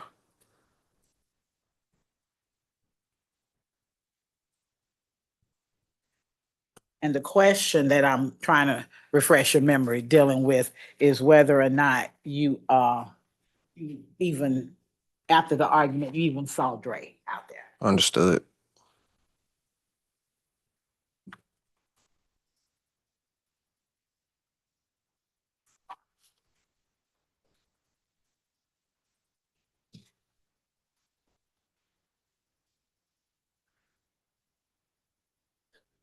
Yeah. Well, while we're still there, you remember now Roddrick has always, since you've known him, had the beard, full beard and stuff. Yeah, I think so. Okay. So how old are you? I'm 40. Oh, 40. Yes. Okay. I'm sorry. I was gonna call y'all about the same age. I'm sorry. You look very youthful. Thank you. Good genes. Okay, so if you just listen.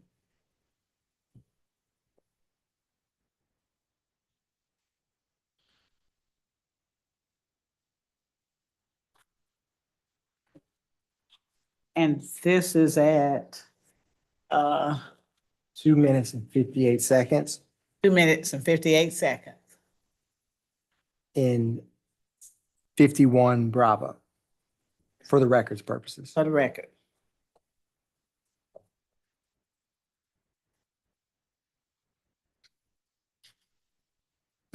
Argument. And when I looked out the window, I didn't recognize any of these kids. I didn't even see Dre, but I did see one other guy that I recognized. So you actually back then, does that help to refresh your recollection about? Yes. So back then you really didn't even see Dre. Yeah. You just heard a name. Yes. Okay. And then you did recognize somebody, and the person that you recognized was Roddrick, Yes. but you didn't see him arguing or anything with anybody.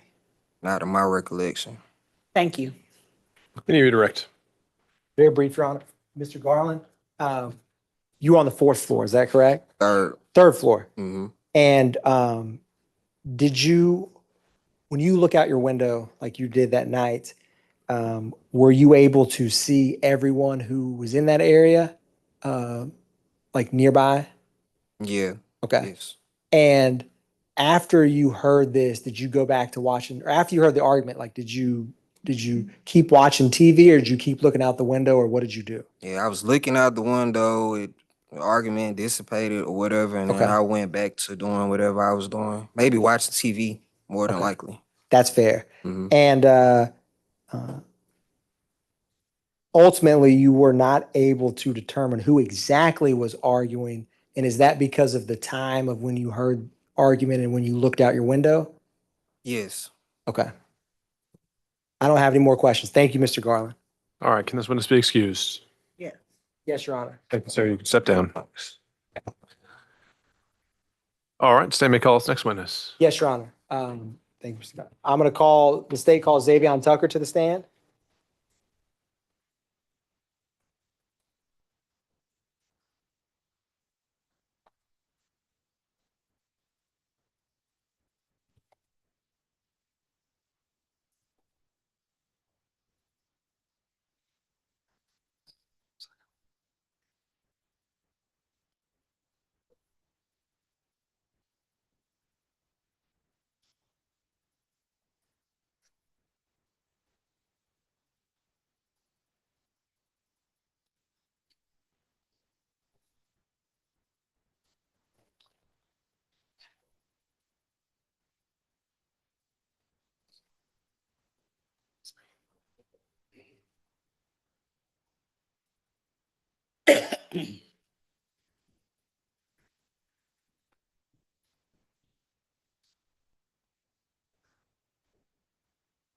according to the testimony you had on this case.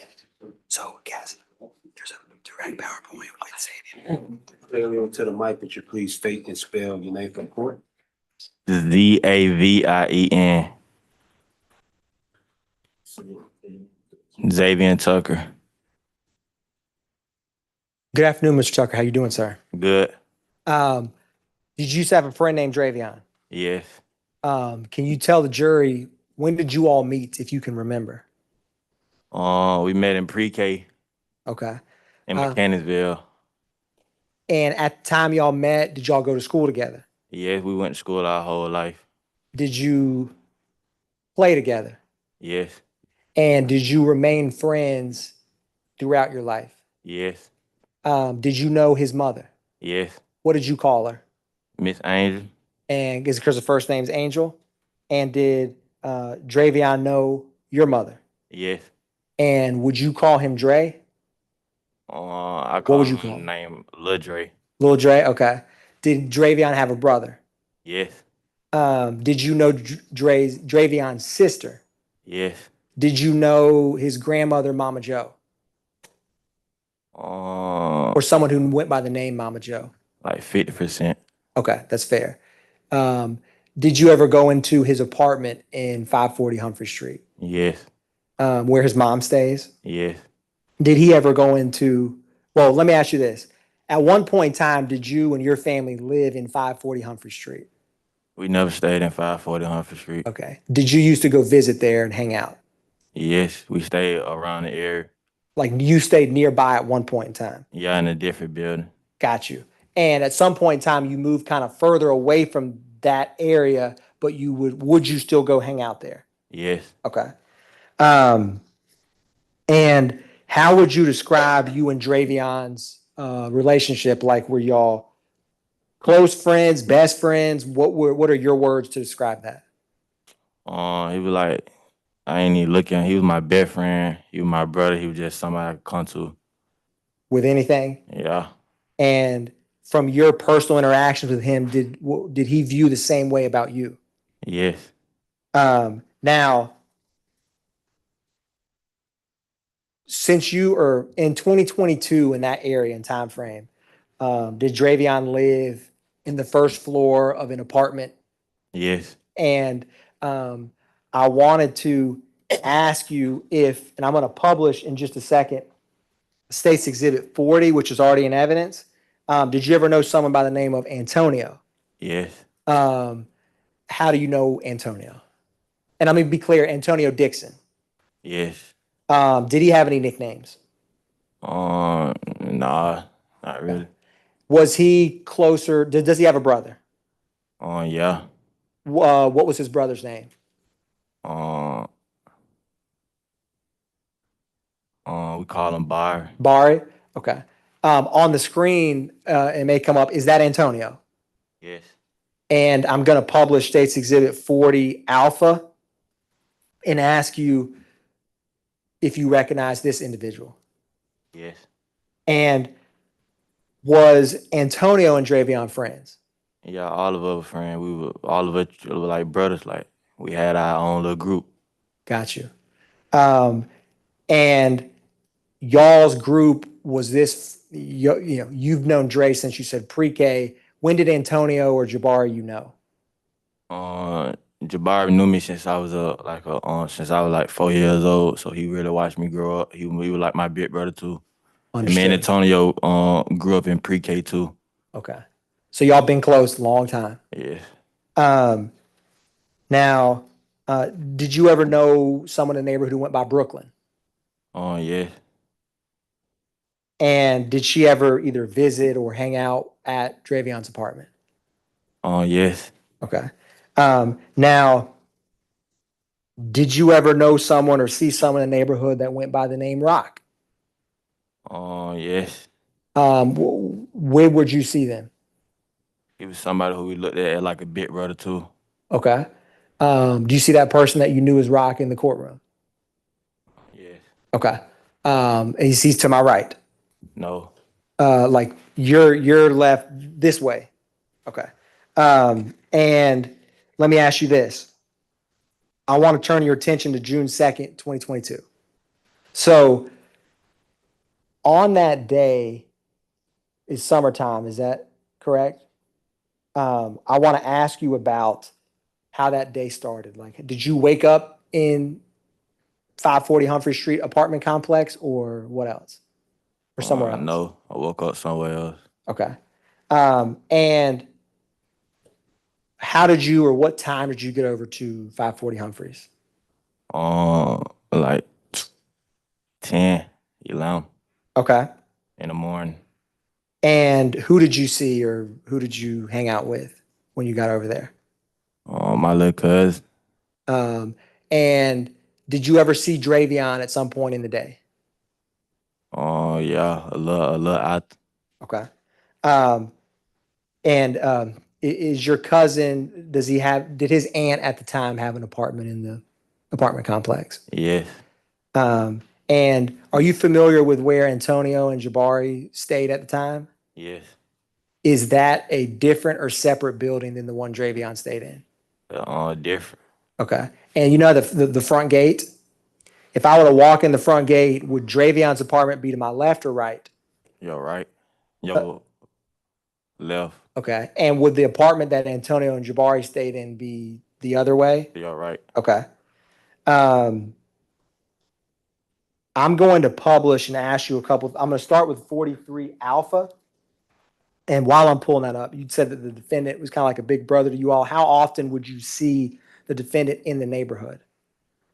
Like he was like it was like 75%, like somebody who we just, you feel me, we broke, we got down, you feel me, call him. Okay. He'll look at. Like with money or just something that you needed, something like that? Yeah, like, you feel me, clothes, shoe, he just looked out for. Okay. Treat him like a big brother, he treated us as a little brother. Understood. Was he older, younger, or the same age as y'all? Older. Okay. Now, I'm publishing 43 Alpha, and I'm going to ask you if you recognize anyone in this video. Yeah, me, myself. What are you wearing, red, white, or orange? Orange. Okay. And do you recognize anybody else that's talking to the person in orange? Dre and Brooke. Okay. Is Dre in the white? Yeah, he's sitting on the step. Okay. And Brooklyn's in the red? Yes. Okay. I think that yeah. Real quick, Mr. Tucker, can you is that you? Yeah. And who's that? Brooke. And who's that? Xavion. Okay. Okay. Now I'm gonna play a couple other clips. I'm going to play State's Exhibit 43 Bravo, and I'm going to ask you, Mr. Tucker, at this stage, like the time of this is 6:58. Do you recall what you, Xavion, and Miss Brooklyn are talking about or doing? Music. Music? Okay. Are y'all just kind of hanging out? Yeah. Okay. I'm going to publish 43 Bravo and ask you a couple questions.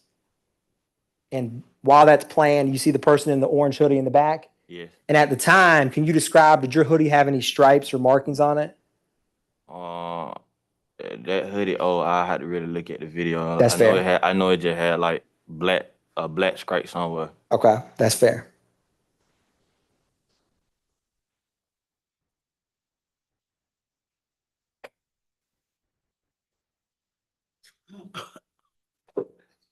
Do you know any of these juveniles or seen around the neighborhood, just the kids on this video? Nah. Okay.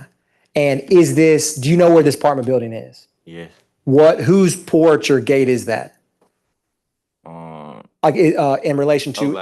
Nobody porch or gate but that was Xavion building. Okay, Xavion's building. I'm going to publish State's Exhibit 43 Charlie. Another video is going to come up, sir.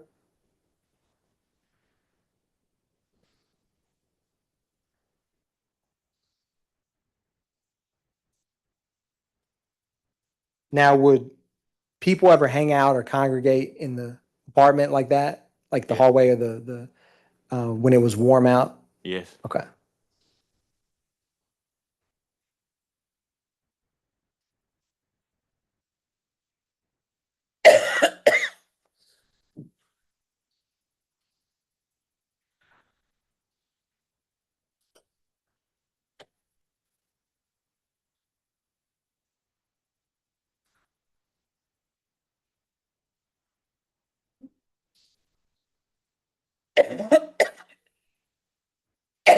Excuse me. Excuse you.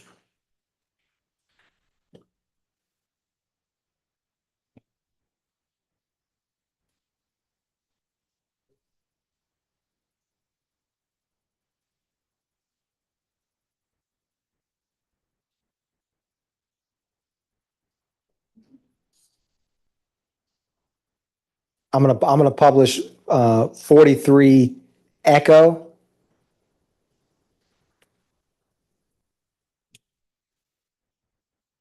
What you asking? Sorry, no, I'm for the court report or the records purposes, I gotta speak it. But it's gonna come up on the screen for you, sir.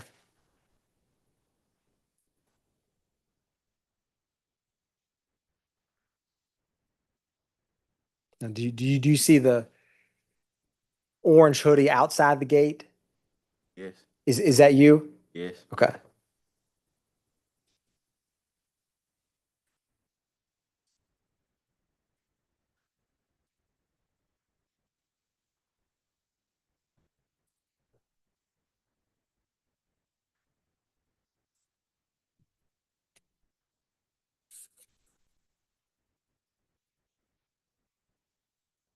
And the person coming in the gate, do you recognize that person? I can't really tell the video, but it looked like Person coming up the stairs. yes. Who is that person to you, or that you know their name or nickname? It looked like Rock. Okay.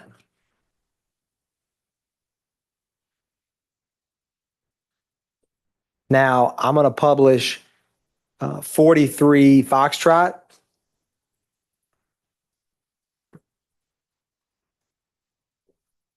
And I'm gonna ask you while I'm pulling this up that do you remember, Xavion, on this day, anything said or anything involving Xavion, or did anyone say anything to Xavion? Oh no. Did you hear any kind of Objection to leading. I think he's been leading. All right, well, let's hear the question. Yeah, yes, Your Honor. And you can say yes or no, Mr. Tucker. Did you hear anyone, regardless of who they are, say something slick or joking to Xavion? No. Did any other kids you were with say anything to Xavion? No. Okay. Did you ever see Xavion get upset?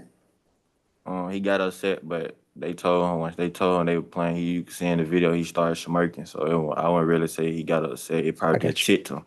What was it that he was initially referencing that he started smirking at the end?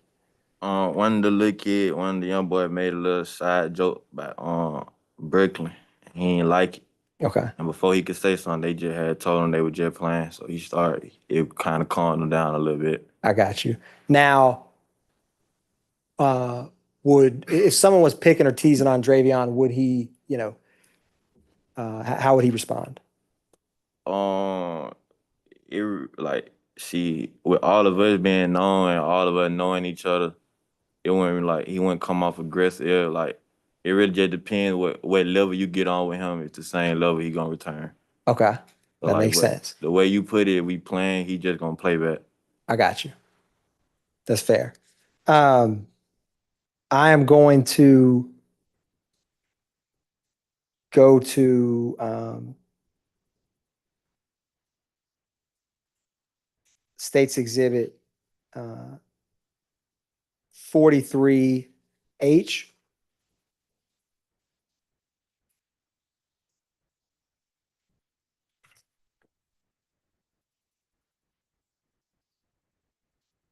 And is that you holding the gate open? Yes. And is that Xavion walking inside? Yes. Do you have any idea where he was going or why he was leaving the porch in that moment? Mom called him. His mom called him? Yes. And does he ever come back out after that? Yes. Okay. And do you know, was she calling him in person or like physically or on the phone, or what was she doing? She would just call him like she always do when she just see a lot of folks. Just Xavion come here. I got you. in your experience, if there was a lot of folks near Xavion's apartment, was that normal or not normal for his mother to say something to Xavion? It really just depends. Like if Brooklyn not there with us, most of the time she don't really say nothing. But it really just depends what kind of day you catch on. I got you. I got you. I'm going to publish State's Exhibit 43, India.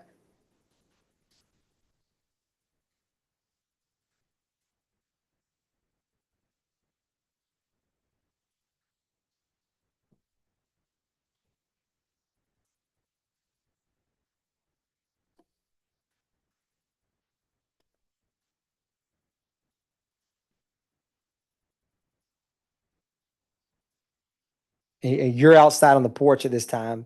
Do you ever see, you let me know if you ever see anyone that you would describe or knew as Antonio, okay?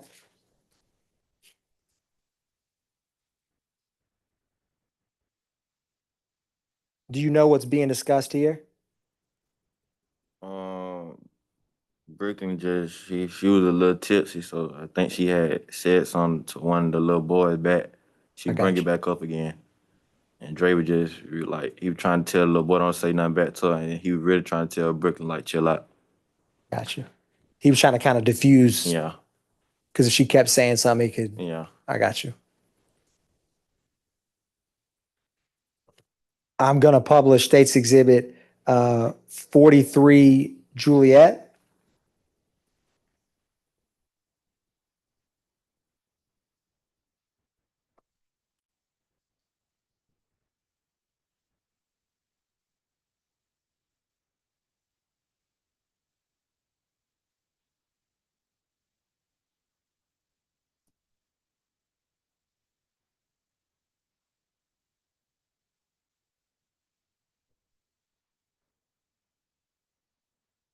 Do you know where they're going?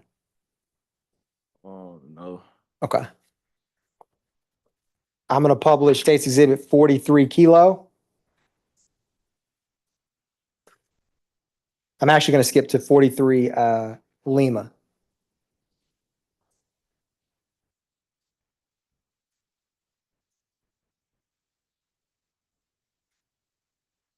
Which one is that one, Mr. Atkins? Camera 125. Oh, 43 what? Oh, L. L. Okay, thank you.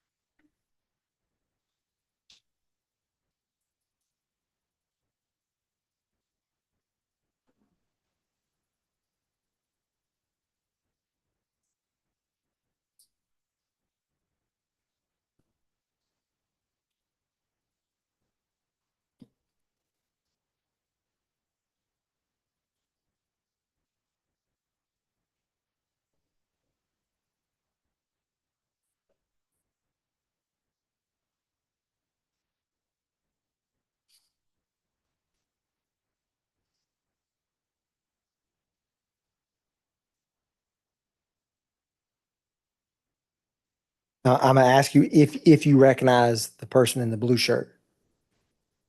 I need like a better view. Okay, that's fair. Look like I could recognize. Okay. I couldn't hear him. I'm sorry. Look like who? He needed a better view. It looks like he could He recognize. could. Okay. I'm going to go to Mr. Tucker. 43M, as in Mike.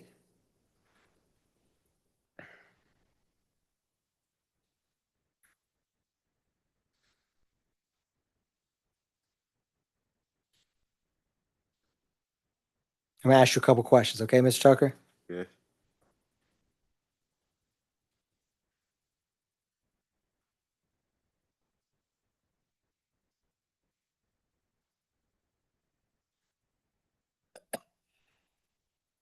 Do you see Xavion walking? Yes. And what is going on at this point in time? Can you why do you is that you walking behind him? Yes. What's going on to your memory? I had asked him for something, but I don't remember what I was asking for. He was just telling me come in and get it. I got you. Okay, I'm sorry, sir. I didn't hear what you said. I said I had asked him for something, and he was telling me to come get it, but I don't remember what I was asking him for. Thank you. Now, Mr. Tucker, at some point in time, do you leave the front porch or front area of Dre's, like this part of the building? As in, do you and Xavion part ways for some period of time in the daytime? Yes. Where do you go? I think I had to leave that side of town, but I ended up coming back. Okay. Around what time did you come back? Like I can't even remember. That's fair. Eventually, did you come back? Did you come back to that apartment area? Yes. Okay. I'm going to publish State's Exhibit 44.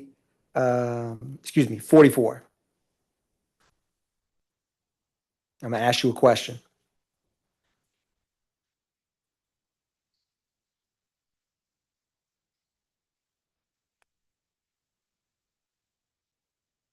Do you recognize anybody coming down the stairwell?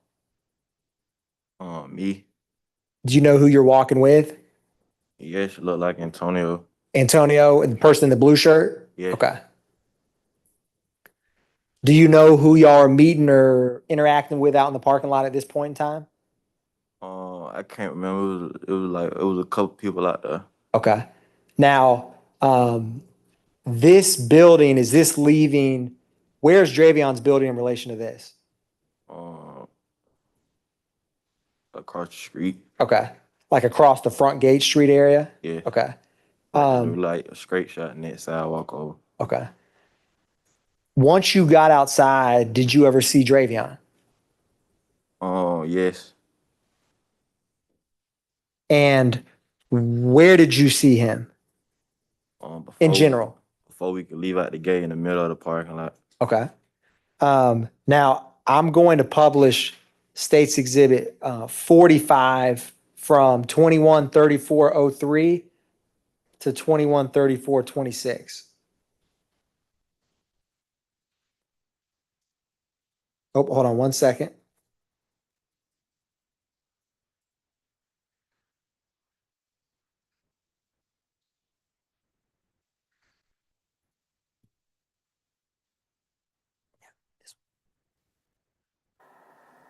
I'm going to ask you a question while this plays. Is this the front gate that we're looking at? Yes. And I'm going to orient your attention, and if you can follow me up here with this side of the screen. And I'm going to ask you if you recognize anyone at any point in time in this video. Me? Is that you right there? Yes. That just disappeared. Is it because of the clothing you're wearing or something else? What you mean? Like, how do you recognize yourself? The same color, the orange jacket. Gotcha. And if I'm, from this point of view, is Xavion's building to the right or left? Like, is Xavion's building this Right. way or this way? To the right. Right? Yes. And is Antonio and Jabari's building same way or different way? To the left. Okay. Now, when y'all are out there, what's going on? So basically, we were all finna walk to the store. Can you speak up a little bit, please? I said basically we was all finna walk to the store, but Xavion was already walking to Antonio's house to meet all of us because that's just what we do at nighttime. If we feel me, somebody want to kick it. Before he could do that, we told him to walk, but we walked up, he was dapping everybody up, and the defendant made a little joke, basically saying like, "I already dapped you up." Well, you feel me? And Dre didn't like what he said, but he told Dre that he didn't mean it. He was playing, and Dre got louder and louder, and it went from there. They arguing back and forth. So once we was able to step in, everybody else stepped in to calm it down. It calmed down and went back to talking and laugh. I walked off to get my card because I realized I didn't have it. And like 15, 20 minutes, I heard some shot. Gotcha. And basically, outside in there, the defendant said something to Dre and Dre, took offense to whatever he said and there was an argument. Yes. And I want to ask you about, did you see any firearms? I couldn't really like see no fire. I don't think neither one of us had a firearm, but like you can't really tell if nobody had a firearm. Got you. That's fair. I wanted to ask you, do you remember anything that Xavion was specifically saying back to the defendant? I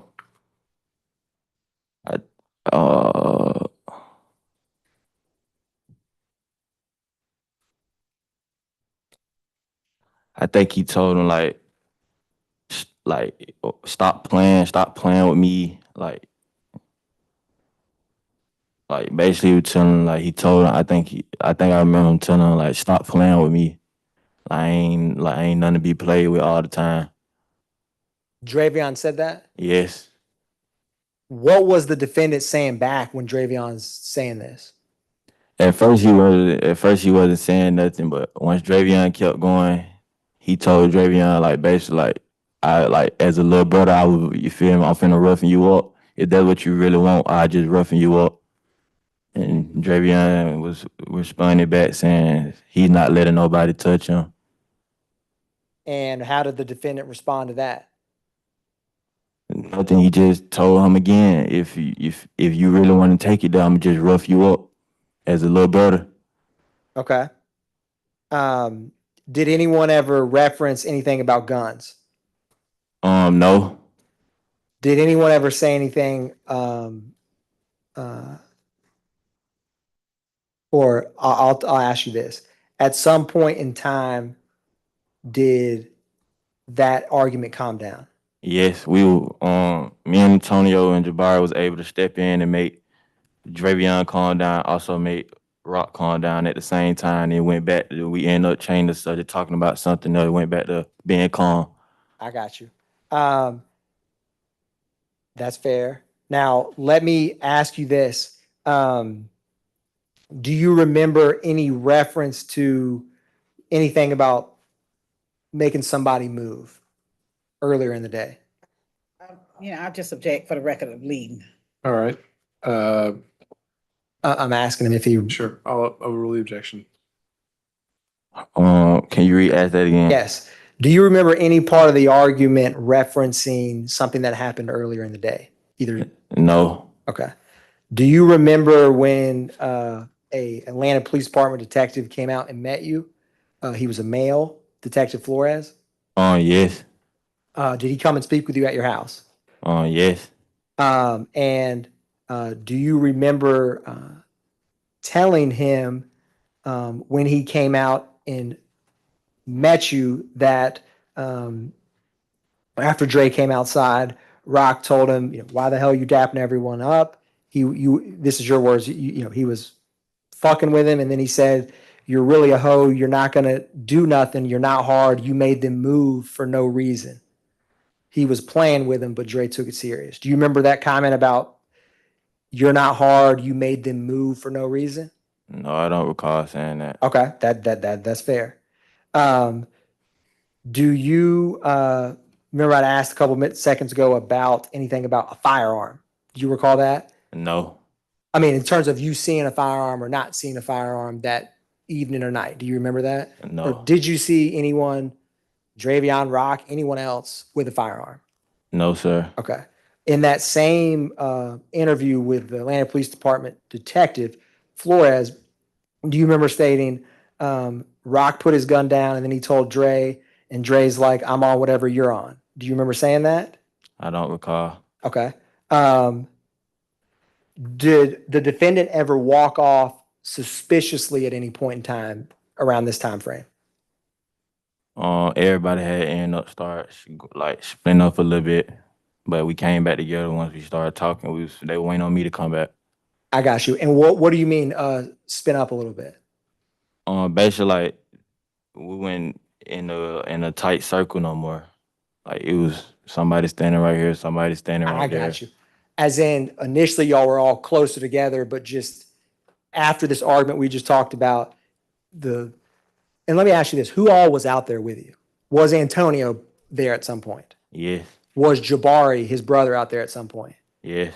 Was Xavion? Yes. Okay. And other than the defendant Rock, do you remember anyone else who was out there with you all? No. Okay. I wanted to ask you that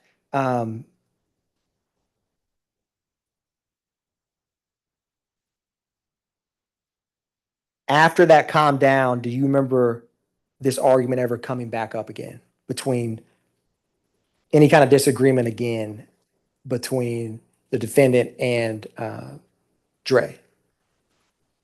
No, once it calmed down, I walked off. Okay. That's fair.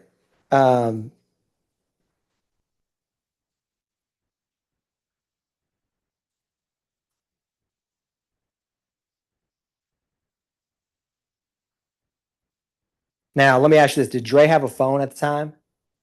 Yes. Did it work properly? Like what you mean? Like was it Like, on? was there anything wrong with his phone? No. Okay. Did Xavion have a gun? Like, around that time, I think he did. Okay. Do you know if he had one that night? I couldn't tell. I couldn't see no gun on nobody. Okay. Do you remember telling that detective at the time that Dre didn't have a phone at the time? Well, like what do you mean? Like when we was outside? Just he didn't have a phone, I guess, outside or on him when that detective came and talked with you. When we was outside, he didn't have a phone, but he has a phone. When I we got you. go I got you. inside. He didn't have a phone on his person, like Person when we I was got you. outside. I got you.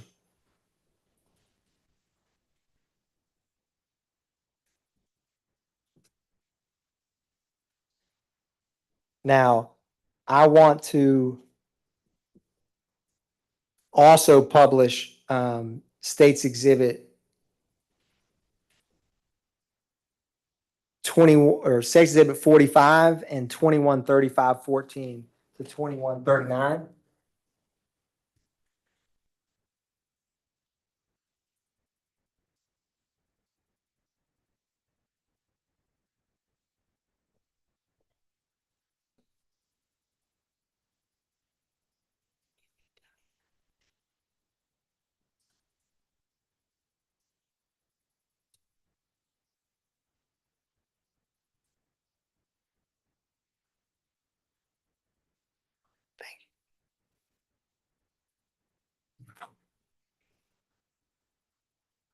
I'm gonna ask you, Mr. Tucker, if you see yourself at any point in time.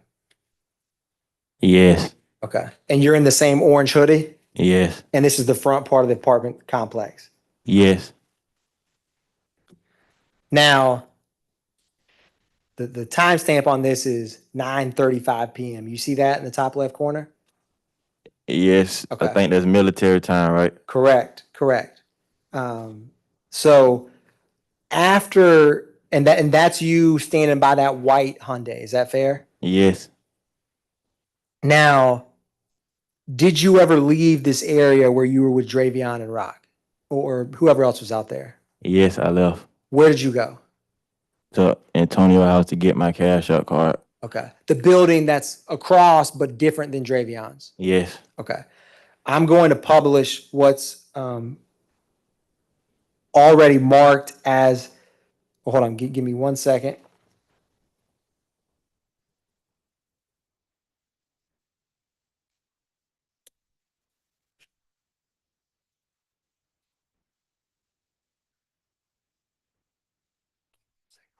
I'm gonna keep playing this action for a second, Mr. Tucker. I want to ask you, where were you gonna go get pizza at? Do you walk there, or can you pick it up? It's down. It used to be a pizza place down the hill over the train track from where we was called Cutting Edge. The plain egg. Cutting Edge. Oh, Cutting Edge. Next I to got you. Chef Run. Okay. Was it good pizza? Yes, it's no longer right there no more. Understood. and you had to go back to Antonio or Jabari's to get your card to buy any pizza. Yes, because I realized I didn't have no money on me. Okay. If you had gotten your card and came back, were you going to go by yourself or with anyone else? I was gonna make all them walk with me. I got you. I got you.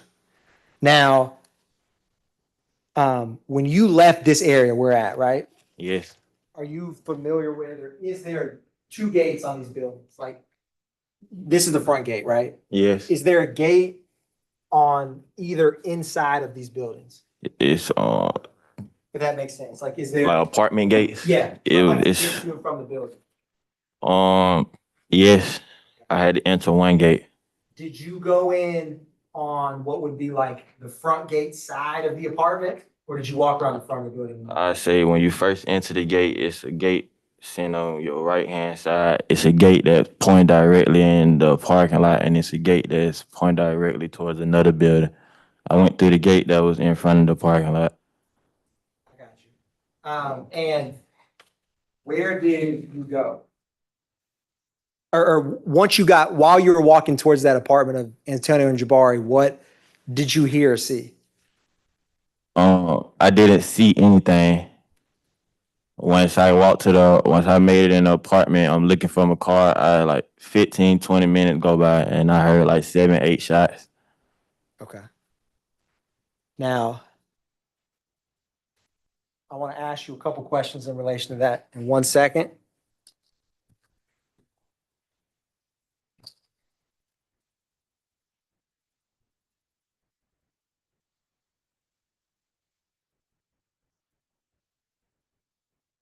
Now, Mr. Tucker, this exhibit on the screen, but can you look at the big screen behind you? Because I want to be on the same time as you. I'm going to publish it starting at 21:38:11.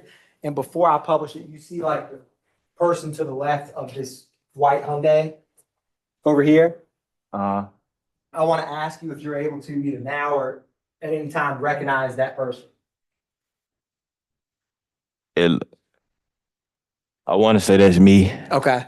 And I want you to watch this for a second. I'm gonna hit play. At some point in time when you're out there, is there any time where the defendant walks away from you all and at any point? Like before you leave to go get your card, is there ever a time where the defendant's there and then he's not? He walked off, but he was still in our view. Okay. Like we could see him. He didn't just disappear. Where did he walk off to? In general, I mean, do you know where he went? No, I think a lady called his name or something. Okay, that makes sense. Now I want you to watch this video where at this point in time is 9:38 p.m. Is that fair? Yes. And you're probably this gentleman standing right here. I think so. Okay. I'm gonna hit play and ask you a question.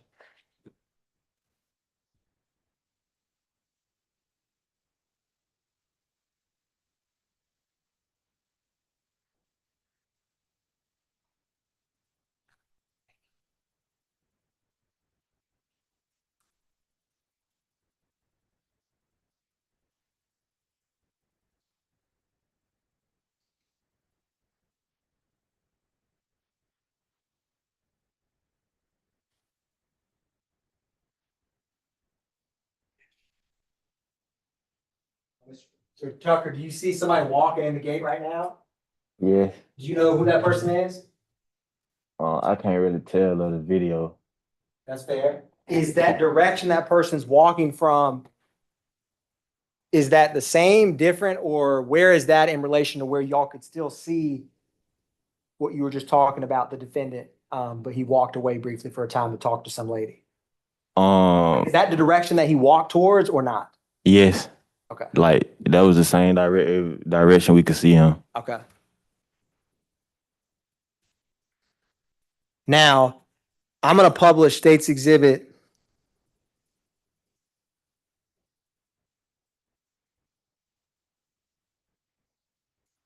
46 from 21:42, so 9:42 p.m. and 12 milliseconds to 9:42 p.m. and 19 milliseconds.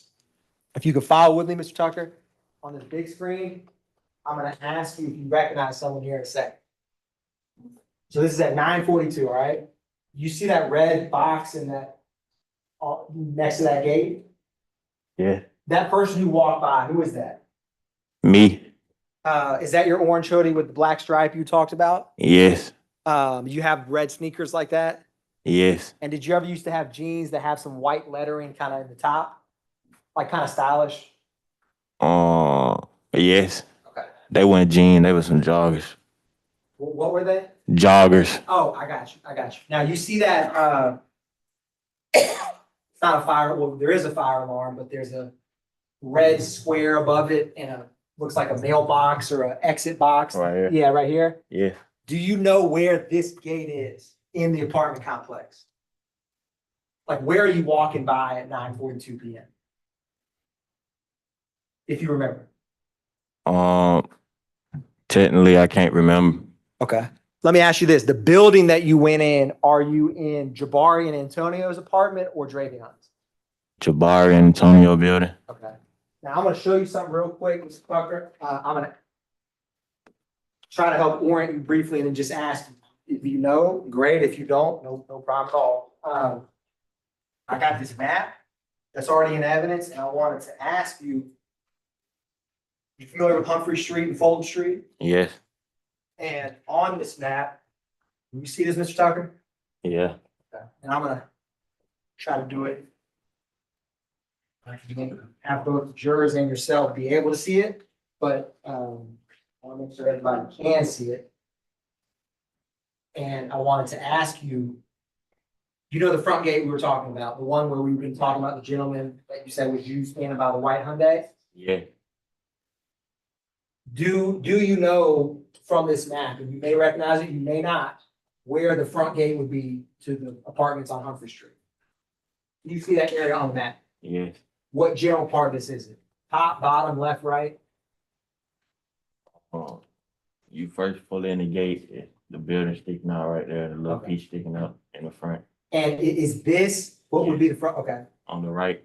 okay. Now where y'all, this camera we were looking at, where you were hanging out, and we were talking about what defendant and Xavion were talking about, where in this area are y'all at in general? Where the grass at? Like here? Yes. Okay. And are you familiar if there is a railing on a sidewalk kind of near there? Yeah. Okay. And when you left to get when you're talking gates, is there two gates in the inner part of these buildings? Yes. Is this Xavion's building? Yes. And this is this larger building that's Antonio and Jabar's? Yes. When you left the scene, did you come in this gate or the gate by the parking lot? Which gate do you remember? Like when you went to get your car? I came in that gate. This one? No, the first. This Yes. one? Okay. And where would you have, what part of this building is Antonio and Jabar's apartment? Is it on like more the Humphrey side, the Crumley side? Humphrey. Humphreys? Yes. And when you're inside, are you in a hallway like this when you hear gunshots, or you inside an apartment? I had already made it in the apartment. I was already in there. And you heard the shots? Yes, like 15, 20 minutes of me looking for my car. Now, you said, well, hold on, I'm gonna ask you a couple things. 15, 20 minutes since you left the scene? Yes. Okay. Now, I don't really want to say 15 minutes because I'm just probably, like in between like 10, 20 minutes. okay. Now, I want to ask you a couple questions about that.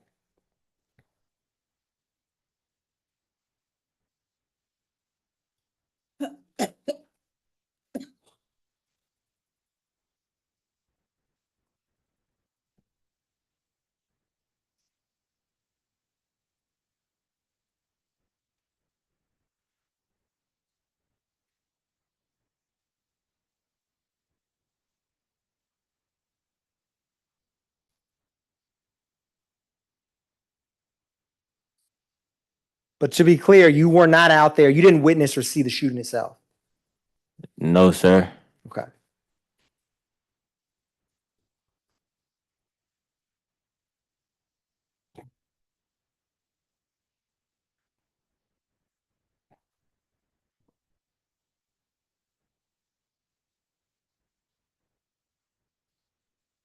Now, do you remember earlier in the day, Xavion ever telling people to leave his door? I can't remember if he said or his mom said it. Okay. If you remember giving a statement around December 15th of 2022 would be the Christmas after Xavion was killed. I don't recall. Okay. Do you remember a statement with the DA's office around December 15th of 2022? I don't recall. That's fair. Do you recall saying to Detective or Investigator Mike Wilson and Deputy Sprinkle that I just said I was chilling with Dre earlier? He's telling folks to get from his door.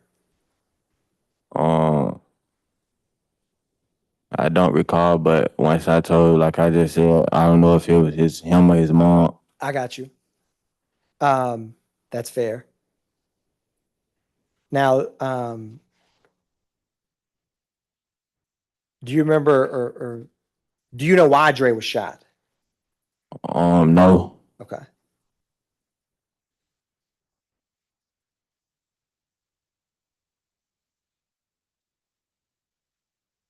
Do you remember anytime the defendant did anyone ever say anything about being fake hard?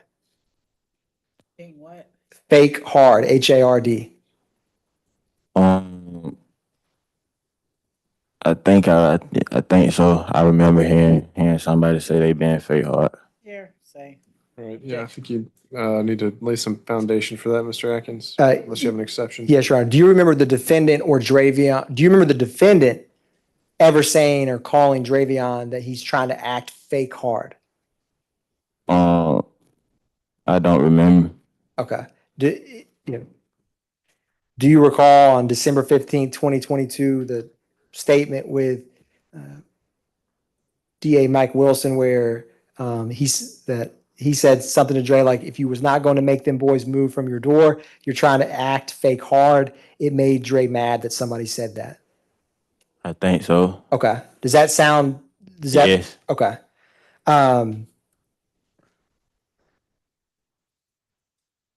Now, have you heard gunshots before in terms of, are you familiar with hearing gunshots?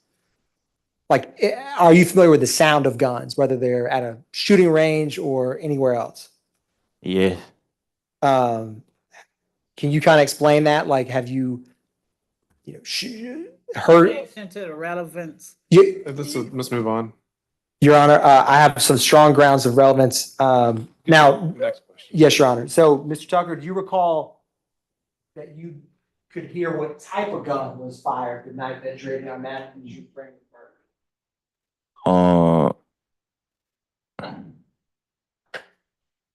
It was loud, like it really, like, you can't really tell what kind of gun hit, like, based off the caliber, cause some calibers like a 380 will hit louder than a 40 sometimes. So you can really tell, but if I had to put an answer to it, it sound like a 40. Speculation, unless he's a Okay. gun expert. Well, then we'll open the floodgates and he can talk about everything he knows about guns now, Mr. Atkins. Thank you, Your Honor. So, Mr. Tucker, can you describe where you've heard 380s or 40s or 9mm before in your life? YouTube. Okay. And have you ever heard some out in the real world or off of offline? Yes. And how many times or how many different sounds, whether it's online or in real life, have you heard different calibers of guns? Like 50, 100, 200, 1,000? Like, can you put that in a better way? Yeah, that's fair. Let me ask you this. You said that you've listened to different, you're talking about a 380 hits louder than a 40. Yes. How are you able to make that statement? How is it like, how many? I looked at a YouTube video of a comparing of two guns. And have you looked at it once or multiple times? I always look at them. Okay. Like daily? Every day. Okay. For how long? I've been doing it since my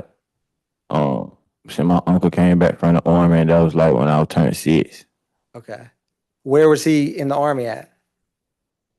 I can't remember. That's fair. So since you were 6 years old to, were you 17 on June 2nd, 2022? Yes. So from 6 years old until, so for 11 years, almost daily, you would listen to different sounds of different gunshots. Is that fair? Or was that what you're saying? I want to just be accurate. Yes. Okay. And do you recall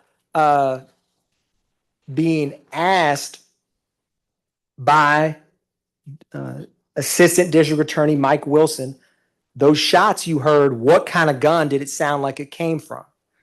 And you responded, and Your Honor, I believe the foundation has been laid, so I'm about to ask the question. It's impeachment now. Renewing your objection or? I mean, it's just not relevant to the issues here because we know, I mean, it's just not relevant. His speculation about what kind of gun this was, we got experts to say what kind of bullets, and I don't see the relevance on what this young man thinks. We have the casings from the scene. We have the projectiles recovered from the victim. They didn't hear the actual gunshots being made. Okay, so is there any issue here about what type of caliber weapon the victim is killed with? Your Honor, I can approach because I'm going to get into a speaking, but. Well, no, I'm just, I don't think this is even contested by opposing counsel. So is the answer yes or no? It is corroborated as witness. I didn't hear what he said. Okay, so I'm going to find that cumulative. Let's move on to the next topic. Yes, Your Honor.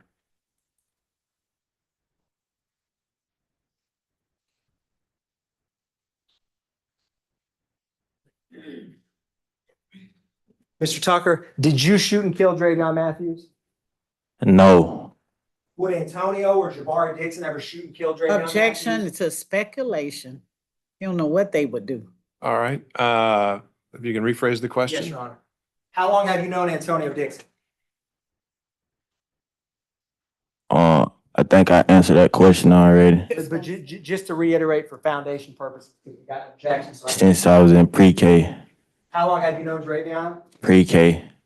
Since you've known them in pre-K, have Antonio or Xavion ever threatened deadly harm or fatal harm to one another since you knew them from pre-K to 17 years of age? No, sir. Not while I've been around. What about Jabari Dixon? No, sir. So to your personal knowledge since pre-K with Antonio Dixon, Jabari Dixon, and yourself, do you have any reason to expect or believe that they would murder or did murder Xavion Matthews? It's speculation. All right. Ultimately, members of the jury, I'll instruct you that you are to determine the charges at issue in this case. As to the objection for speculation, I think he's established the basis for what knowledge he has, if any, to answer it, and the jury can give whatever weight they want to it. So it's noted but overruled. Judge, that was like a character evidence objection. That's to what? Mr. Dixon and Mr. All right. And Your Honor, I can rephrase it slightly. Do you want to rephrase? Sure. Do you have any reason, personally, do you have any reason that your friends since pre-K would have a reason, Antonio, Jabari, or yourself, to murder Xavion Matthews on June 2nd, 2020? No, sir.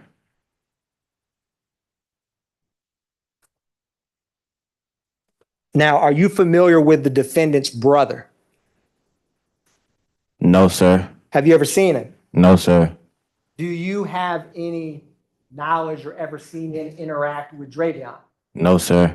Have you ever heard Xavion bring up Rock's brother? No, sir.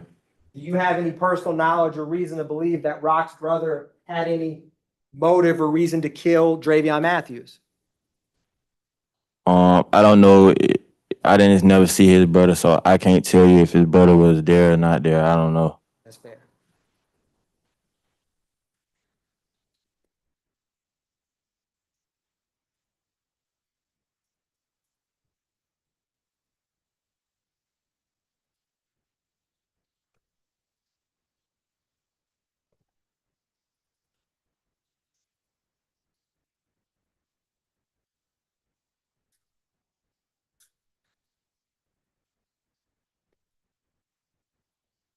One brief moment, Your Honor.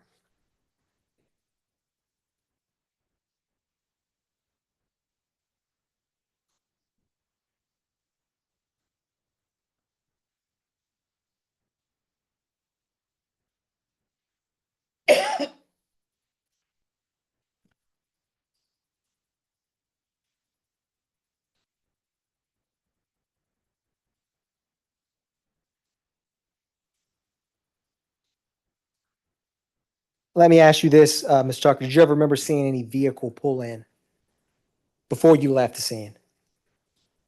Yes. What kind of car was it in general?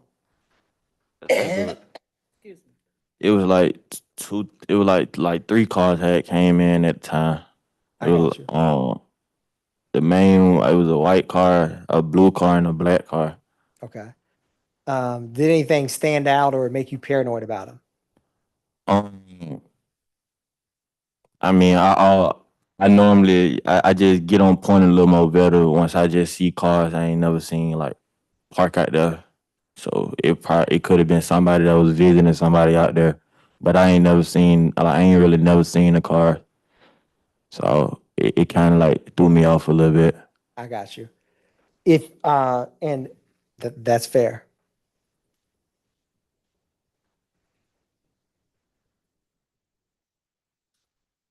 One brief moment, Your Honor.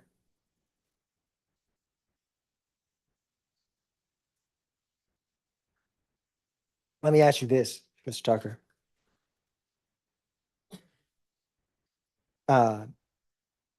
Why was it that, with what we talked about here today, why was it that you didn't discuss these things the day it happened? What you mean? Like talk with, were you out there when law enforcement responded? I couldn't really talk about it like 'cause I didn't like it was just a lot going on. I was just really like in a whole nother mindset, different state. Because of what happened to Xavion or something else? Yeah, because I came and seen him like that, it just kind of fucked me up. Understood.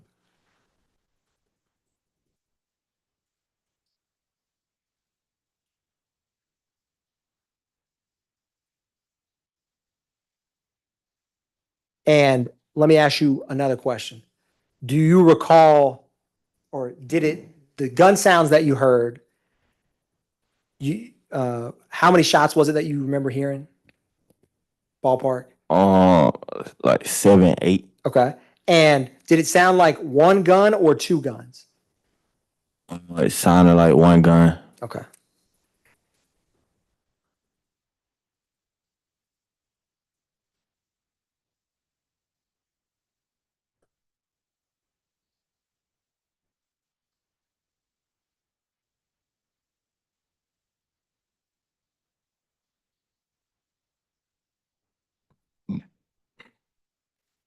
And I want to ask you again,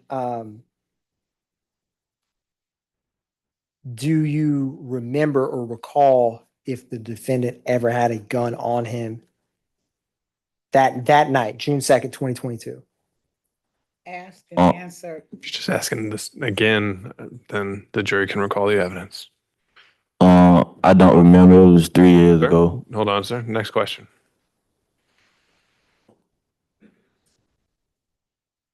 Yes, Your Honor.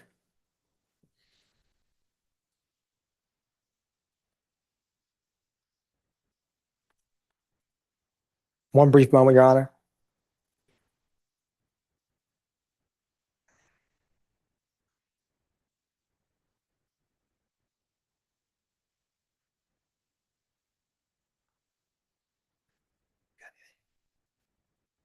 Mr. Tucker, just one last question. Earlier we had talked about the argument between Xavion and the defendant. Yes. Was anyone else in the time frame close to when you heard the gunshots or in that general part of the day in a argument with Xavion Matthews in your presence? Can you like put that in a better way for me? Yep. Was there anyone else who had an argument with Xavion close in time to when you heard the gunshots before you left the parking lot? No. Okay. You didn't have did you have an argument with Xavion? No, sir. Did Antonio Dixon have an argument with Xavion? No, sir. We were trying to calm them down. And did Jabari Dixon have an argument with Xavion? No, he was trying to calm them down too. Okay.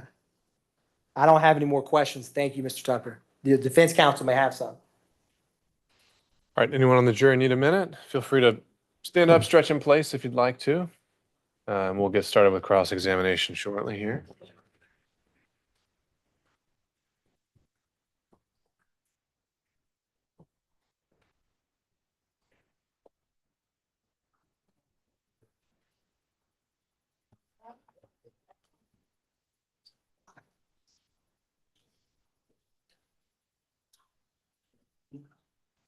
All right, defense counsel, you can proceed when ready.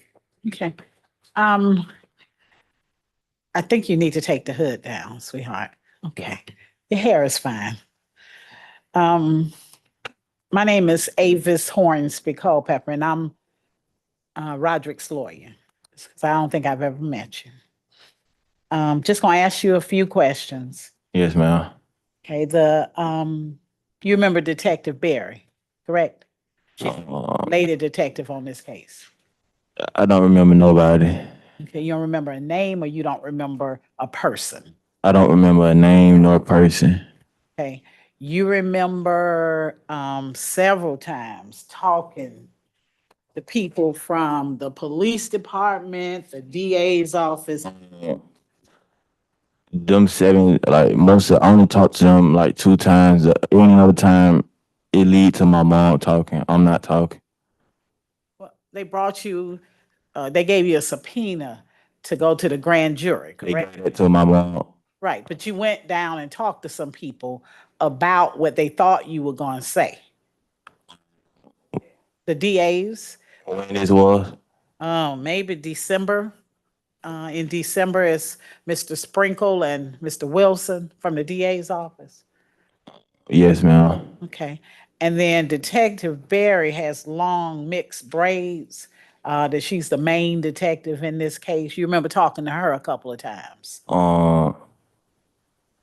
I can't be too sure on it. Like I don't remember 3 years. Okay, I understand.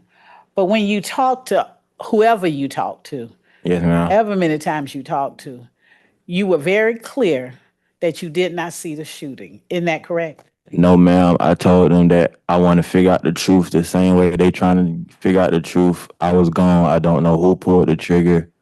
When I left, everything was calm. So I'm not gonna get up here and lie and blame nobody to be a shooter. That's right. I mean, that's kind of the same thing, but I liked how you said it better. Because you were gone, you had gone to get your card for the pizza. Yes, ma'am.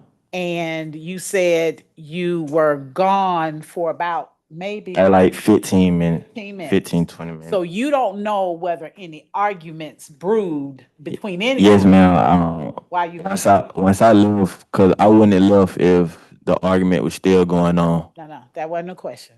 Okay, let me get it out and if you don't understand what I'm saying. So when you left, there were no arguments going on. No, ma'am. But while you were gone is the period of time I'm talking about. You don't know whether or not there was any arguments at that point, is what I'm saying. Yeah, I don't know. That's what I meant. Okay. And you were gone about 15 minutes. Yes, ma'am. And Jabari, Antonio, and who else was out there? I don't know nobody else's name. There was, but it was some other people, but you didn't know their name. Yes, ma'am. Okay. And when you came back, I believe you said that Xavion was on the ground. Yes, ma'am. Okay. And I can imagine that was just kind of horrifying for you, correct? Yeah. Okay. And when you got back, though, you didn't see Jabari over there with Xavion, did you? I didn't see nobody. You didn't see nobody. So they weren't around anymore. No, ma'am. Okay.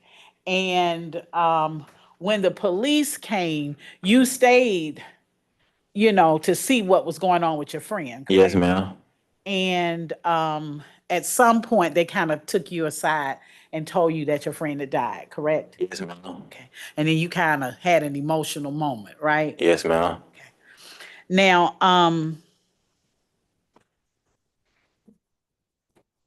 Brooke, what you call, do you call her Miss Brooke or Brooklyn? Brooke. Okay.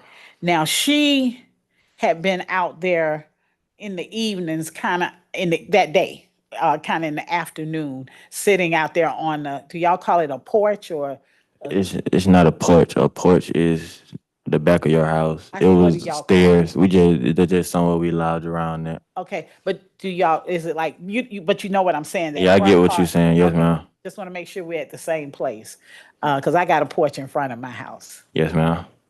So y'all was sitting around there and um you looked at the videos, but in the videos you didn't see you didn't actually see any argument about the moving out in front of the door, like down there by Xavion's door. Isn't that correct? Can you reset that again? Yes, sir. So by looking at the videos, and because this was 3 years ago, and refreshing your recollection, you didn't see where you were privy to, or you could hear and see an argument with Rock and Xavion down there by his door. Isn't that correct? You didn't see that argument? No, ma'am. Okay. And the while you were out there that day in front of it, there might have been some words, but there wasn't a fight-like argument, correct? Yes, no, it wasn't no fight, and Xavion was like basically he was talking to everybody. And so, but between Roddrick and him, I mean, they wasn't nasty and ugly and drawing fists like they gonna fight about this issue, correct? No, ma'am. Am I correct or not? You correct. Okay, I just wanted to make sure. All right, so in fact, all y'all were out there kind of just chilling. Yes, ma'am. Okay. And you said that you have always, and Rock has always been like I think you said a big brother kind of dude in the neighborhood to y'all younger folks. Yes. And that was to you, Yes. to Jabari, Yes. Antonio, Yes. Xavion, Yes. and all them kids that you saw him on the steps talking and laughing with, correct? Yes. Okay. Now, Brooke, she was Xavion's girlfriend, Yes, ma'am. and everybody knew that, right? Yes. Now, you and Xavion around that time, y'all had fallen out a little bit, wasn't as close as you had been. I don't know where you get that information from. So if Brooklyn testified that you and Xavion had fallen out, that wouldn't be correct. No. That's my best friend. Anything we fall out about, we get back on track about it.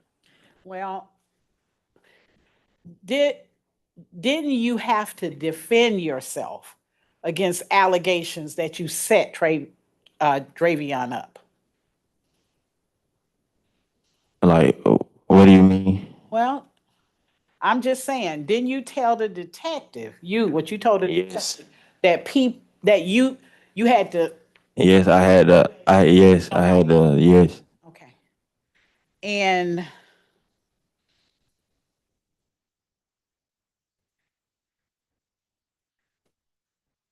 when you left, Jabari was still there and Antonio was still there for sure. Yes, ma'am. And some other people.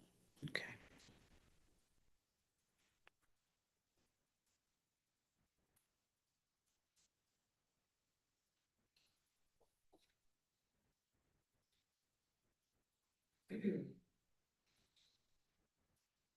Now you watch the videos and YouTubes and stuff about guns, so you're familiar with them. Yes, ma'am. Okay, you ever had a gun? No, ma'am. Okay, but you just kind of know and hear and learning about them. Yes, ma'am. Okay. Now, the district attorney asked you if you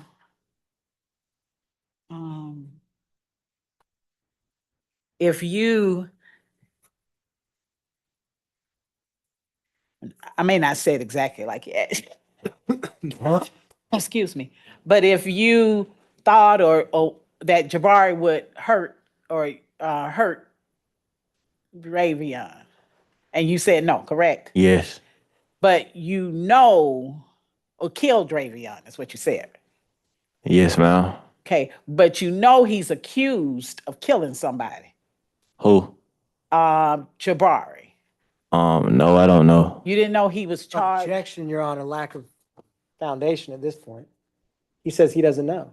Well, I'm trying to help Okay. him.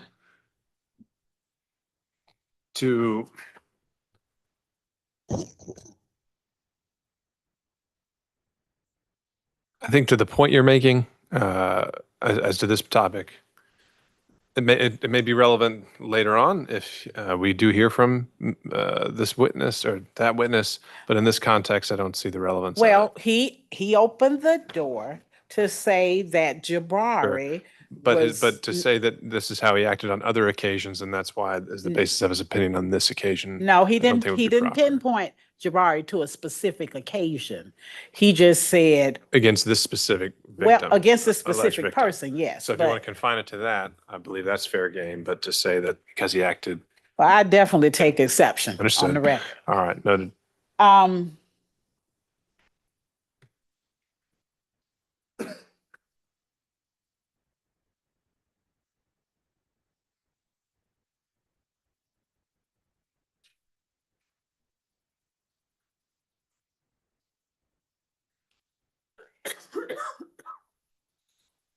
When was the last time you saw Jabari?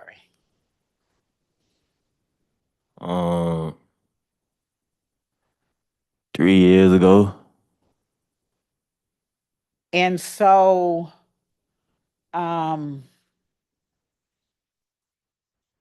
had you ever had occasion to talk to Jabari about what happened that night?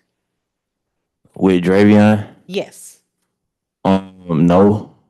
Have you ever had occasion to talk to Antonio about what happened at night? No, but I tried. When was the last time you spoke to Antonio? January. Of this year? Yes.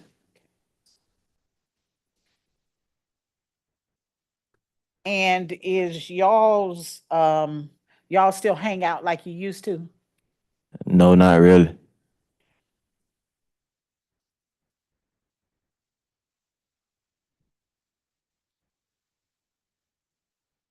And when the state has tried to talk to you, you've always pretty much been there.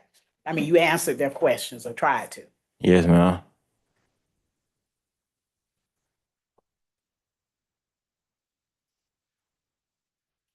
And you've always been consistent in saying you did not see who shot your best friend. Yes, ma'am. Okay, just a second.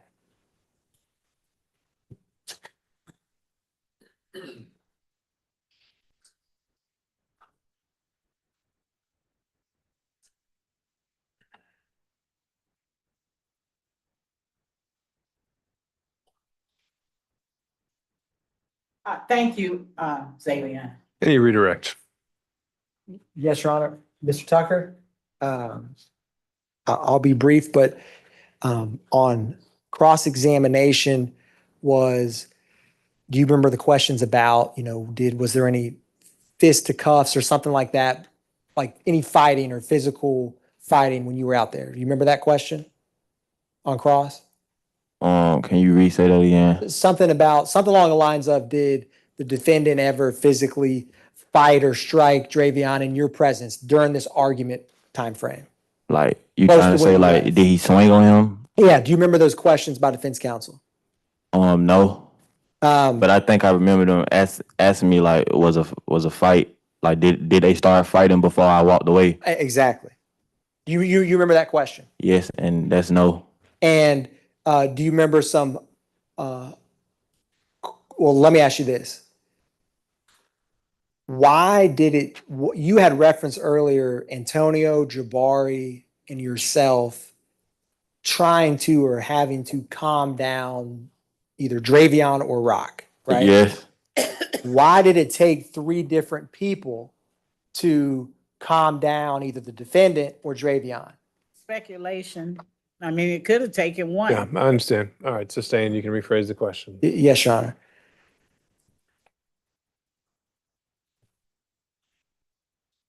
Well, let me ask you this, Xavion. Why did you have to, or why did you jump in or have to jump in to try to calm it down? I just didn't want it to go too far. I don't know how everybody think. Everybody ain't a let it go type person, and I didn't want nobody to get hurt. Understood.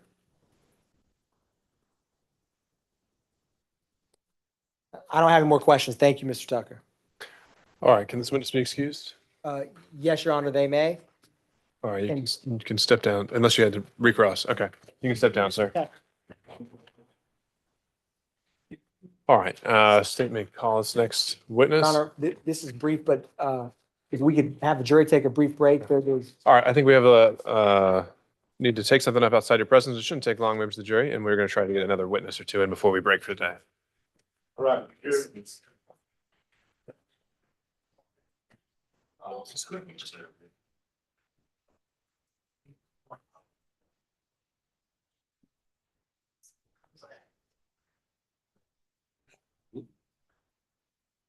That's right. That's right. Yeah. Okay.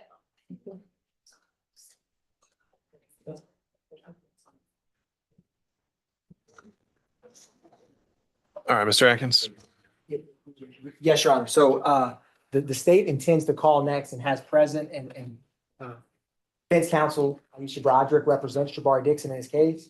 And so I wanted to just be on the same page with the court and defense counsel because there's more likely to be, more objections coming up. And I wanted to, make sure the court's aware of counsel that's present and things of that nature. All right, if we could just get counsel's full name for the record, who's joining us? It's Aisha Roddrick. That's Aisha. Last name Brodderick. All right, and Ms. Broderick, you are counsel of record for any pending cases here in Fulton County on behalf of this upcoming witness. All right, have you had a chance to discuss with him and prepare for what the expectation is that he's going to be asked to testify about today? And Like a few minutes to speak with him. I spoke with him a couple days ago. okay. But in light of some recent information that was provided, I have not spoken to him since that information was provided. All right, and we will see what we can do to facilitate that. In terms of you said you anticipate several objections of some kind, Mr. Atkins, Yes, such Your Honor. as? So this is the witness that defense counsel in opening warranted my objection. And so the state's position is that it is relevant. I do believe defense counsel can ask him, and the jury already knows this, he has an open murder case.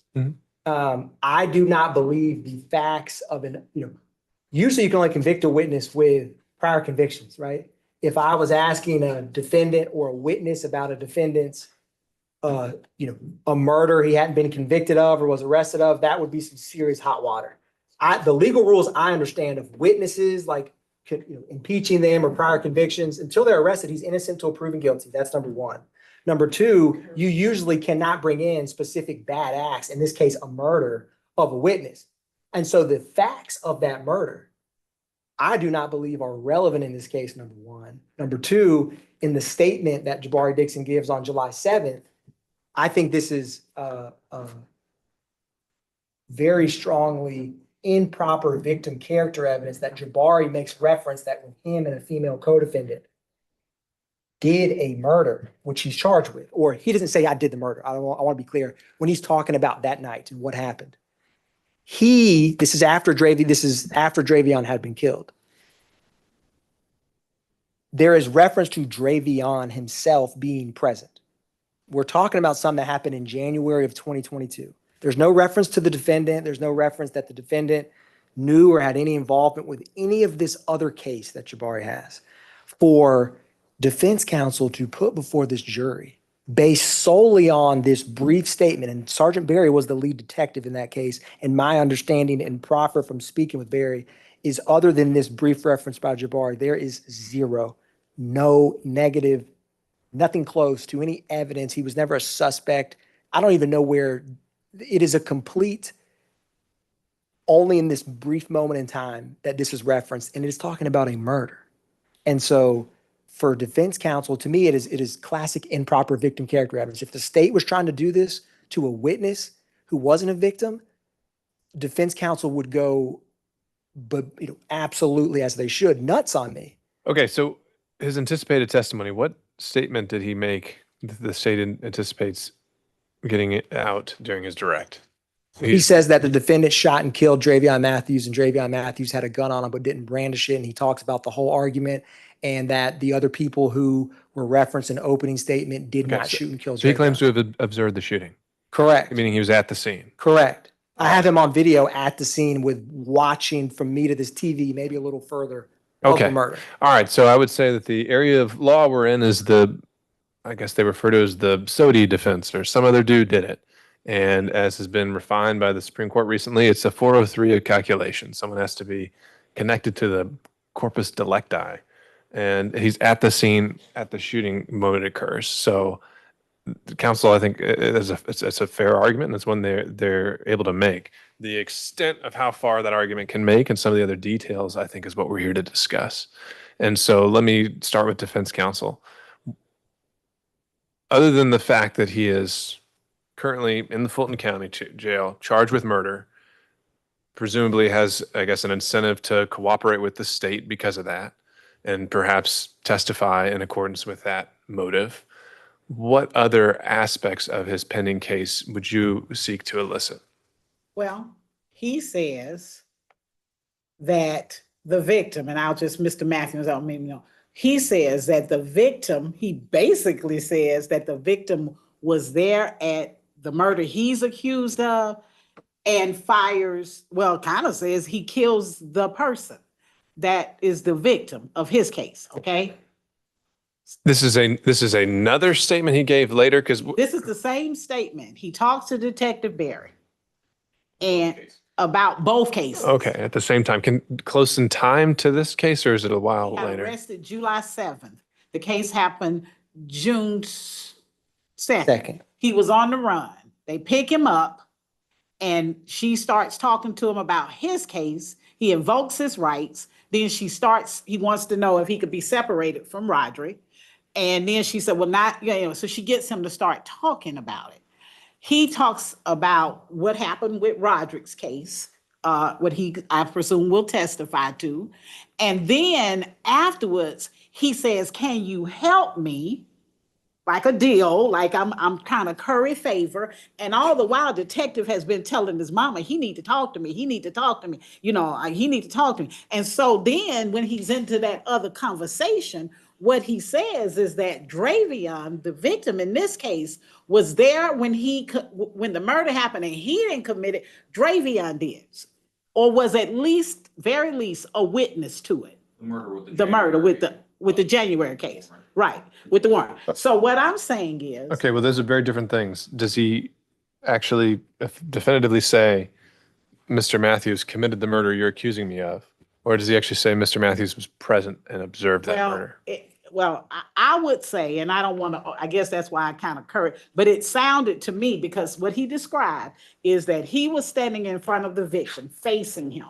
He told the detective, well, the victim got shot in the head, in the back of the head, and the and the victim and another girl was standing on the side of him, and they both had guns. So he said, I didn't shoot him. One of them did. So I don't know if I want to say specifically that he said. I just don't know. And let me just say, I just got this statement. When did we get it, Christian? It's Sunday. Yeah, because I just got it Sunday. And But can we say that, well, to your credit, can I tell him that you let me know about its existence? I just knew it was a statement. That's all I knew. I didn't know what it was going to say. And so Christian got, he got it for us. And that's what this said. So let me just take it a little bit further, since, if Xavion, who was never charged, and so Detective Barry says, I don't know nothing about that. He can't defend himself. That's what she says. If Xavion was actually a participant or a witness in the murder case, that is his motive to kill Xavion. I mean, it's a motive. And that's what some other dude thing, I mean, you talk, why would he kill his friend? And if they're out there alone. Okay, all right, I follow. And Jabari's case predates this case. Okay. Happened in January. Well, let me, again, the other thing to wade through is, do you anticipate him talking about any of this, or is he going to be invoking the fifth here today? Your Honor, like they mentioned, I just saw the video Sunday as well. So in terms of whether or not he's gonna invoke the fifth, of course, I would recommend that he do that because he has an open case. Yeah. I don't wanna have him on the stand being told that he needs to say everything, you know, give truthful statements, and then those statements somehow are then used against him when his trial comes up. All right, let me ask this to make the best and most efficient use of the juror's time. Do you have any other witnesses on deck? I do, Your Honor, and to be clear, with 100% certainty, Jabari Dixon cannot be the shooter of Xavion Matthews. It is unequivocal. And so with what he's testifying about. How can you say that with such confidence? Because he is clearly on the video unequivocally. You can see he has the same clothing and he's too far away. It's impossible. Based on the combination of the stippling. Yes. That you're. I mean, it's physically impossible. Okay. Tree blocking the Yeah, you video. can't see Okay. exactly how close he was. I'll put We're not gonna, let's not talk everything over on. each other. Let's not talk over each other. I mean, there's a chain of inferences that you would have to follow in order to be there. The jury would have to, or a fact finder would have to believe what the ME says about the stippling Yes, and Your how stippling works, and also who is who in this video, and the testimony that's come out already of who is who. And I guess the Right? reason I say that, Your Honor, is because I've had this in another courtroom in 1C, and this things can get shifty. That is not the way the law is set up in terms of the questions I am asking Jabari about witnessing his friend getting murdered. There is no incrimination involved with it. And if I need to give him immunity on this murder case, I'll do it right now. Because Jabari Dixon did not murder Xavion Matthews. It's impossible.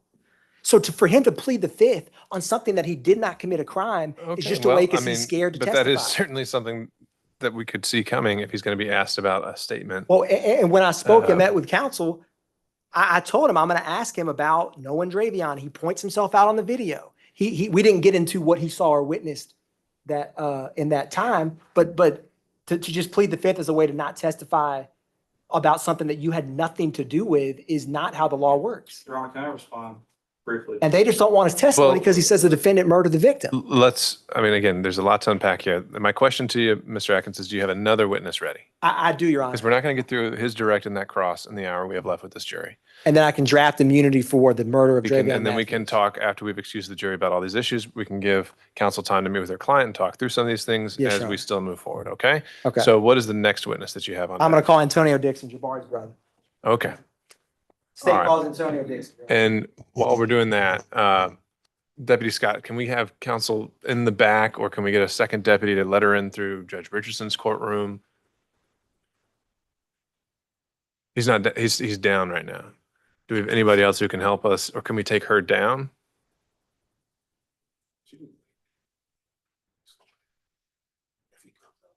Yeah. How can we get him up? We don't need, but we can keep going in here because you can stay with us. Okay, let's bring him up.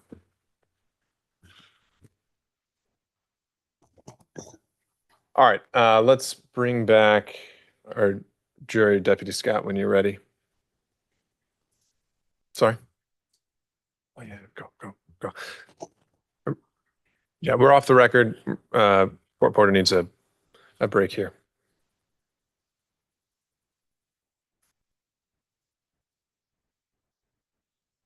What's going on?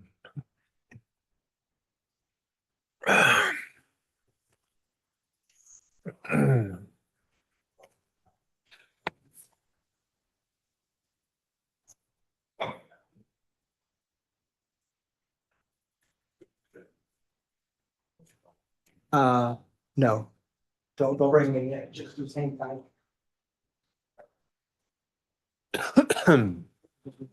You just hang with my computer.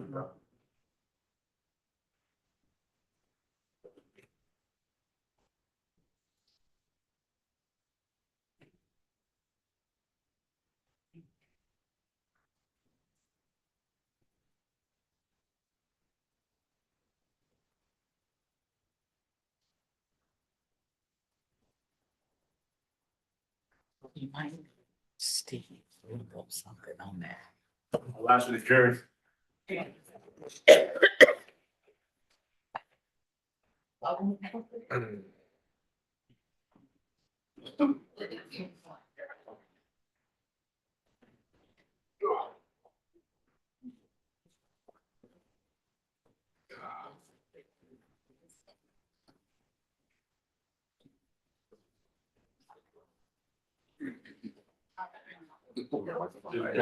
All right, thank you, Deputy Scott.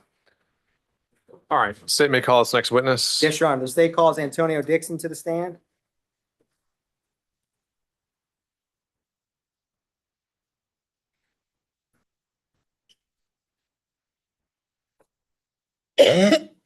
Excuse me.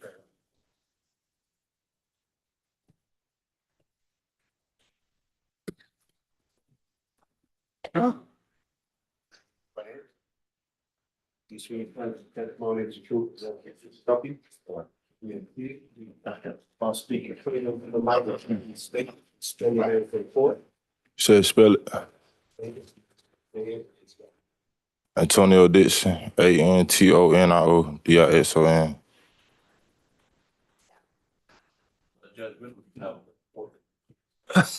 Sorry. Can't start. All right, if you can just hold tight, everybody, we'll hold in place.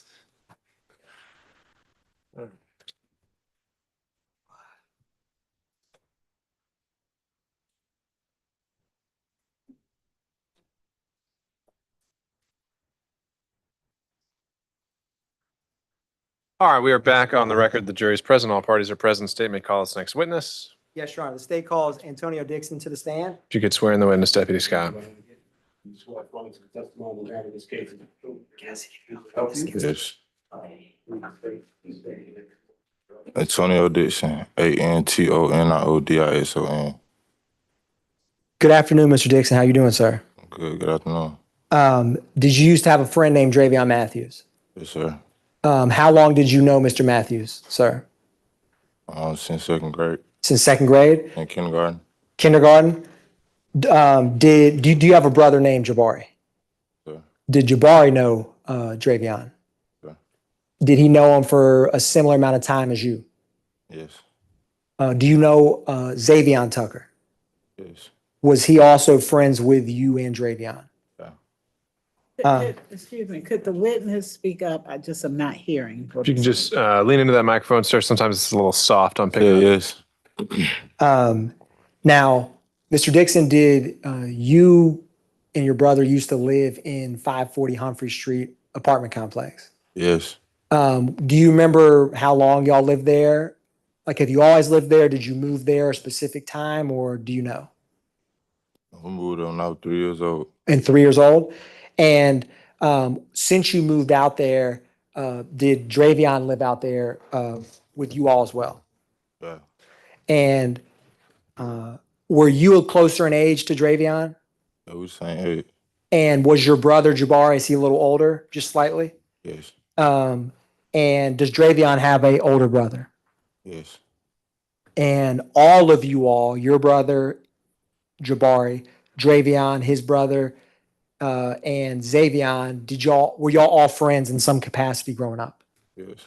Now, were you just friends, or were you real close with Xavion? How would you describe it? We grew up together. We all grew up together. However y'all put it, we was friends who grew up together. Understood. I wanted to ask you, did you, I'm going to turn to something else. I'm going to talk to you about June 2nd, 2022. Okay, sir? Yes. Were you in the apartment complexes the day or during the day when what happened to Xavion? Yes. Okay. Now, you know what building is Xavion's? And were you ever at any point hanging out, in the daytime near or around Xavion's building? You saying that day? Yeah. I don't remember. That's fair. Now, I'm going to show you, and this may help. I'm going to publish State's Exhibit. This is something that's already in evidence. I'm going to publish 43, and I'm going to read these letters and numbers just for the record. It's gonna come up on the screen. There's one before you and one behind you. 43 Foxtrot. It should come up here in just a second.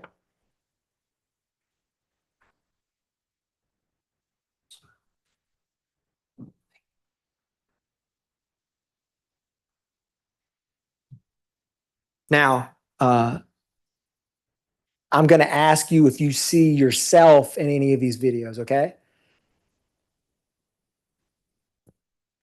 Or if you see anyone that you know, anyone we've talked about thus far.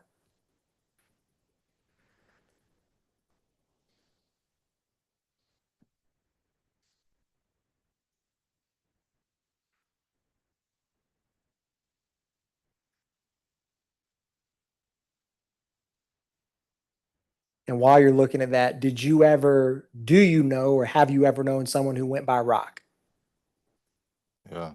I can't see the video because it's on right here, like stopping. Oh, shoot. Your screen probably has time on it. Hold on. Yep. How did you know the person named Rock? Like, where would you see them? Like, in the apartment complex somewhere else, or? I step outside, I might walk to the store and see him. I guess he stayed in the apartment that I stayed in. I got you.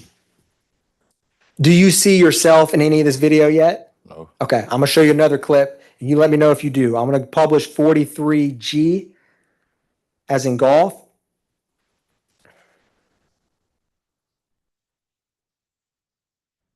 Do you recognize Xavion, if at all, in any of these videos? I only seen one video. I haven't recognized him. Okay, that's perfectly fair. I'm gonna publish 43G right now.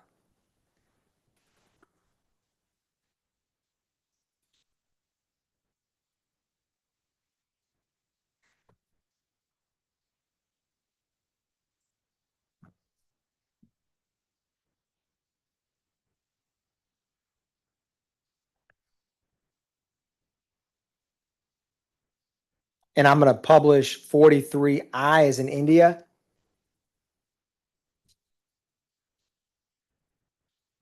Another video is gonna come up here, sir.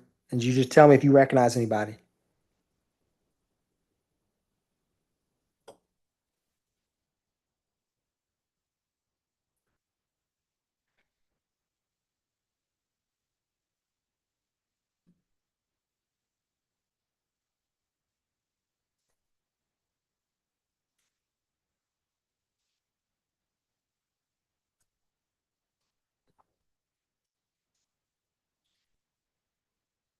You recognize anybody, sir? Yeah. Who do you recognize? Xavion and his girlfriend. Okay. Did she go by Brooklyn? Yeah. Okay. I'm going to publish State's Exhibit 43 Juliet.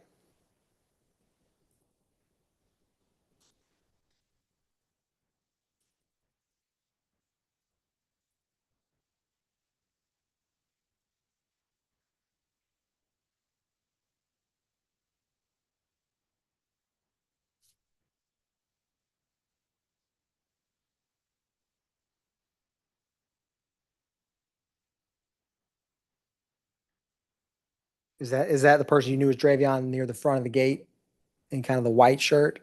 Yeah. Okay.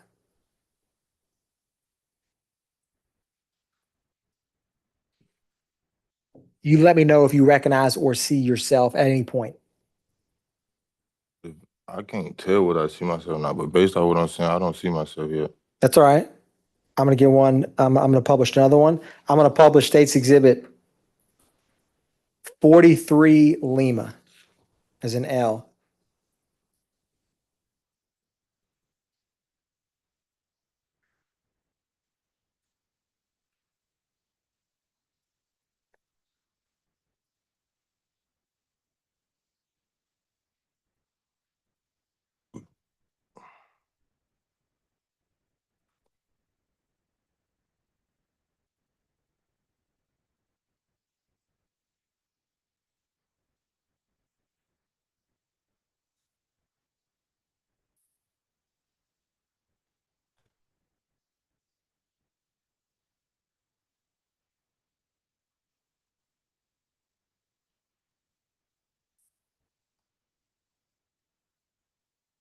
I'm gonna ask you in just a second, Mr. Dixon, if you recognize someone who walks through the gate.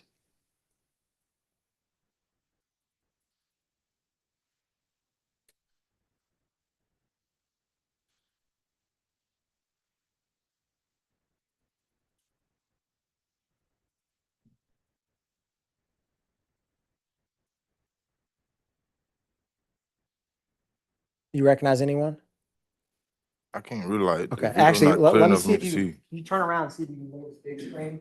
'Cause I think like your screen may be better. Yeah. Okay, I'm just gonna pull back to kind of halfway through when the two people are walking through the gate and put the time hack on the record.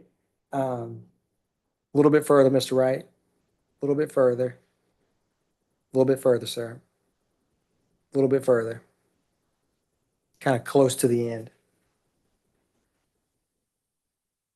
It's perfect. I'm gonna start it at 1927:58, 43 Lima.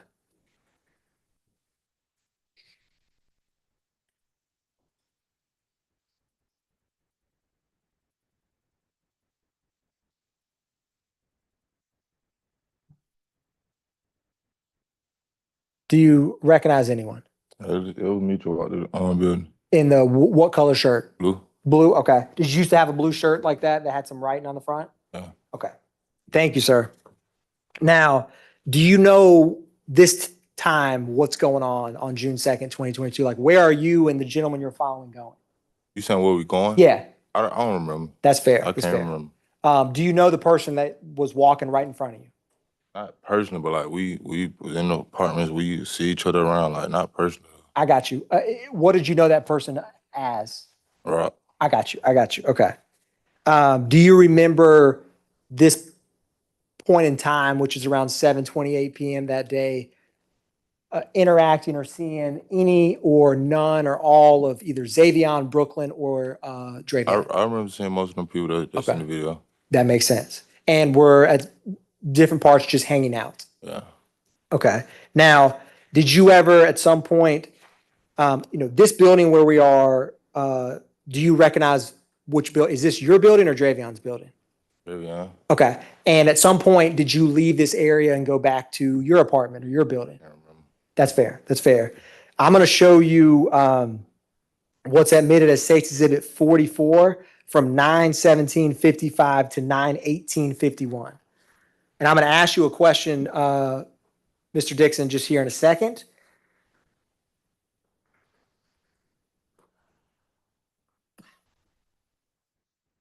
You let me know if you recognize the stairwell or if you recognize any of the gentlemen coming down this stairwell.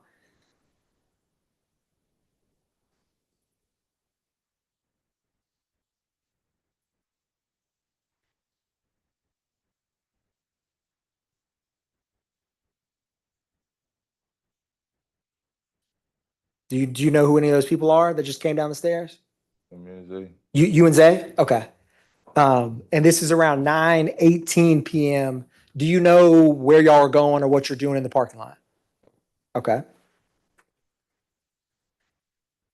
Do you remember at this time of night seeing Dravion again? I don't remember. Okay, that's fair. Now,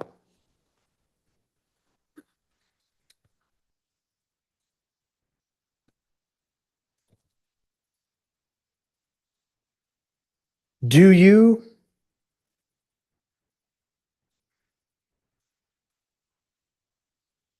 what do you call Dravion's mother? Miss Angel. Miss Angel? And have you ever talked to her about what happened to Dravion? No? Did you know that that there was a conversation she recorded? Are you aware of that? Okay. I'm going to ask you about a couple things in that conversation. Because I don't think the foundation has been laid that is an authentic, actual recording that says he doesn't remember it, he doesn't know it. So I think this is not the witness. He can ask whatever questions and then call the witness, I guess, in. All right, so we'll take these as the questions asked. So, Mr. Atkins, you're on notice, but as of right now, I haven't heard the question that is objectionable. So Yes, Your Honor. Well, he's unequivocally denied this entire statement, which there's case law that comes in, but I will go through this. Do you remember any kind of altercation that Brooklyn got in earlier in the day, sir? With who? With just anyone? No. Okay. Do you remember telling Miss Angel Roberts that Brooke and the boys had gotten an altercation and Brooke was telling Dre she felt disrespected because they was right there by your door after getting complaints and stuff? Do you remember saying that statement? No. Okay, that's fair. Now, do you remember Xavion or ever saying anything to anyone outside of his apartment or porch? As in, did you remember Xavion saying anything to any of those daytime clips we just saw? Not that I can remember. Okay, that's fair. Do you remember telling Miss Angel Roberts that when she told him that, Xavion approached them and said something to them? After that, after he said something to him, he would not have said nothing unless Brooklyn said something to him. As in, after Brooklyn spoke with Xavion, he went and told those individuals something to get them to move. Do you remember saying that to Miss Angel Roberts, Xavion's mom? I don't remember. Okay, that's fair. Do you remember the person you know as Rock ever having an argument or disagreement with Dravion Matthews on June 2nd, 2022? I plead the fifth. Sir, just asking if you remember it. Plead the fifth to that question. So, Your Honor, if the court could, he advised. Just Yes, Your Honor. Stop.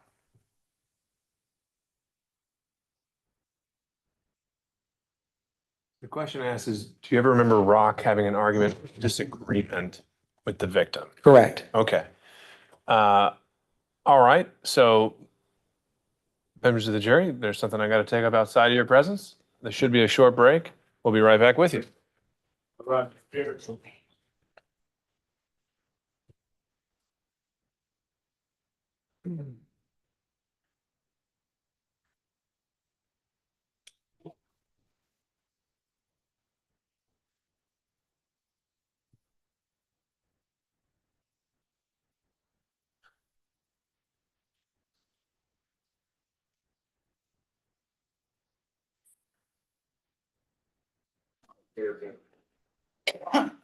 All right.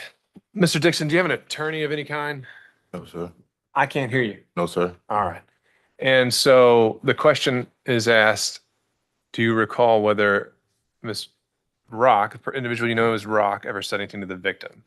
And that's a question you feel will incriminate you? You saying did he ever say something to him, like a conversation between them two? I don't know, Mr. Atkins, why don't you ask the question again and perhaps the next couple questions so we can see exactly what's going on here.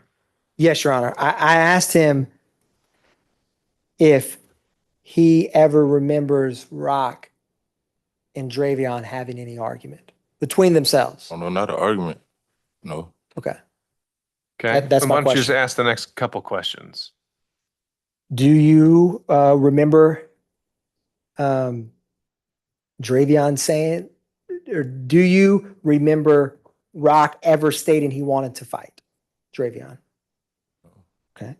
Do you remember Rock ever leaving the area y'all were at and going to the store?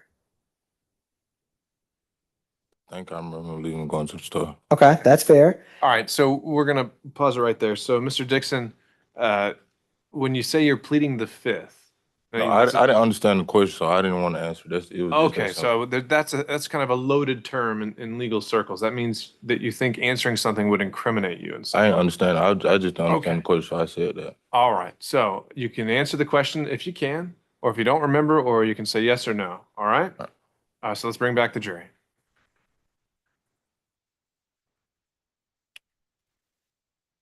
Just so you get to it. So follow along.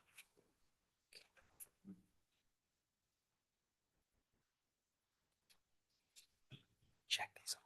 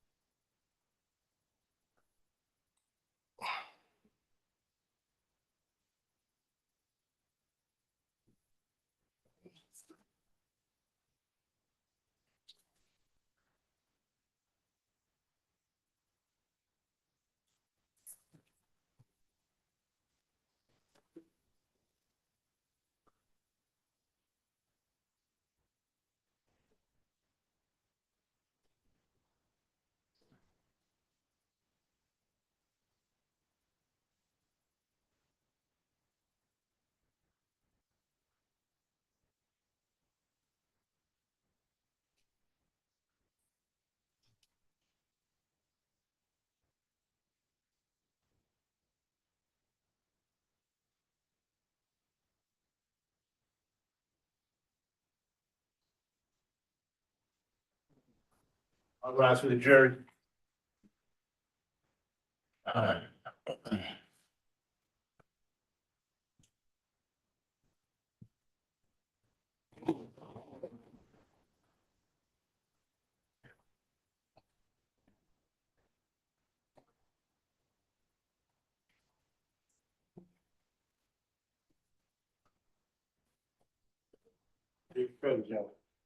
All right, thank you, Deputy Scott. Apologies, members of the jury, for that brief interruption. I'll ask you to disregard that last response from Mr. Dixon. The state is going to re-ask the question. Mr. Dixon, do you remember the person you knew as Rock ever saying anything to Xavion on June 2nd, 2022? Not that I remember. Okay.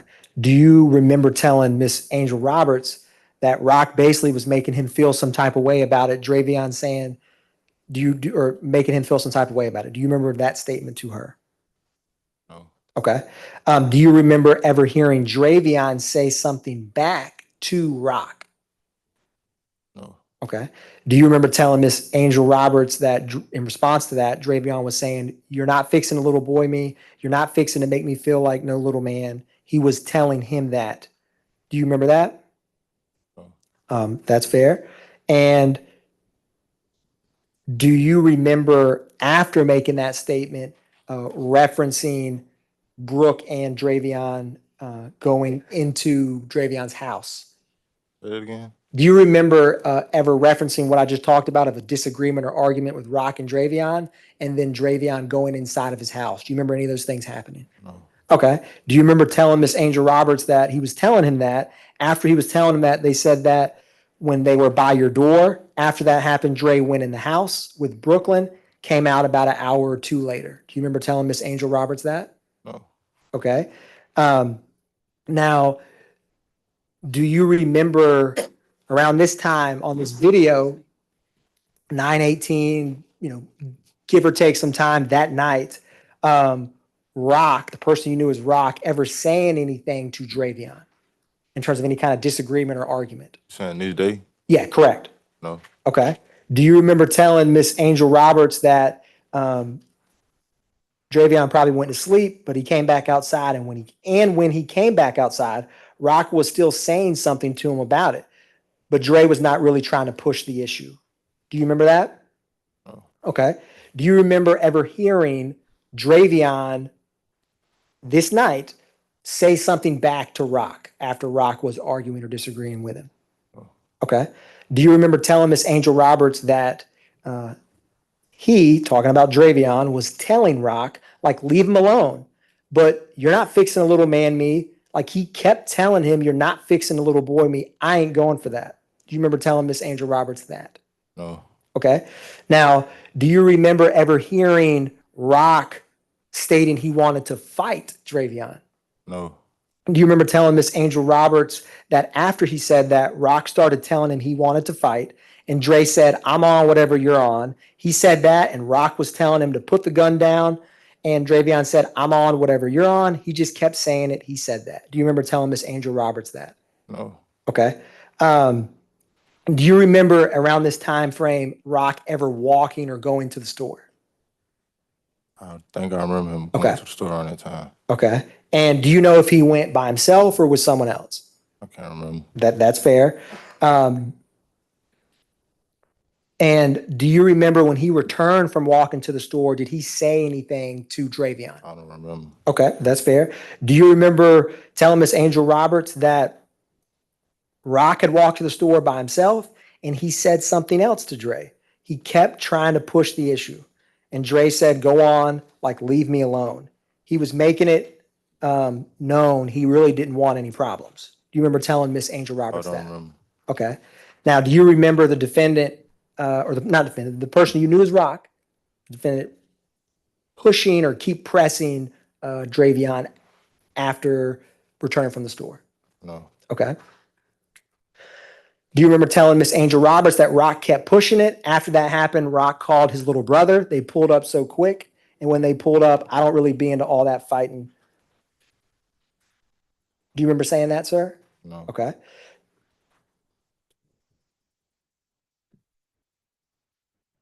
Okay. Now, did you ever tell Miss Angel Roberts anything about what happened to her son? Not that I remember. Okay. And I wanted to ask you if you remember ever telling Miss Angel Roberts that you're not really into that fighting because you thought that's what they were fixing to do. Look down on your phone. Look down on your phone. You see you see a shot go off, but didn't hit anybody. After the shot go off, they started tussling, and Rock and Dre started tussling, and Rock started shooting. Do you remember telling Miss Angel Roberts, Xavion's mother, that statement? Oh, I don't remember. Okay. Now, do you remember Miss Angel Roberts clarifying, so Rock was the shooter, and you responded yes? Everyone's saying it's Rock's brother, but it was not Rock's brother. Do you remember telling Miss Angel Roberts, Xavion's mother, that statement? No. Okay. Now, I wanted to show you, I'm going to publish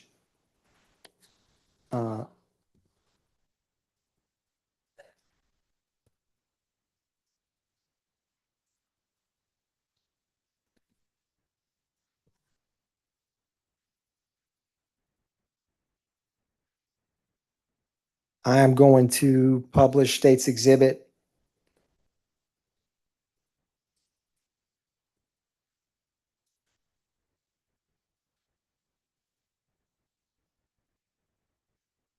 '45 from 21/34/03 to 21/34/26.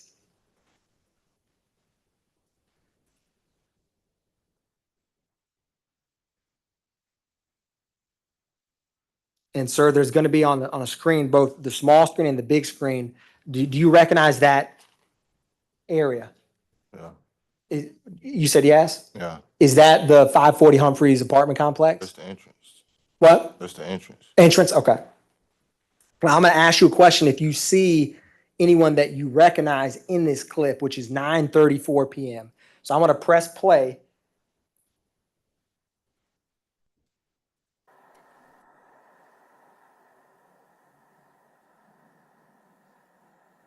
And if you look kind of near where that white Hyundai car is, I'm going to ask you if you recognize it because of clothing or something else. The person that's kind of walking. That's me. That's you? Yes. Okay. And this is at 9:34 p.m.?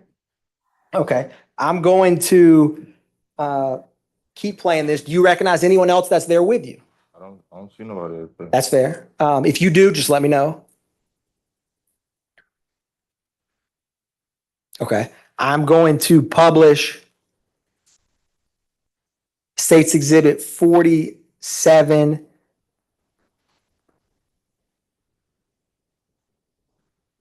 (21:43:12) to 21:44:30. You recognize this parking lot before it's a little delay. So my screen's quicker, but when this comes up before I press play, do you recognize this area in general, sir? yeah. Which is your building depicted on this? Yeah. Is it like this building? Yes. Okay. And is the front gate from this camera this way? It's too front. It's like The front gate where you were just by that white car. yes. Okay. Now, I'm going to ask you a question here in a second I'm going to publish this from 21:43:12 to 21:44:30. Now, at the time you said you had a blue t-shirt with white writing. Is that correct? And do you remember back then having some type of, satchel or bag that you could carry across your chest? Yes. Oh, you do? Okay. And I'm going to ask you if you see or recognize yourself where you would be in this video, okay?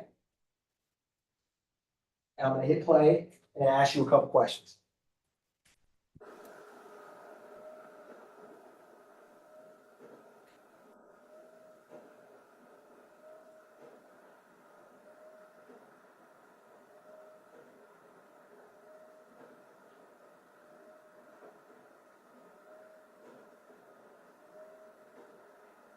And I'm going to ask you if you know where that sidewalk is, where you're going to see some movement kind of in the top of that screen. Do you know where that sidewalk is? Right here? Yep. Yes. Do you see yourself at all in this video? I can't see clear enough to see what I see myself. That's If fair. I'm still over here where I just was, then yes, it is me, but I don't see myself right here. Okay, I'm gonna run it back just briefly. Good view right now, Mr. Wright, thank you.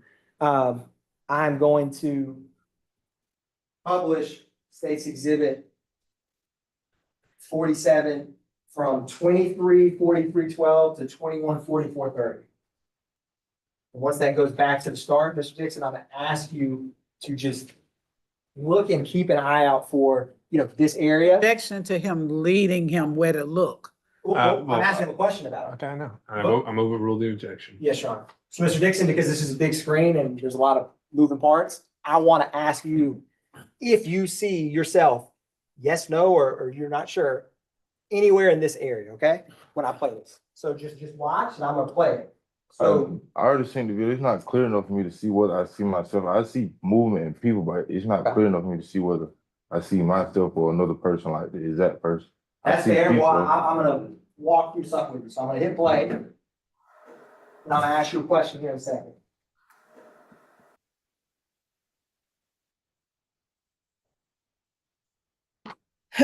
Excuse me. Actually.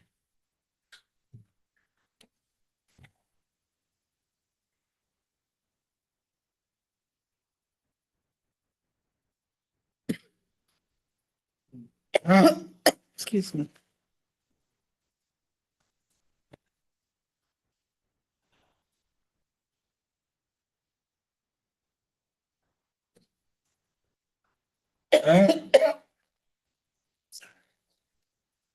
Mr. Dixon, I'm gonna publish 44 alpha from 21:43:40 to 21:43:45.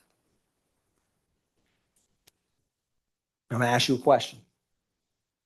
I want you to look at the sidewalk behind this building and see if you recognize anyone who walks down the sidewalk at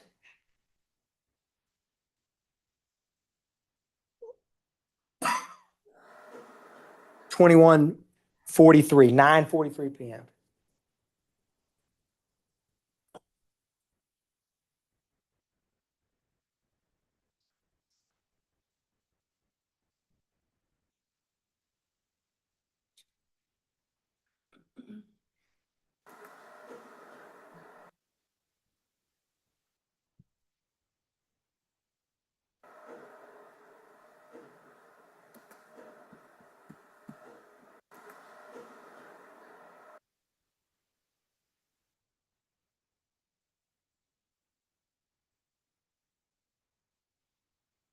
You see yourself in there, sir? Say it again. Do you see yourself walking at all in that video? I couldn't really tell. Okay, I'm gonna do one better. I can't tell. That's fair, sir. Give me 1 second. I am going to publish 46 alpha, which is 9:44 PM and 23 seconds. So, okay. And while that's coming up, I'm gonna ask you to see if you recognize yourself or anyone else in this video, okay?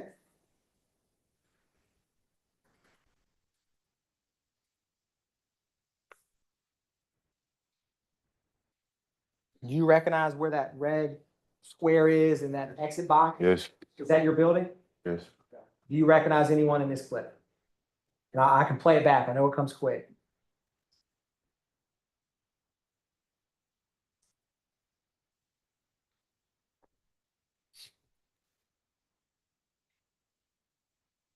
I'm gonna restart it real quick, Mr. Dixon. I'm not familiar with all the faces, but I think I just seen me and my brother walk first. Okay, I'm gonna play that back just so I can make sure I'm on the same page. I may pause it. Give me 1 second.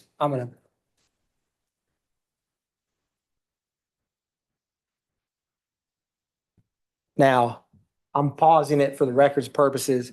What's that time, Mr. Wright? Do you recognize these gentlemen? That's me and my brother. Okay, is that, are you wearing that same blue shirt as earlier? Yes. Okay, and that's your brother, Dixon? Yes. Okay, now, you know where this gate is, right, Mr. Dixon? Yes. Okay, And I want to show you something real quick. If I'm gonna hold this board up, and if I'm gonna orient you, this is Crumley Street, all right? You know where Crumley Street is in Humphreys? Yes. Is this building on the right side, you and your brother and mother's building that y'all lived in for a long time? Yes. And this gate, where are y'all walking from? Is it the parking lot area or somewhere else? Parking lot. Okay. From the sidewalk that you just seen us on. Okay. Did he speak up? I didn't get the last part. From the sidewalk. We're walking from the sidewalk to the building. Understood. And if this was the front gate, right?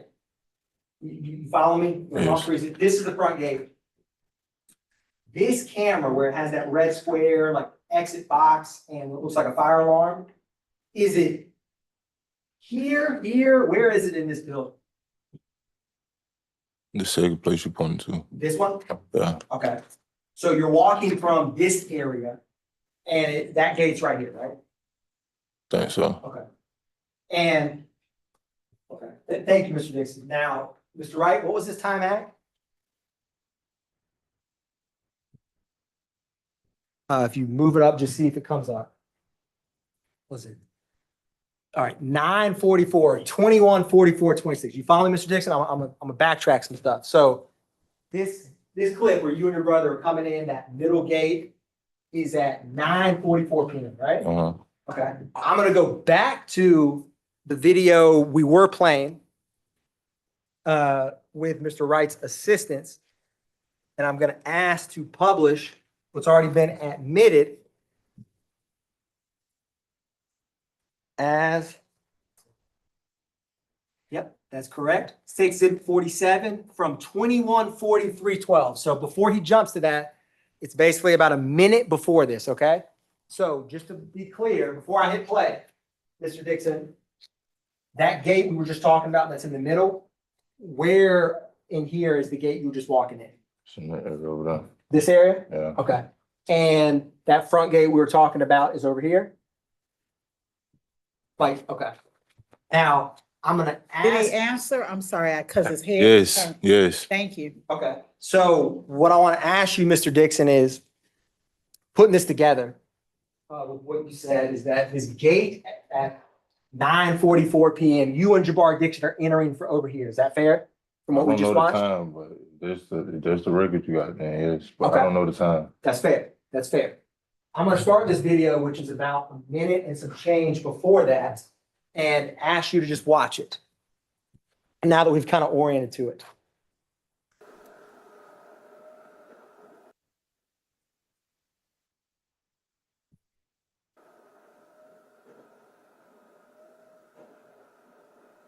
And I'm gonna ask you, Mr. Dixon, if you see anyone walking towards that gate or door that we were just, I just talked about with you and your brother.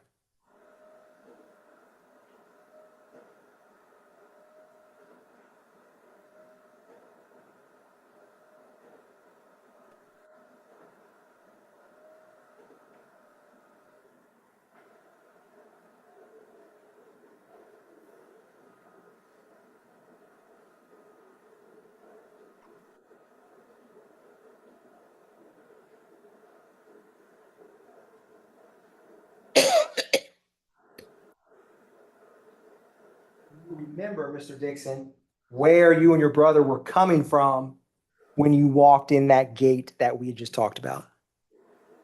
Walking from the entrance.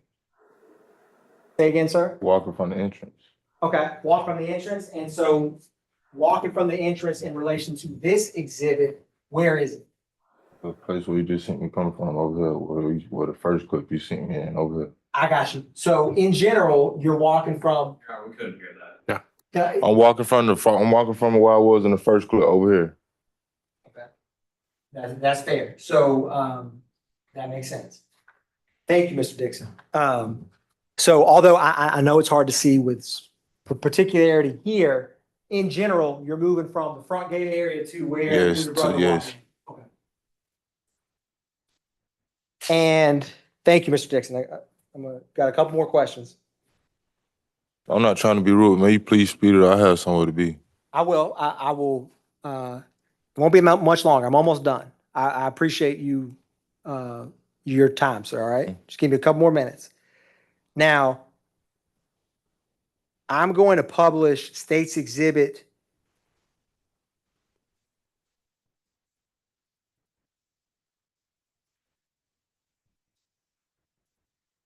44 Bravo 220630 to 20 and scroll, keep scrolling. Sorry, Mr. Wright, go to the very bottom. Very bottom. Click that. Yep. And what time does that start? 220630? Yes. Okay, perfect. So, Mr. Dixon, I'm publishing 44 Bravo, which is 2206, which is 10:06 p.m. Okay. And I'm gonna ask you something in a second, right? So I'm gonna ask you if you see yourself. I'm gonna hit play and see if you see yourself. Okay.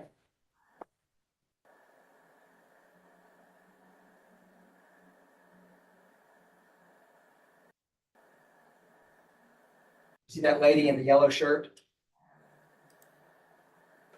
Yes. I see myself. I don't see that yellow shirt. Where are you? Yeah, I'm Right just here. saying, when he's talking, because his head is. I see myself right here. I'm right here in the blue shirt. He said he's right there in the blue shirt. Okay. And that's one of the ways to get out of your apartment building. Yes. Okay. And if you're that gate with you and your brother and Jabari, I mean, your brother is Jabari, you and Jabari, that gate where you all were entering, if you were to walk down this sidewalk and keep walking off camera, would you or would you not run into that gate? Yes, you would. Okay.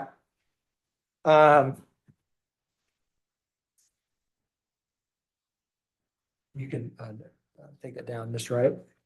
And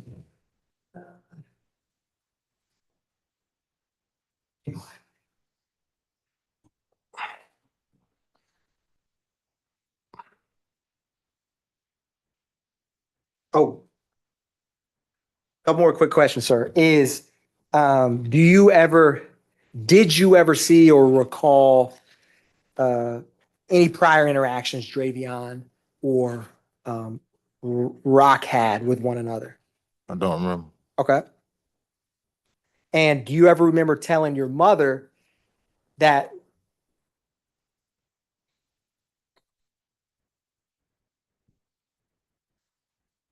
do you remember ever telling your mother that Rock and the victim had issues and Xavion felt like Rock was bullying him? Don't remember. Okay. And in conclusion, just to be clear, you didn't tell Miss Angel Roberts any of those things that I had asked you about I earlier. remember. Okay. I don't have any more questions. Thank you, Mr. Dixon, for your time. Defense counsel may have some questions for you, all right? Examination. I'm good to go. No, not quite yet. We got a few more questions for you. Mr. Dixon, how you doing? Good. How you doing? Good. I'm Avis Horn, Speaker Culpepper. Just got a few questions. I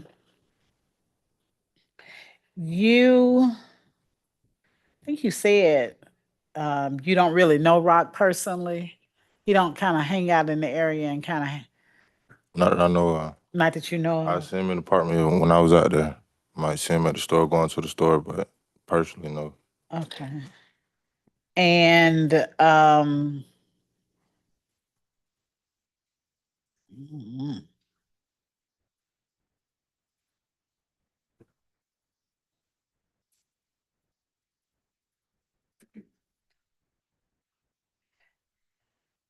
you said at some point you remember Brooke and Dre going inside the house.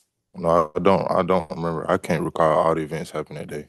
Okay. I don't too much remember a lot that happened that day. Do you remember talking to the detective at some point? Detective Barry, she's got these long No dreads. detective came to talk to me that day. Huh? No detective came to talk to me that day. The day of the incident? Not that I remember. No, okay. And did you, let's see,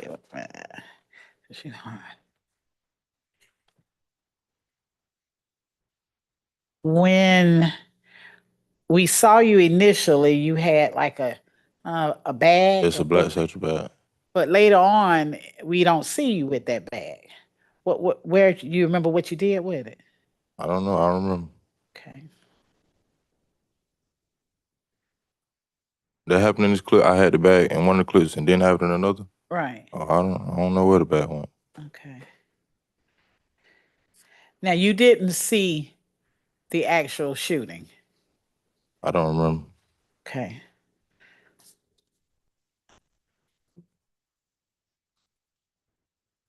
Your brother was there on the scene the whole while, right? I don't remember. Oh, you don't remember if your brother was there? My either? brother was there with me, like being on the scene. Like That's what I mean. I don't remember. Well, was your brother there in He that was, area? he was there in the clips. You can see he was there walking with me at those times. But you just don't remember him being there. No, I'm not saying I don't remember him being there. I'm telling you, I seen my brother there. Like we was there together. Okay, that's what I was I don't know about the scene. Man, my brother was in the apartment. He's at the sidewalk together. Who's the oldest, you or him again? My brother. Okay. And how old are you? I'm 20. My brother's 2 years older than me. Okay.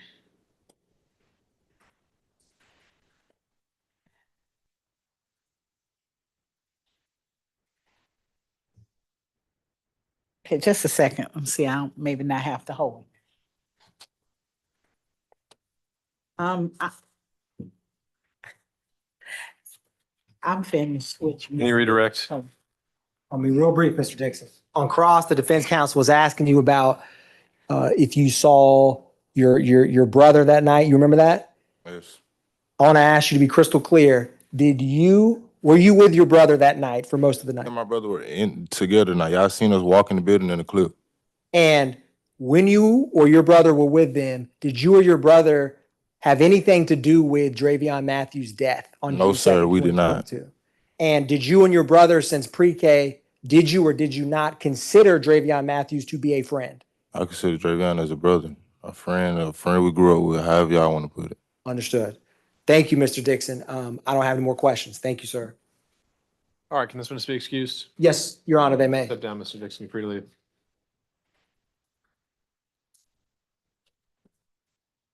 All right, at this point, members of the jury, I believe we've reached stopping point for today. We've covered a lot of ground, and I thank you for your attention as we make our way through this. So before we depart, I would charge you again that you're not to discuss the case with anyone, including amongst yourselves. Don't do any research. Everything you learn about this case happens within this courtroom. We'll be back ready to start up again at 9 o'clock tomorrow morning. Any concerns before we break from an individual juror? All right, seeing none, thank you again. We'll see you tomorrow.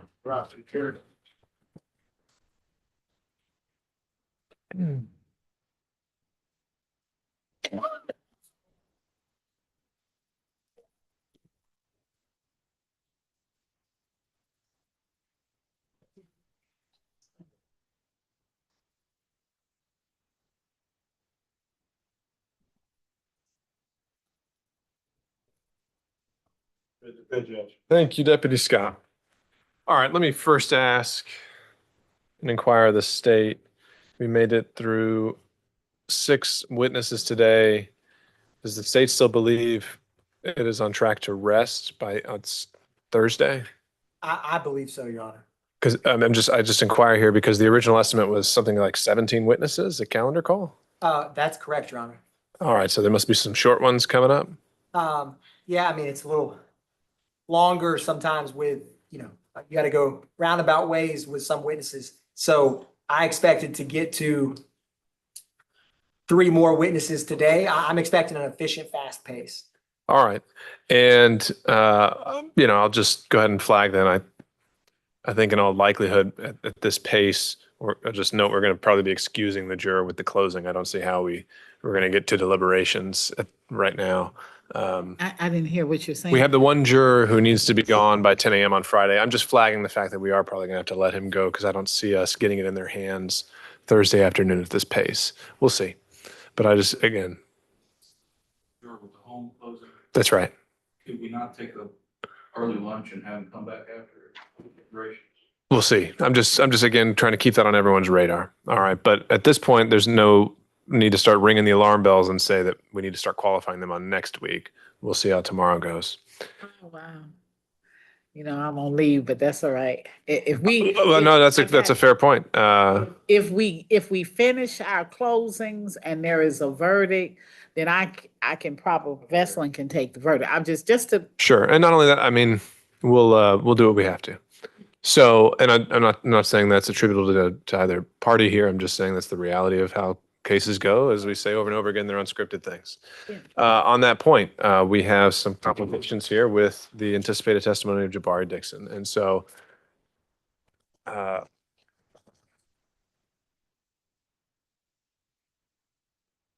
right, so I think Ms. Roddrick is back here. And Ms. Roddrick, did you have an opportunity to speak with Mr. Dixon? Okay.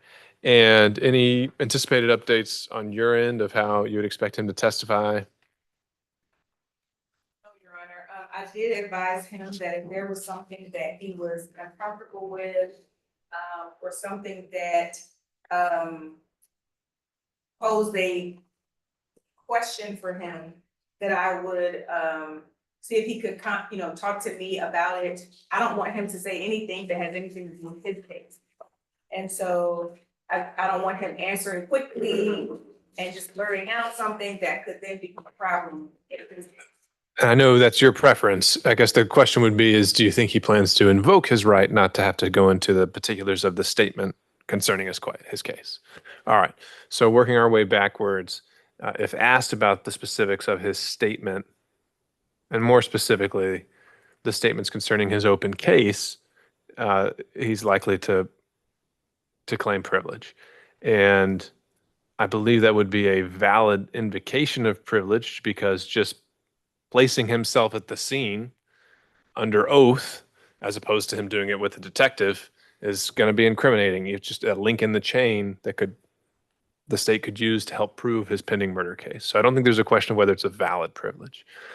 It sounds like the state, in response to that, is exploring, or perhaps has already got it drafted and ready for me to sign, a use and derivative use immunity motion in order. And is that still the anticipation? Your Honor, with this update, which is what I had expected from just conversations, was the state. I'm working my way backwards. I'm getting to the point. I know your position is this shouldn't even be gone into, shouldn't be inquired into. So sorry, but I'm so assuming it is. The state is intending to grant immunity of some form here. I was talking about the murder of Xavion Matthews, because I thought initially he was trying to plead the fifth to everything, which is a little ridiculous. But now that with defense counsel's what we're talking about with his own murder, that's not what I was discussing.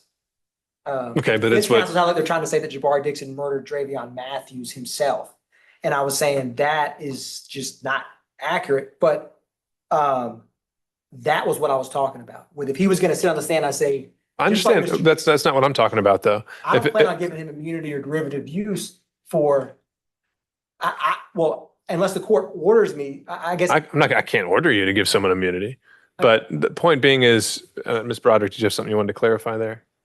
So with regards to the stuff that he could be potentially asked about, having heard what Ms. Hornsby Culpepper mentioned, who was where in January, who was with you, as Your Honor mentioned, anything in reference to those details could be used against him in his own case. Which I think we've established. So that's bucket one. Bucket two, which Mr. Atkins is focusing on, is this case. So if he's asked about anything in June and the killing of Xavion Matthews, do you have an anticipated position on that? Instructed him to answer honestly, whatever, I can't tell him what to answer. I don't know what the questions will be. And so It's just, would he invoke privilege to that? no. Okay. Not that I'm aware of, Your Honor. All right.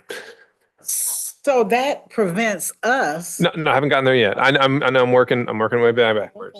Okay. So to the core of it, the state is, or defense, I don't know who brought this up originally, but the idea is, as I take it, just to spell it out, is the timeline here is that there is murder number one, where Mr. Jabari Dixon has been indicted and awaits trial.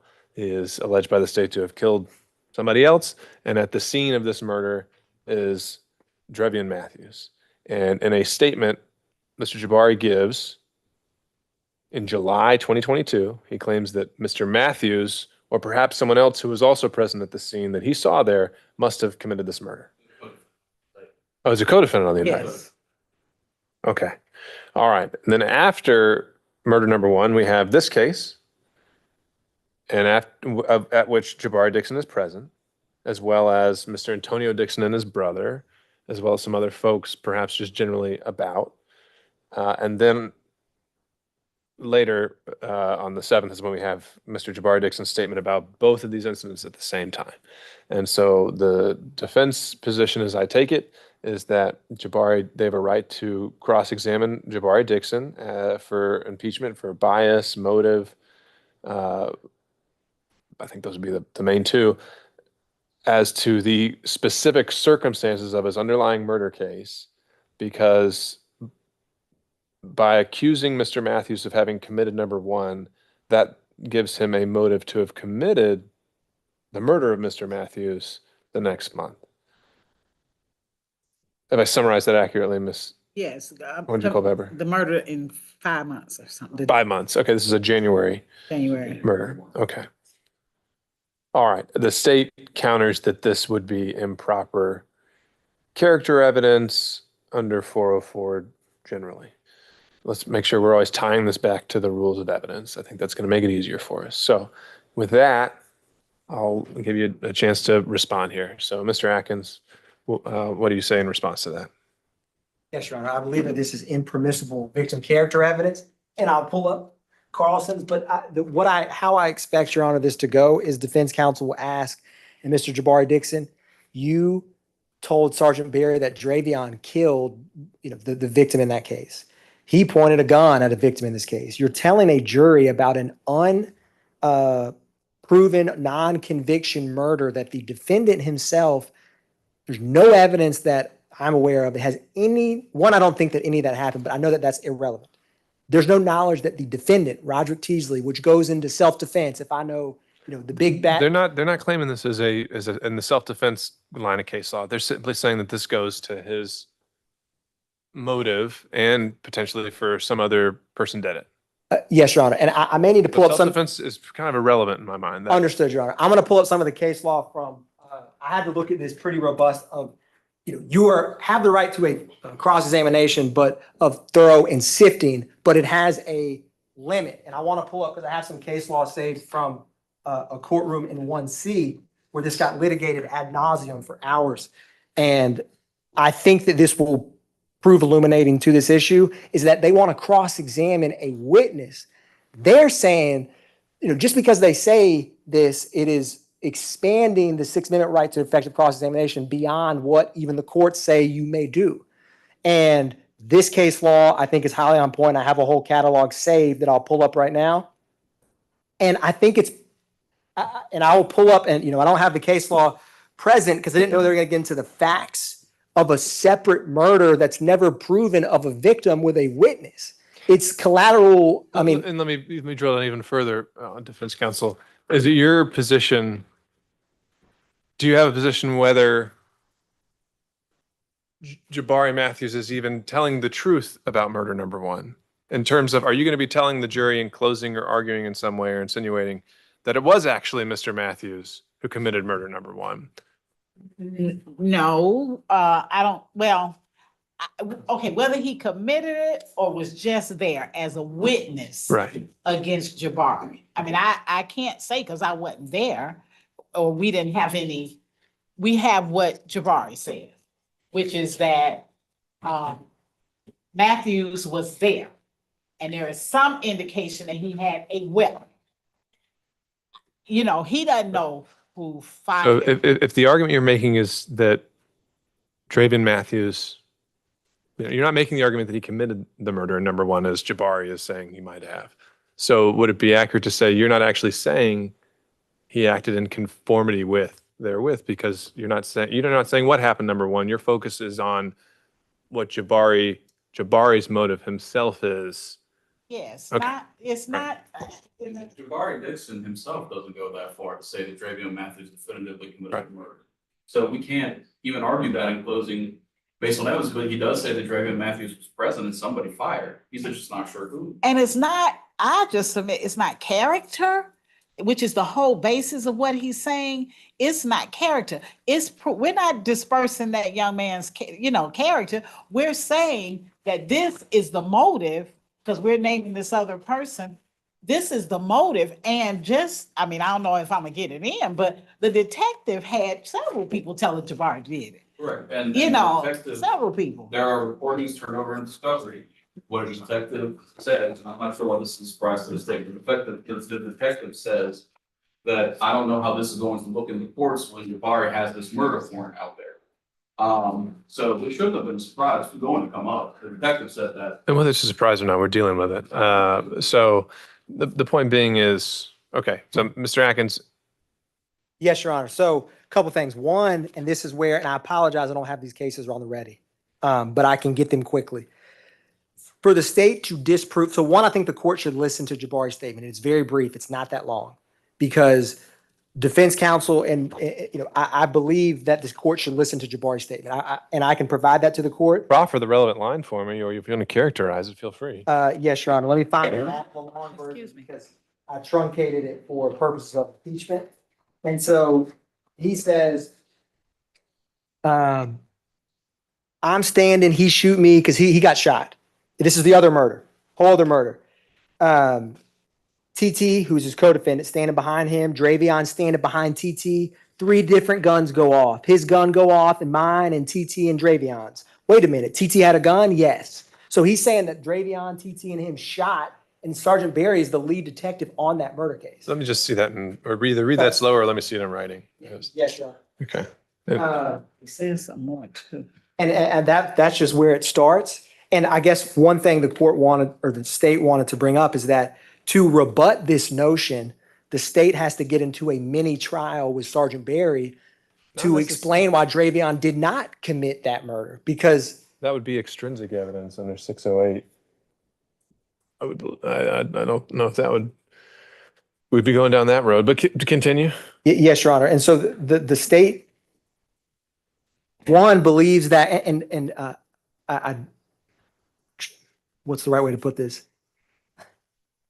The notion, or the reason this evidence is so probative for defense and prejudicial to the state is because you are placing a murder on a victim and so I believe it is the tail wagging the dog in terms of, this isn't a big deal, just saying that he shot and killed or was a participant in this felony murder where Jabari has a co-defendant that there's no evidence of other than Jabari's statement the day he was arrested, the same day as the defendant.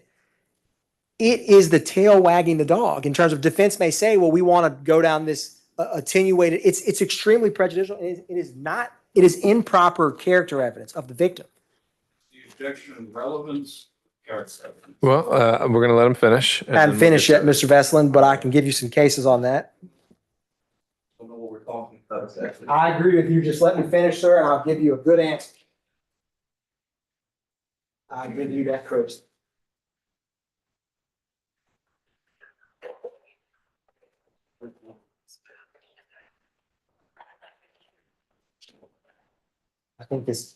I believe this is black letter law that everyone in this courtroom knows is improper.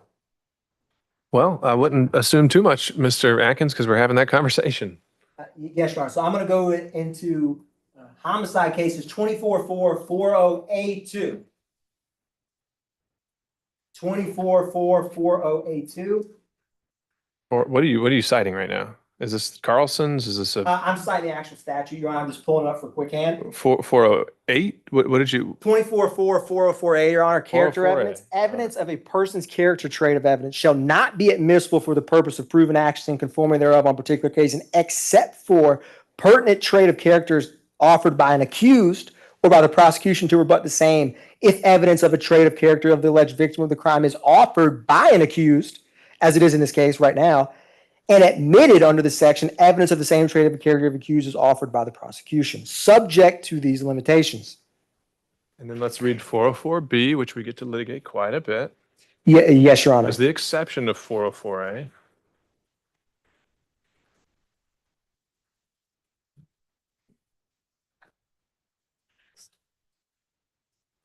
I really need to find these collateral impeachment because there's a legal issue that is highly salient that is not being articulated well by me because I'm tired, Your Honor. I apologize. All right. Well, it's been a long day. Let me just go ahead and I'll give you my initial indication and we can take it up again tomorrow morning, which is that when relevant for another purpose and another proper purpose, character evidence, something that evidence that touches incidentally on character can be admissible subject to the 403 balancing test. And sometimes this is referred to as reverse 404B. I don't really actually even see that as what's happening here.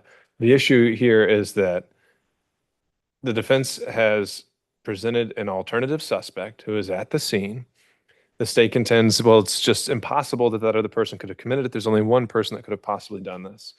Certainly understand that that's their theory of the case, but it does rely on certain inferences and circumstantial evidence that the jury will have to accept, starting with the medical examiner, whether the stippling testimony is accurate, whether the individuals in this video are actually who they claim to be, and the distances between them.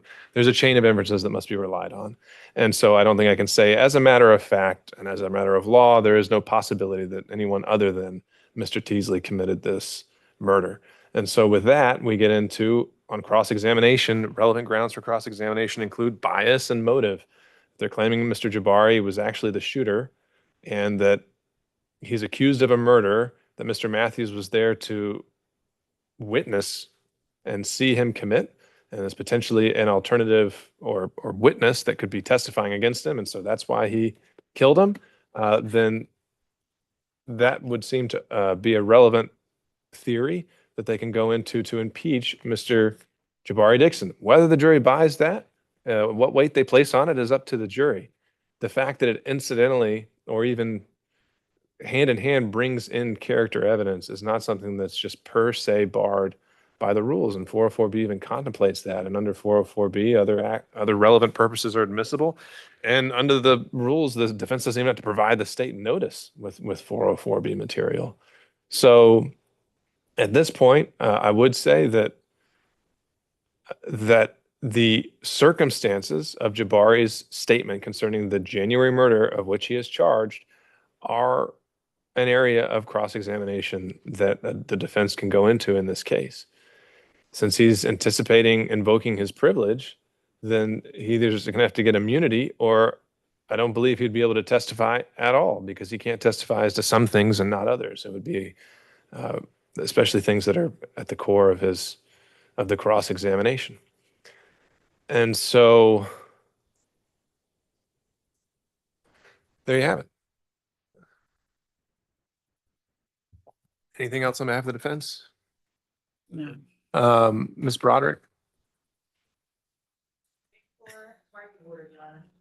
All right. Well, I'll say this. We'll reconvene. Let's reconvene a little bit before 9. I mean, let's say, 8:45 or so. You can email me. You can email me whatever other case law you want tonight. I'll take a look at it. But I won't plan to take the bench until 8:45, and you can show me what other case law you've been referring to. Yes, Your Honor. So we do it to your personal email or Sharon? You can do it to Ms. Vortis and she'll forward it along to me. And that applies to anyone involved here. Ms. Broderick, feel free to weigh in too, if you'd like. Otherwise, the anticipation would be that I don't know, it would really depend on whether there's an immunity motion filed, and then we would have Mr. Jabari either up as the next witness or not. Yes, Your Honor. Understood. All right. Anything else, Mr. Atkins? No, Your Honor. I'll have as many state witnesses as I can stacked outside so we can run through them tomorrow. Again, I'm not telling the parties to rush. I'm just kind of highlighting when you said the number 17, yes, and you were telling me with confidence it was going to be Thursday. I said, all right, I'll wait and see. But understood, Your to Honor. that end, I think that we take it as it comes. I think this was something you might want back. as That's to the correct. prior Thank you. statement. Was there anything else under this issue or anything else on behalf of the state? Your Honor, there is one thing I just want to highlight it now because it came up in opening is when Sergeant Barry testifies, I expect in this investigation, there is, as there is in any investigation, what are the streets saying? What are the rumors saying? I do not believe there is a valid non-hearsay purpose to get in what the street said that Jabari did it or Xavion backdoored his friend. And I want to make that crystal clear. Yeah, and let me follow up on that too. I forgot to conclude with that. I also agree that the rules allow it and make sure that we don't turn this into mini trials of other murder cases. And I think that's where 608 comes into play, where if it's evidence of bias and it's about extrinsic evidence proving that bias, the rules confine that to that witness's testimony only. So if Jabari wants to be confronted by either party about why his statement makes no sense, that's, I think, fair game. But to then bring in the other cases detective and the other crime scene tech, that's just not going to happen under 608. Yeah. I know, but the state may. At this point, I don't know. I may have misspoke. I meant in opening when defense counsel said that they want to ask Barry about hearsay statements where she tells witnesses. And I know that wasn't addressing what you brought up. Oh, I was just understood, adding a tailgate to the Jabari Dixon aspect of it. But to your point, there have been already a lot of references to things people saying if there was an objection, I presume the parties are fine with it. But now there having been a proactive motion here, I will say that because this came up during, I think, it was the first witness's testimony. Things that are just being conveyed to a witness can't just pass through that officer and to the jury's ears. And so the presumption is going to be those are hearsay. And so defense counsel, unless you can tell me a reason of why, I don't think those would be admissible from the outset. And I would also, I would add to that, the extrinsic evidence aspect of this is that I don't think Detective Barry can just be talking about other facts that put Jabari at the scene of the first murder or other people who said Jabari did the second murder, unless you're talking to those people directly or they're testifying. Are there any that you anticipate specifically? Unless something comes up for impeachment or another non-hearsay purpose, I think the state's right. I think that, yes, we're just trying to get stuff in willy-nilly about this other murder that other witnesses said or the streets are saying or anything like that. That's one thing. If she says something that's contrary to her reports, she's open to impeachment. Yeah, but if you can't draw that out, it would have to be the state, I suppose, or her doing it on her own accord. I mean, you can't yes, invite the contradiction, I suppose. But anyhow, are you saying then that she could not have other suspects? She can't testify to that?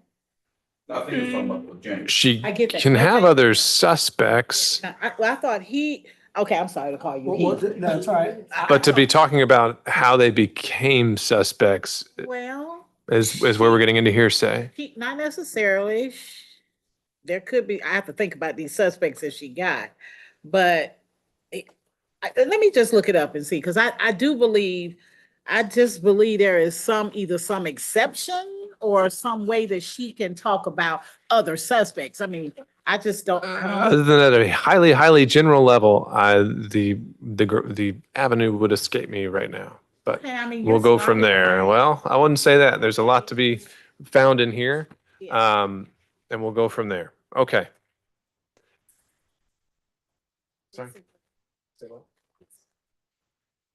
All right, then with that, we'll be off the record. We'll reconvene at 8:45 tomorrow morning.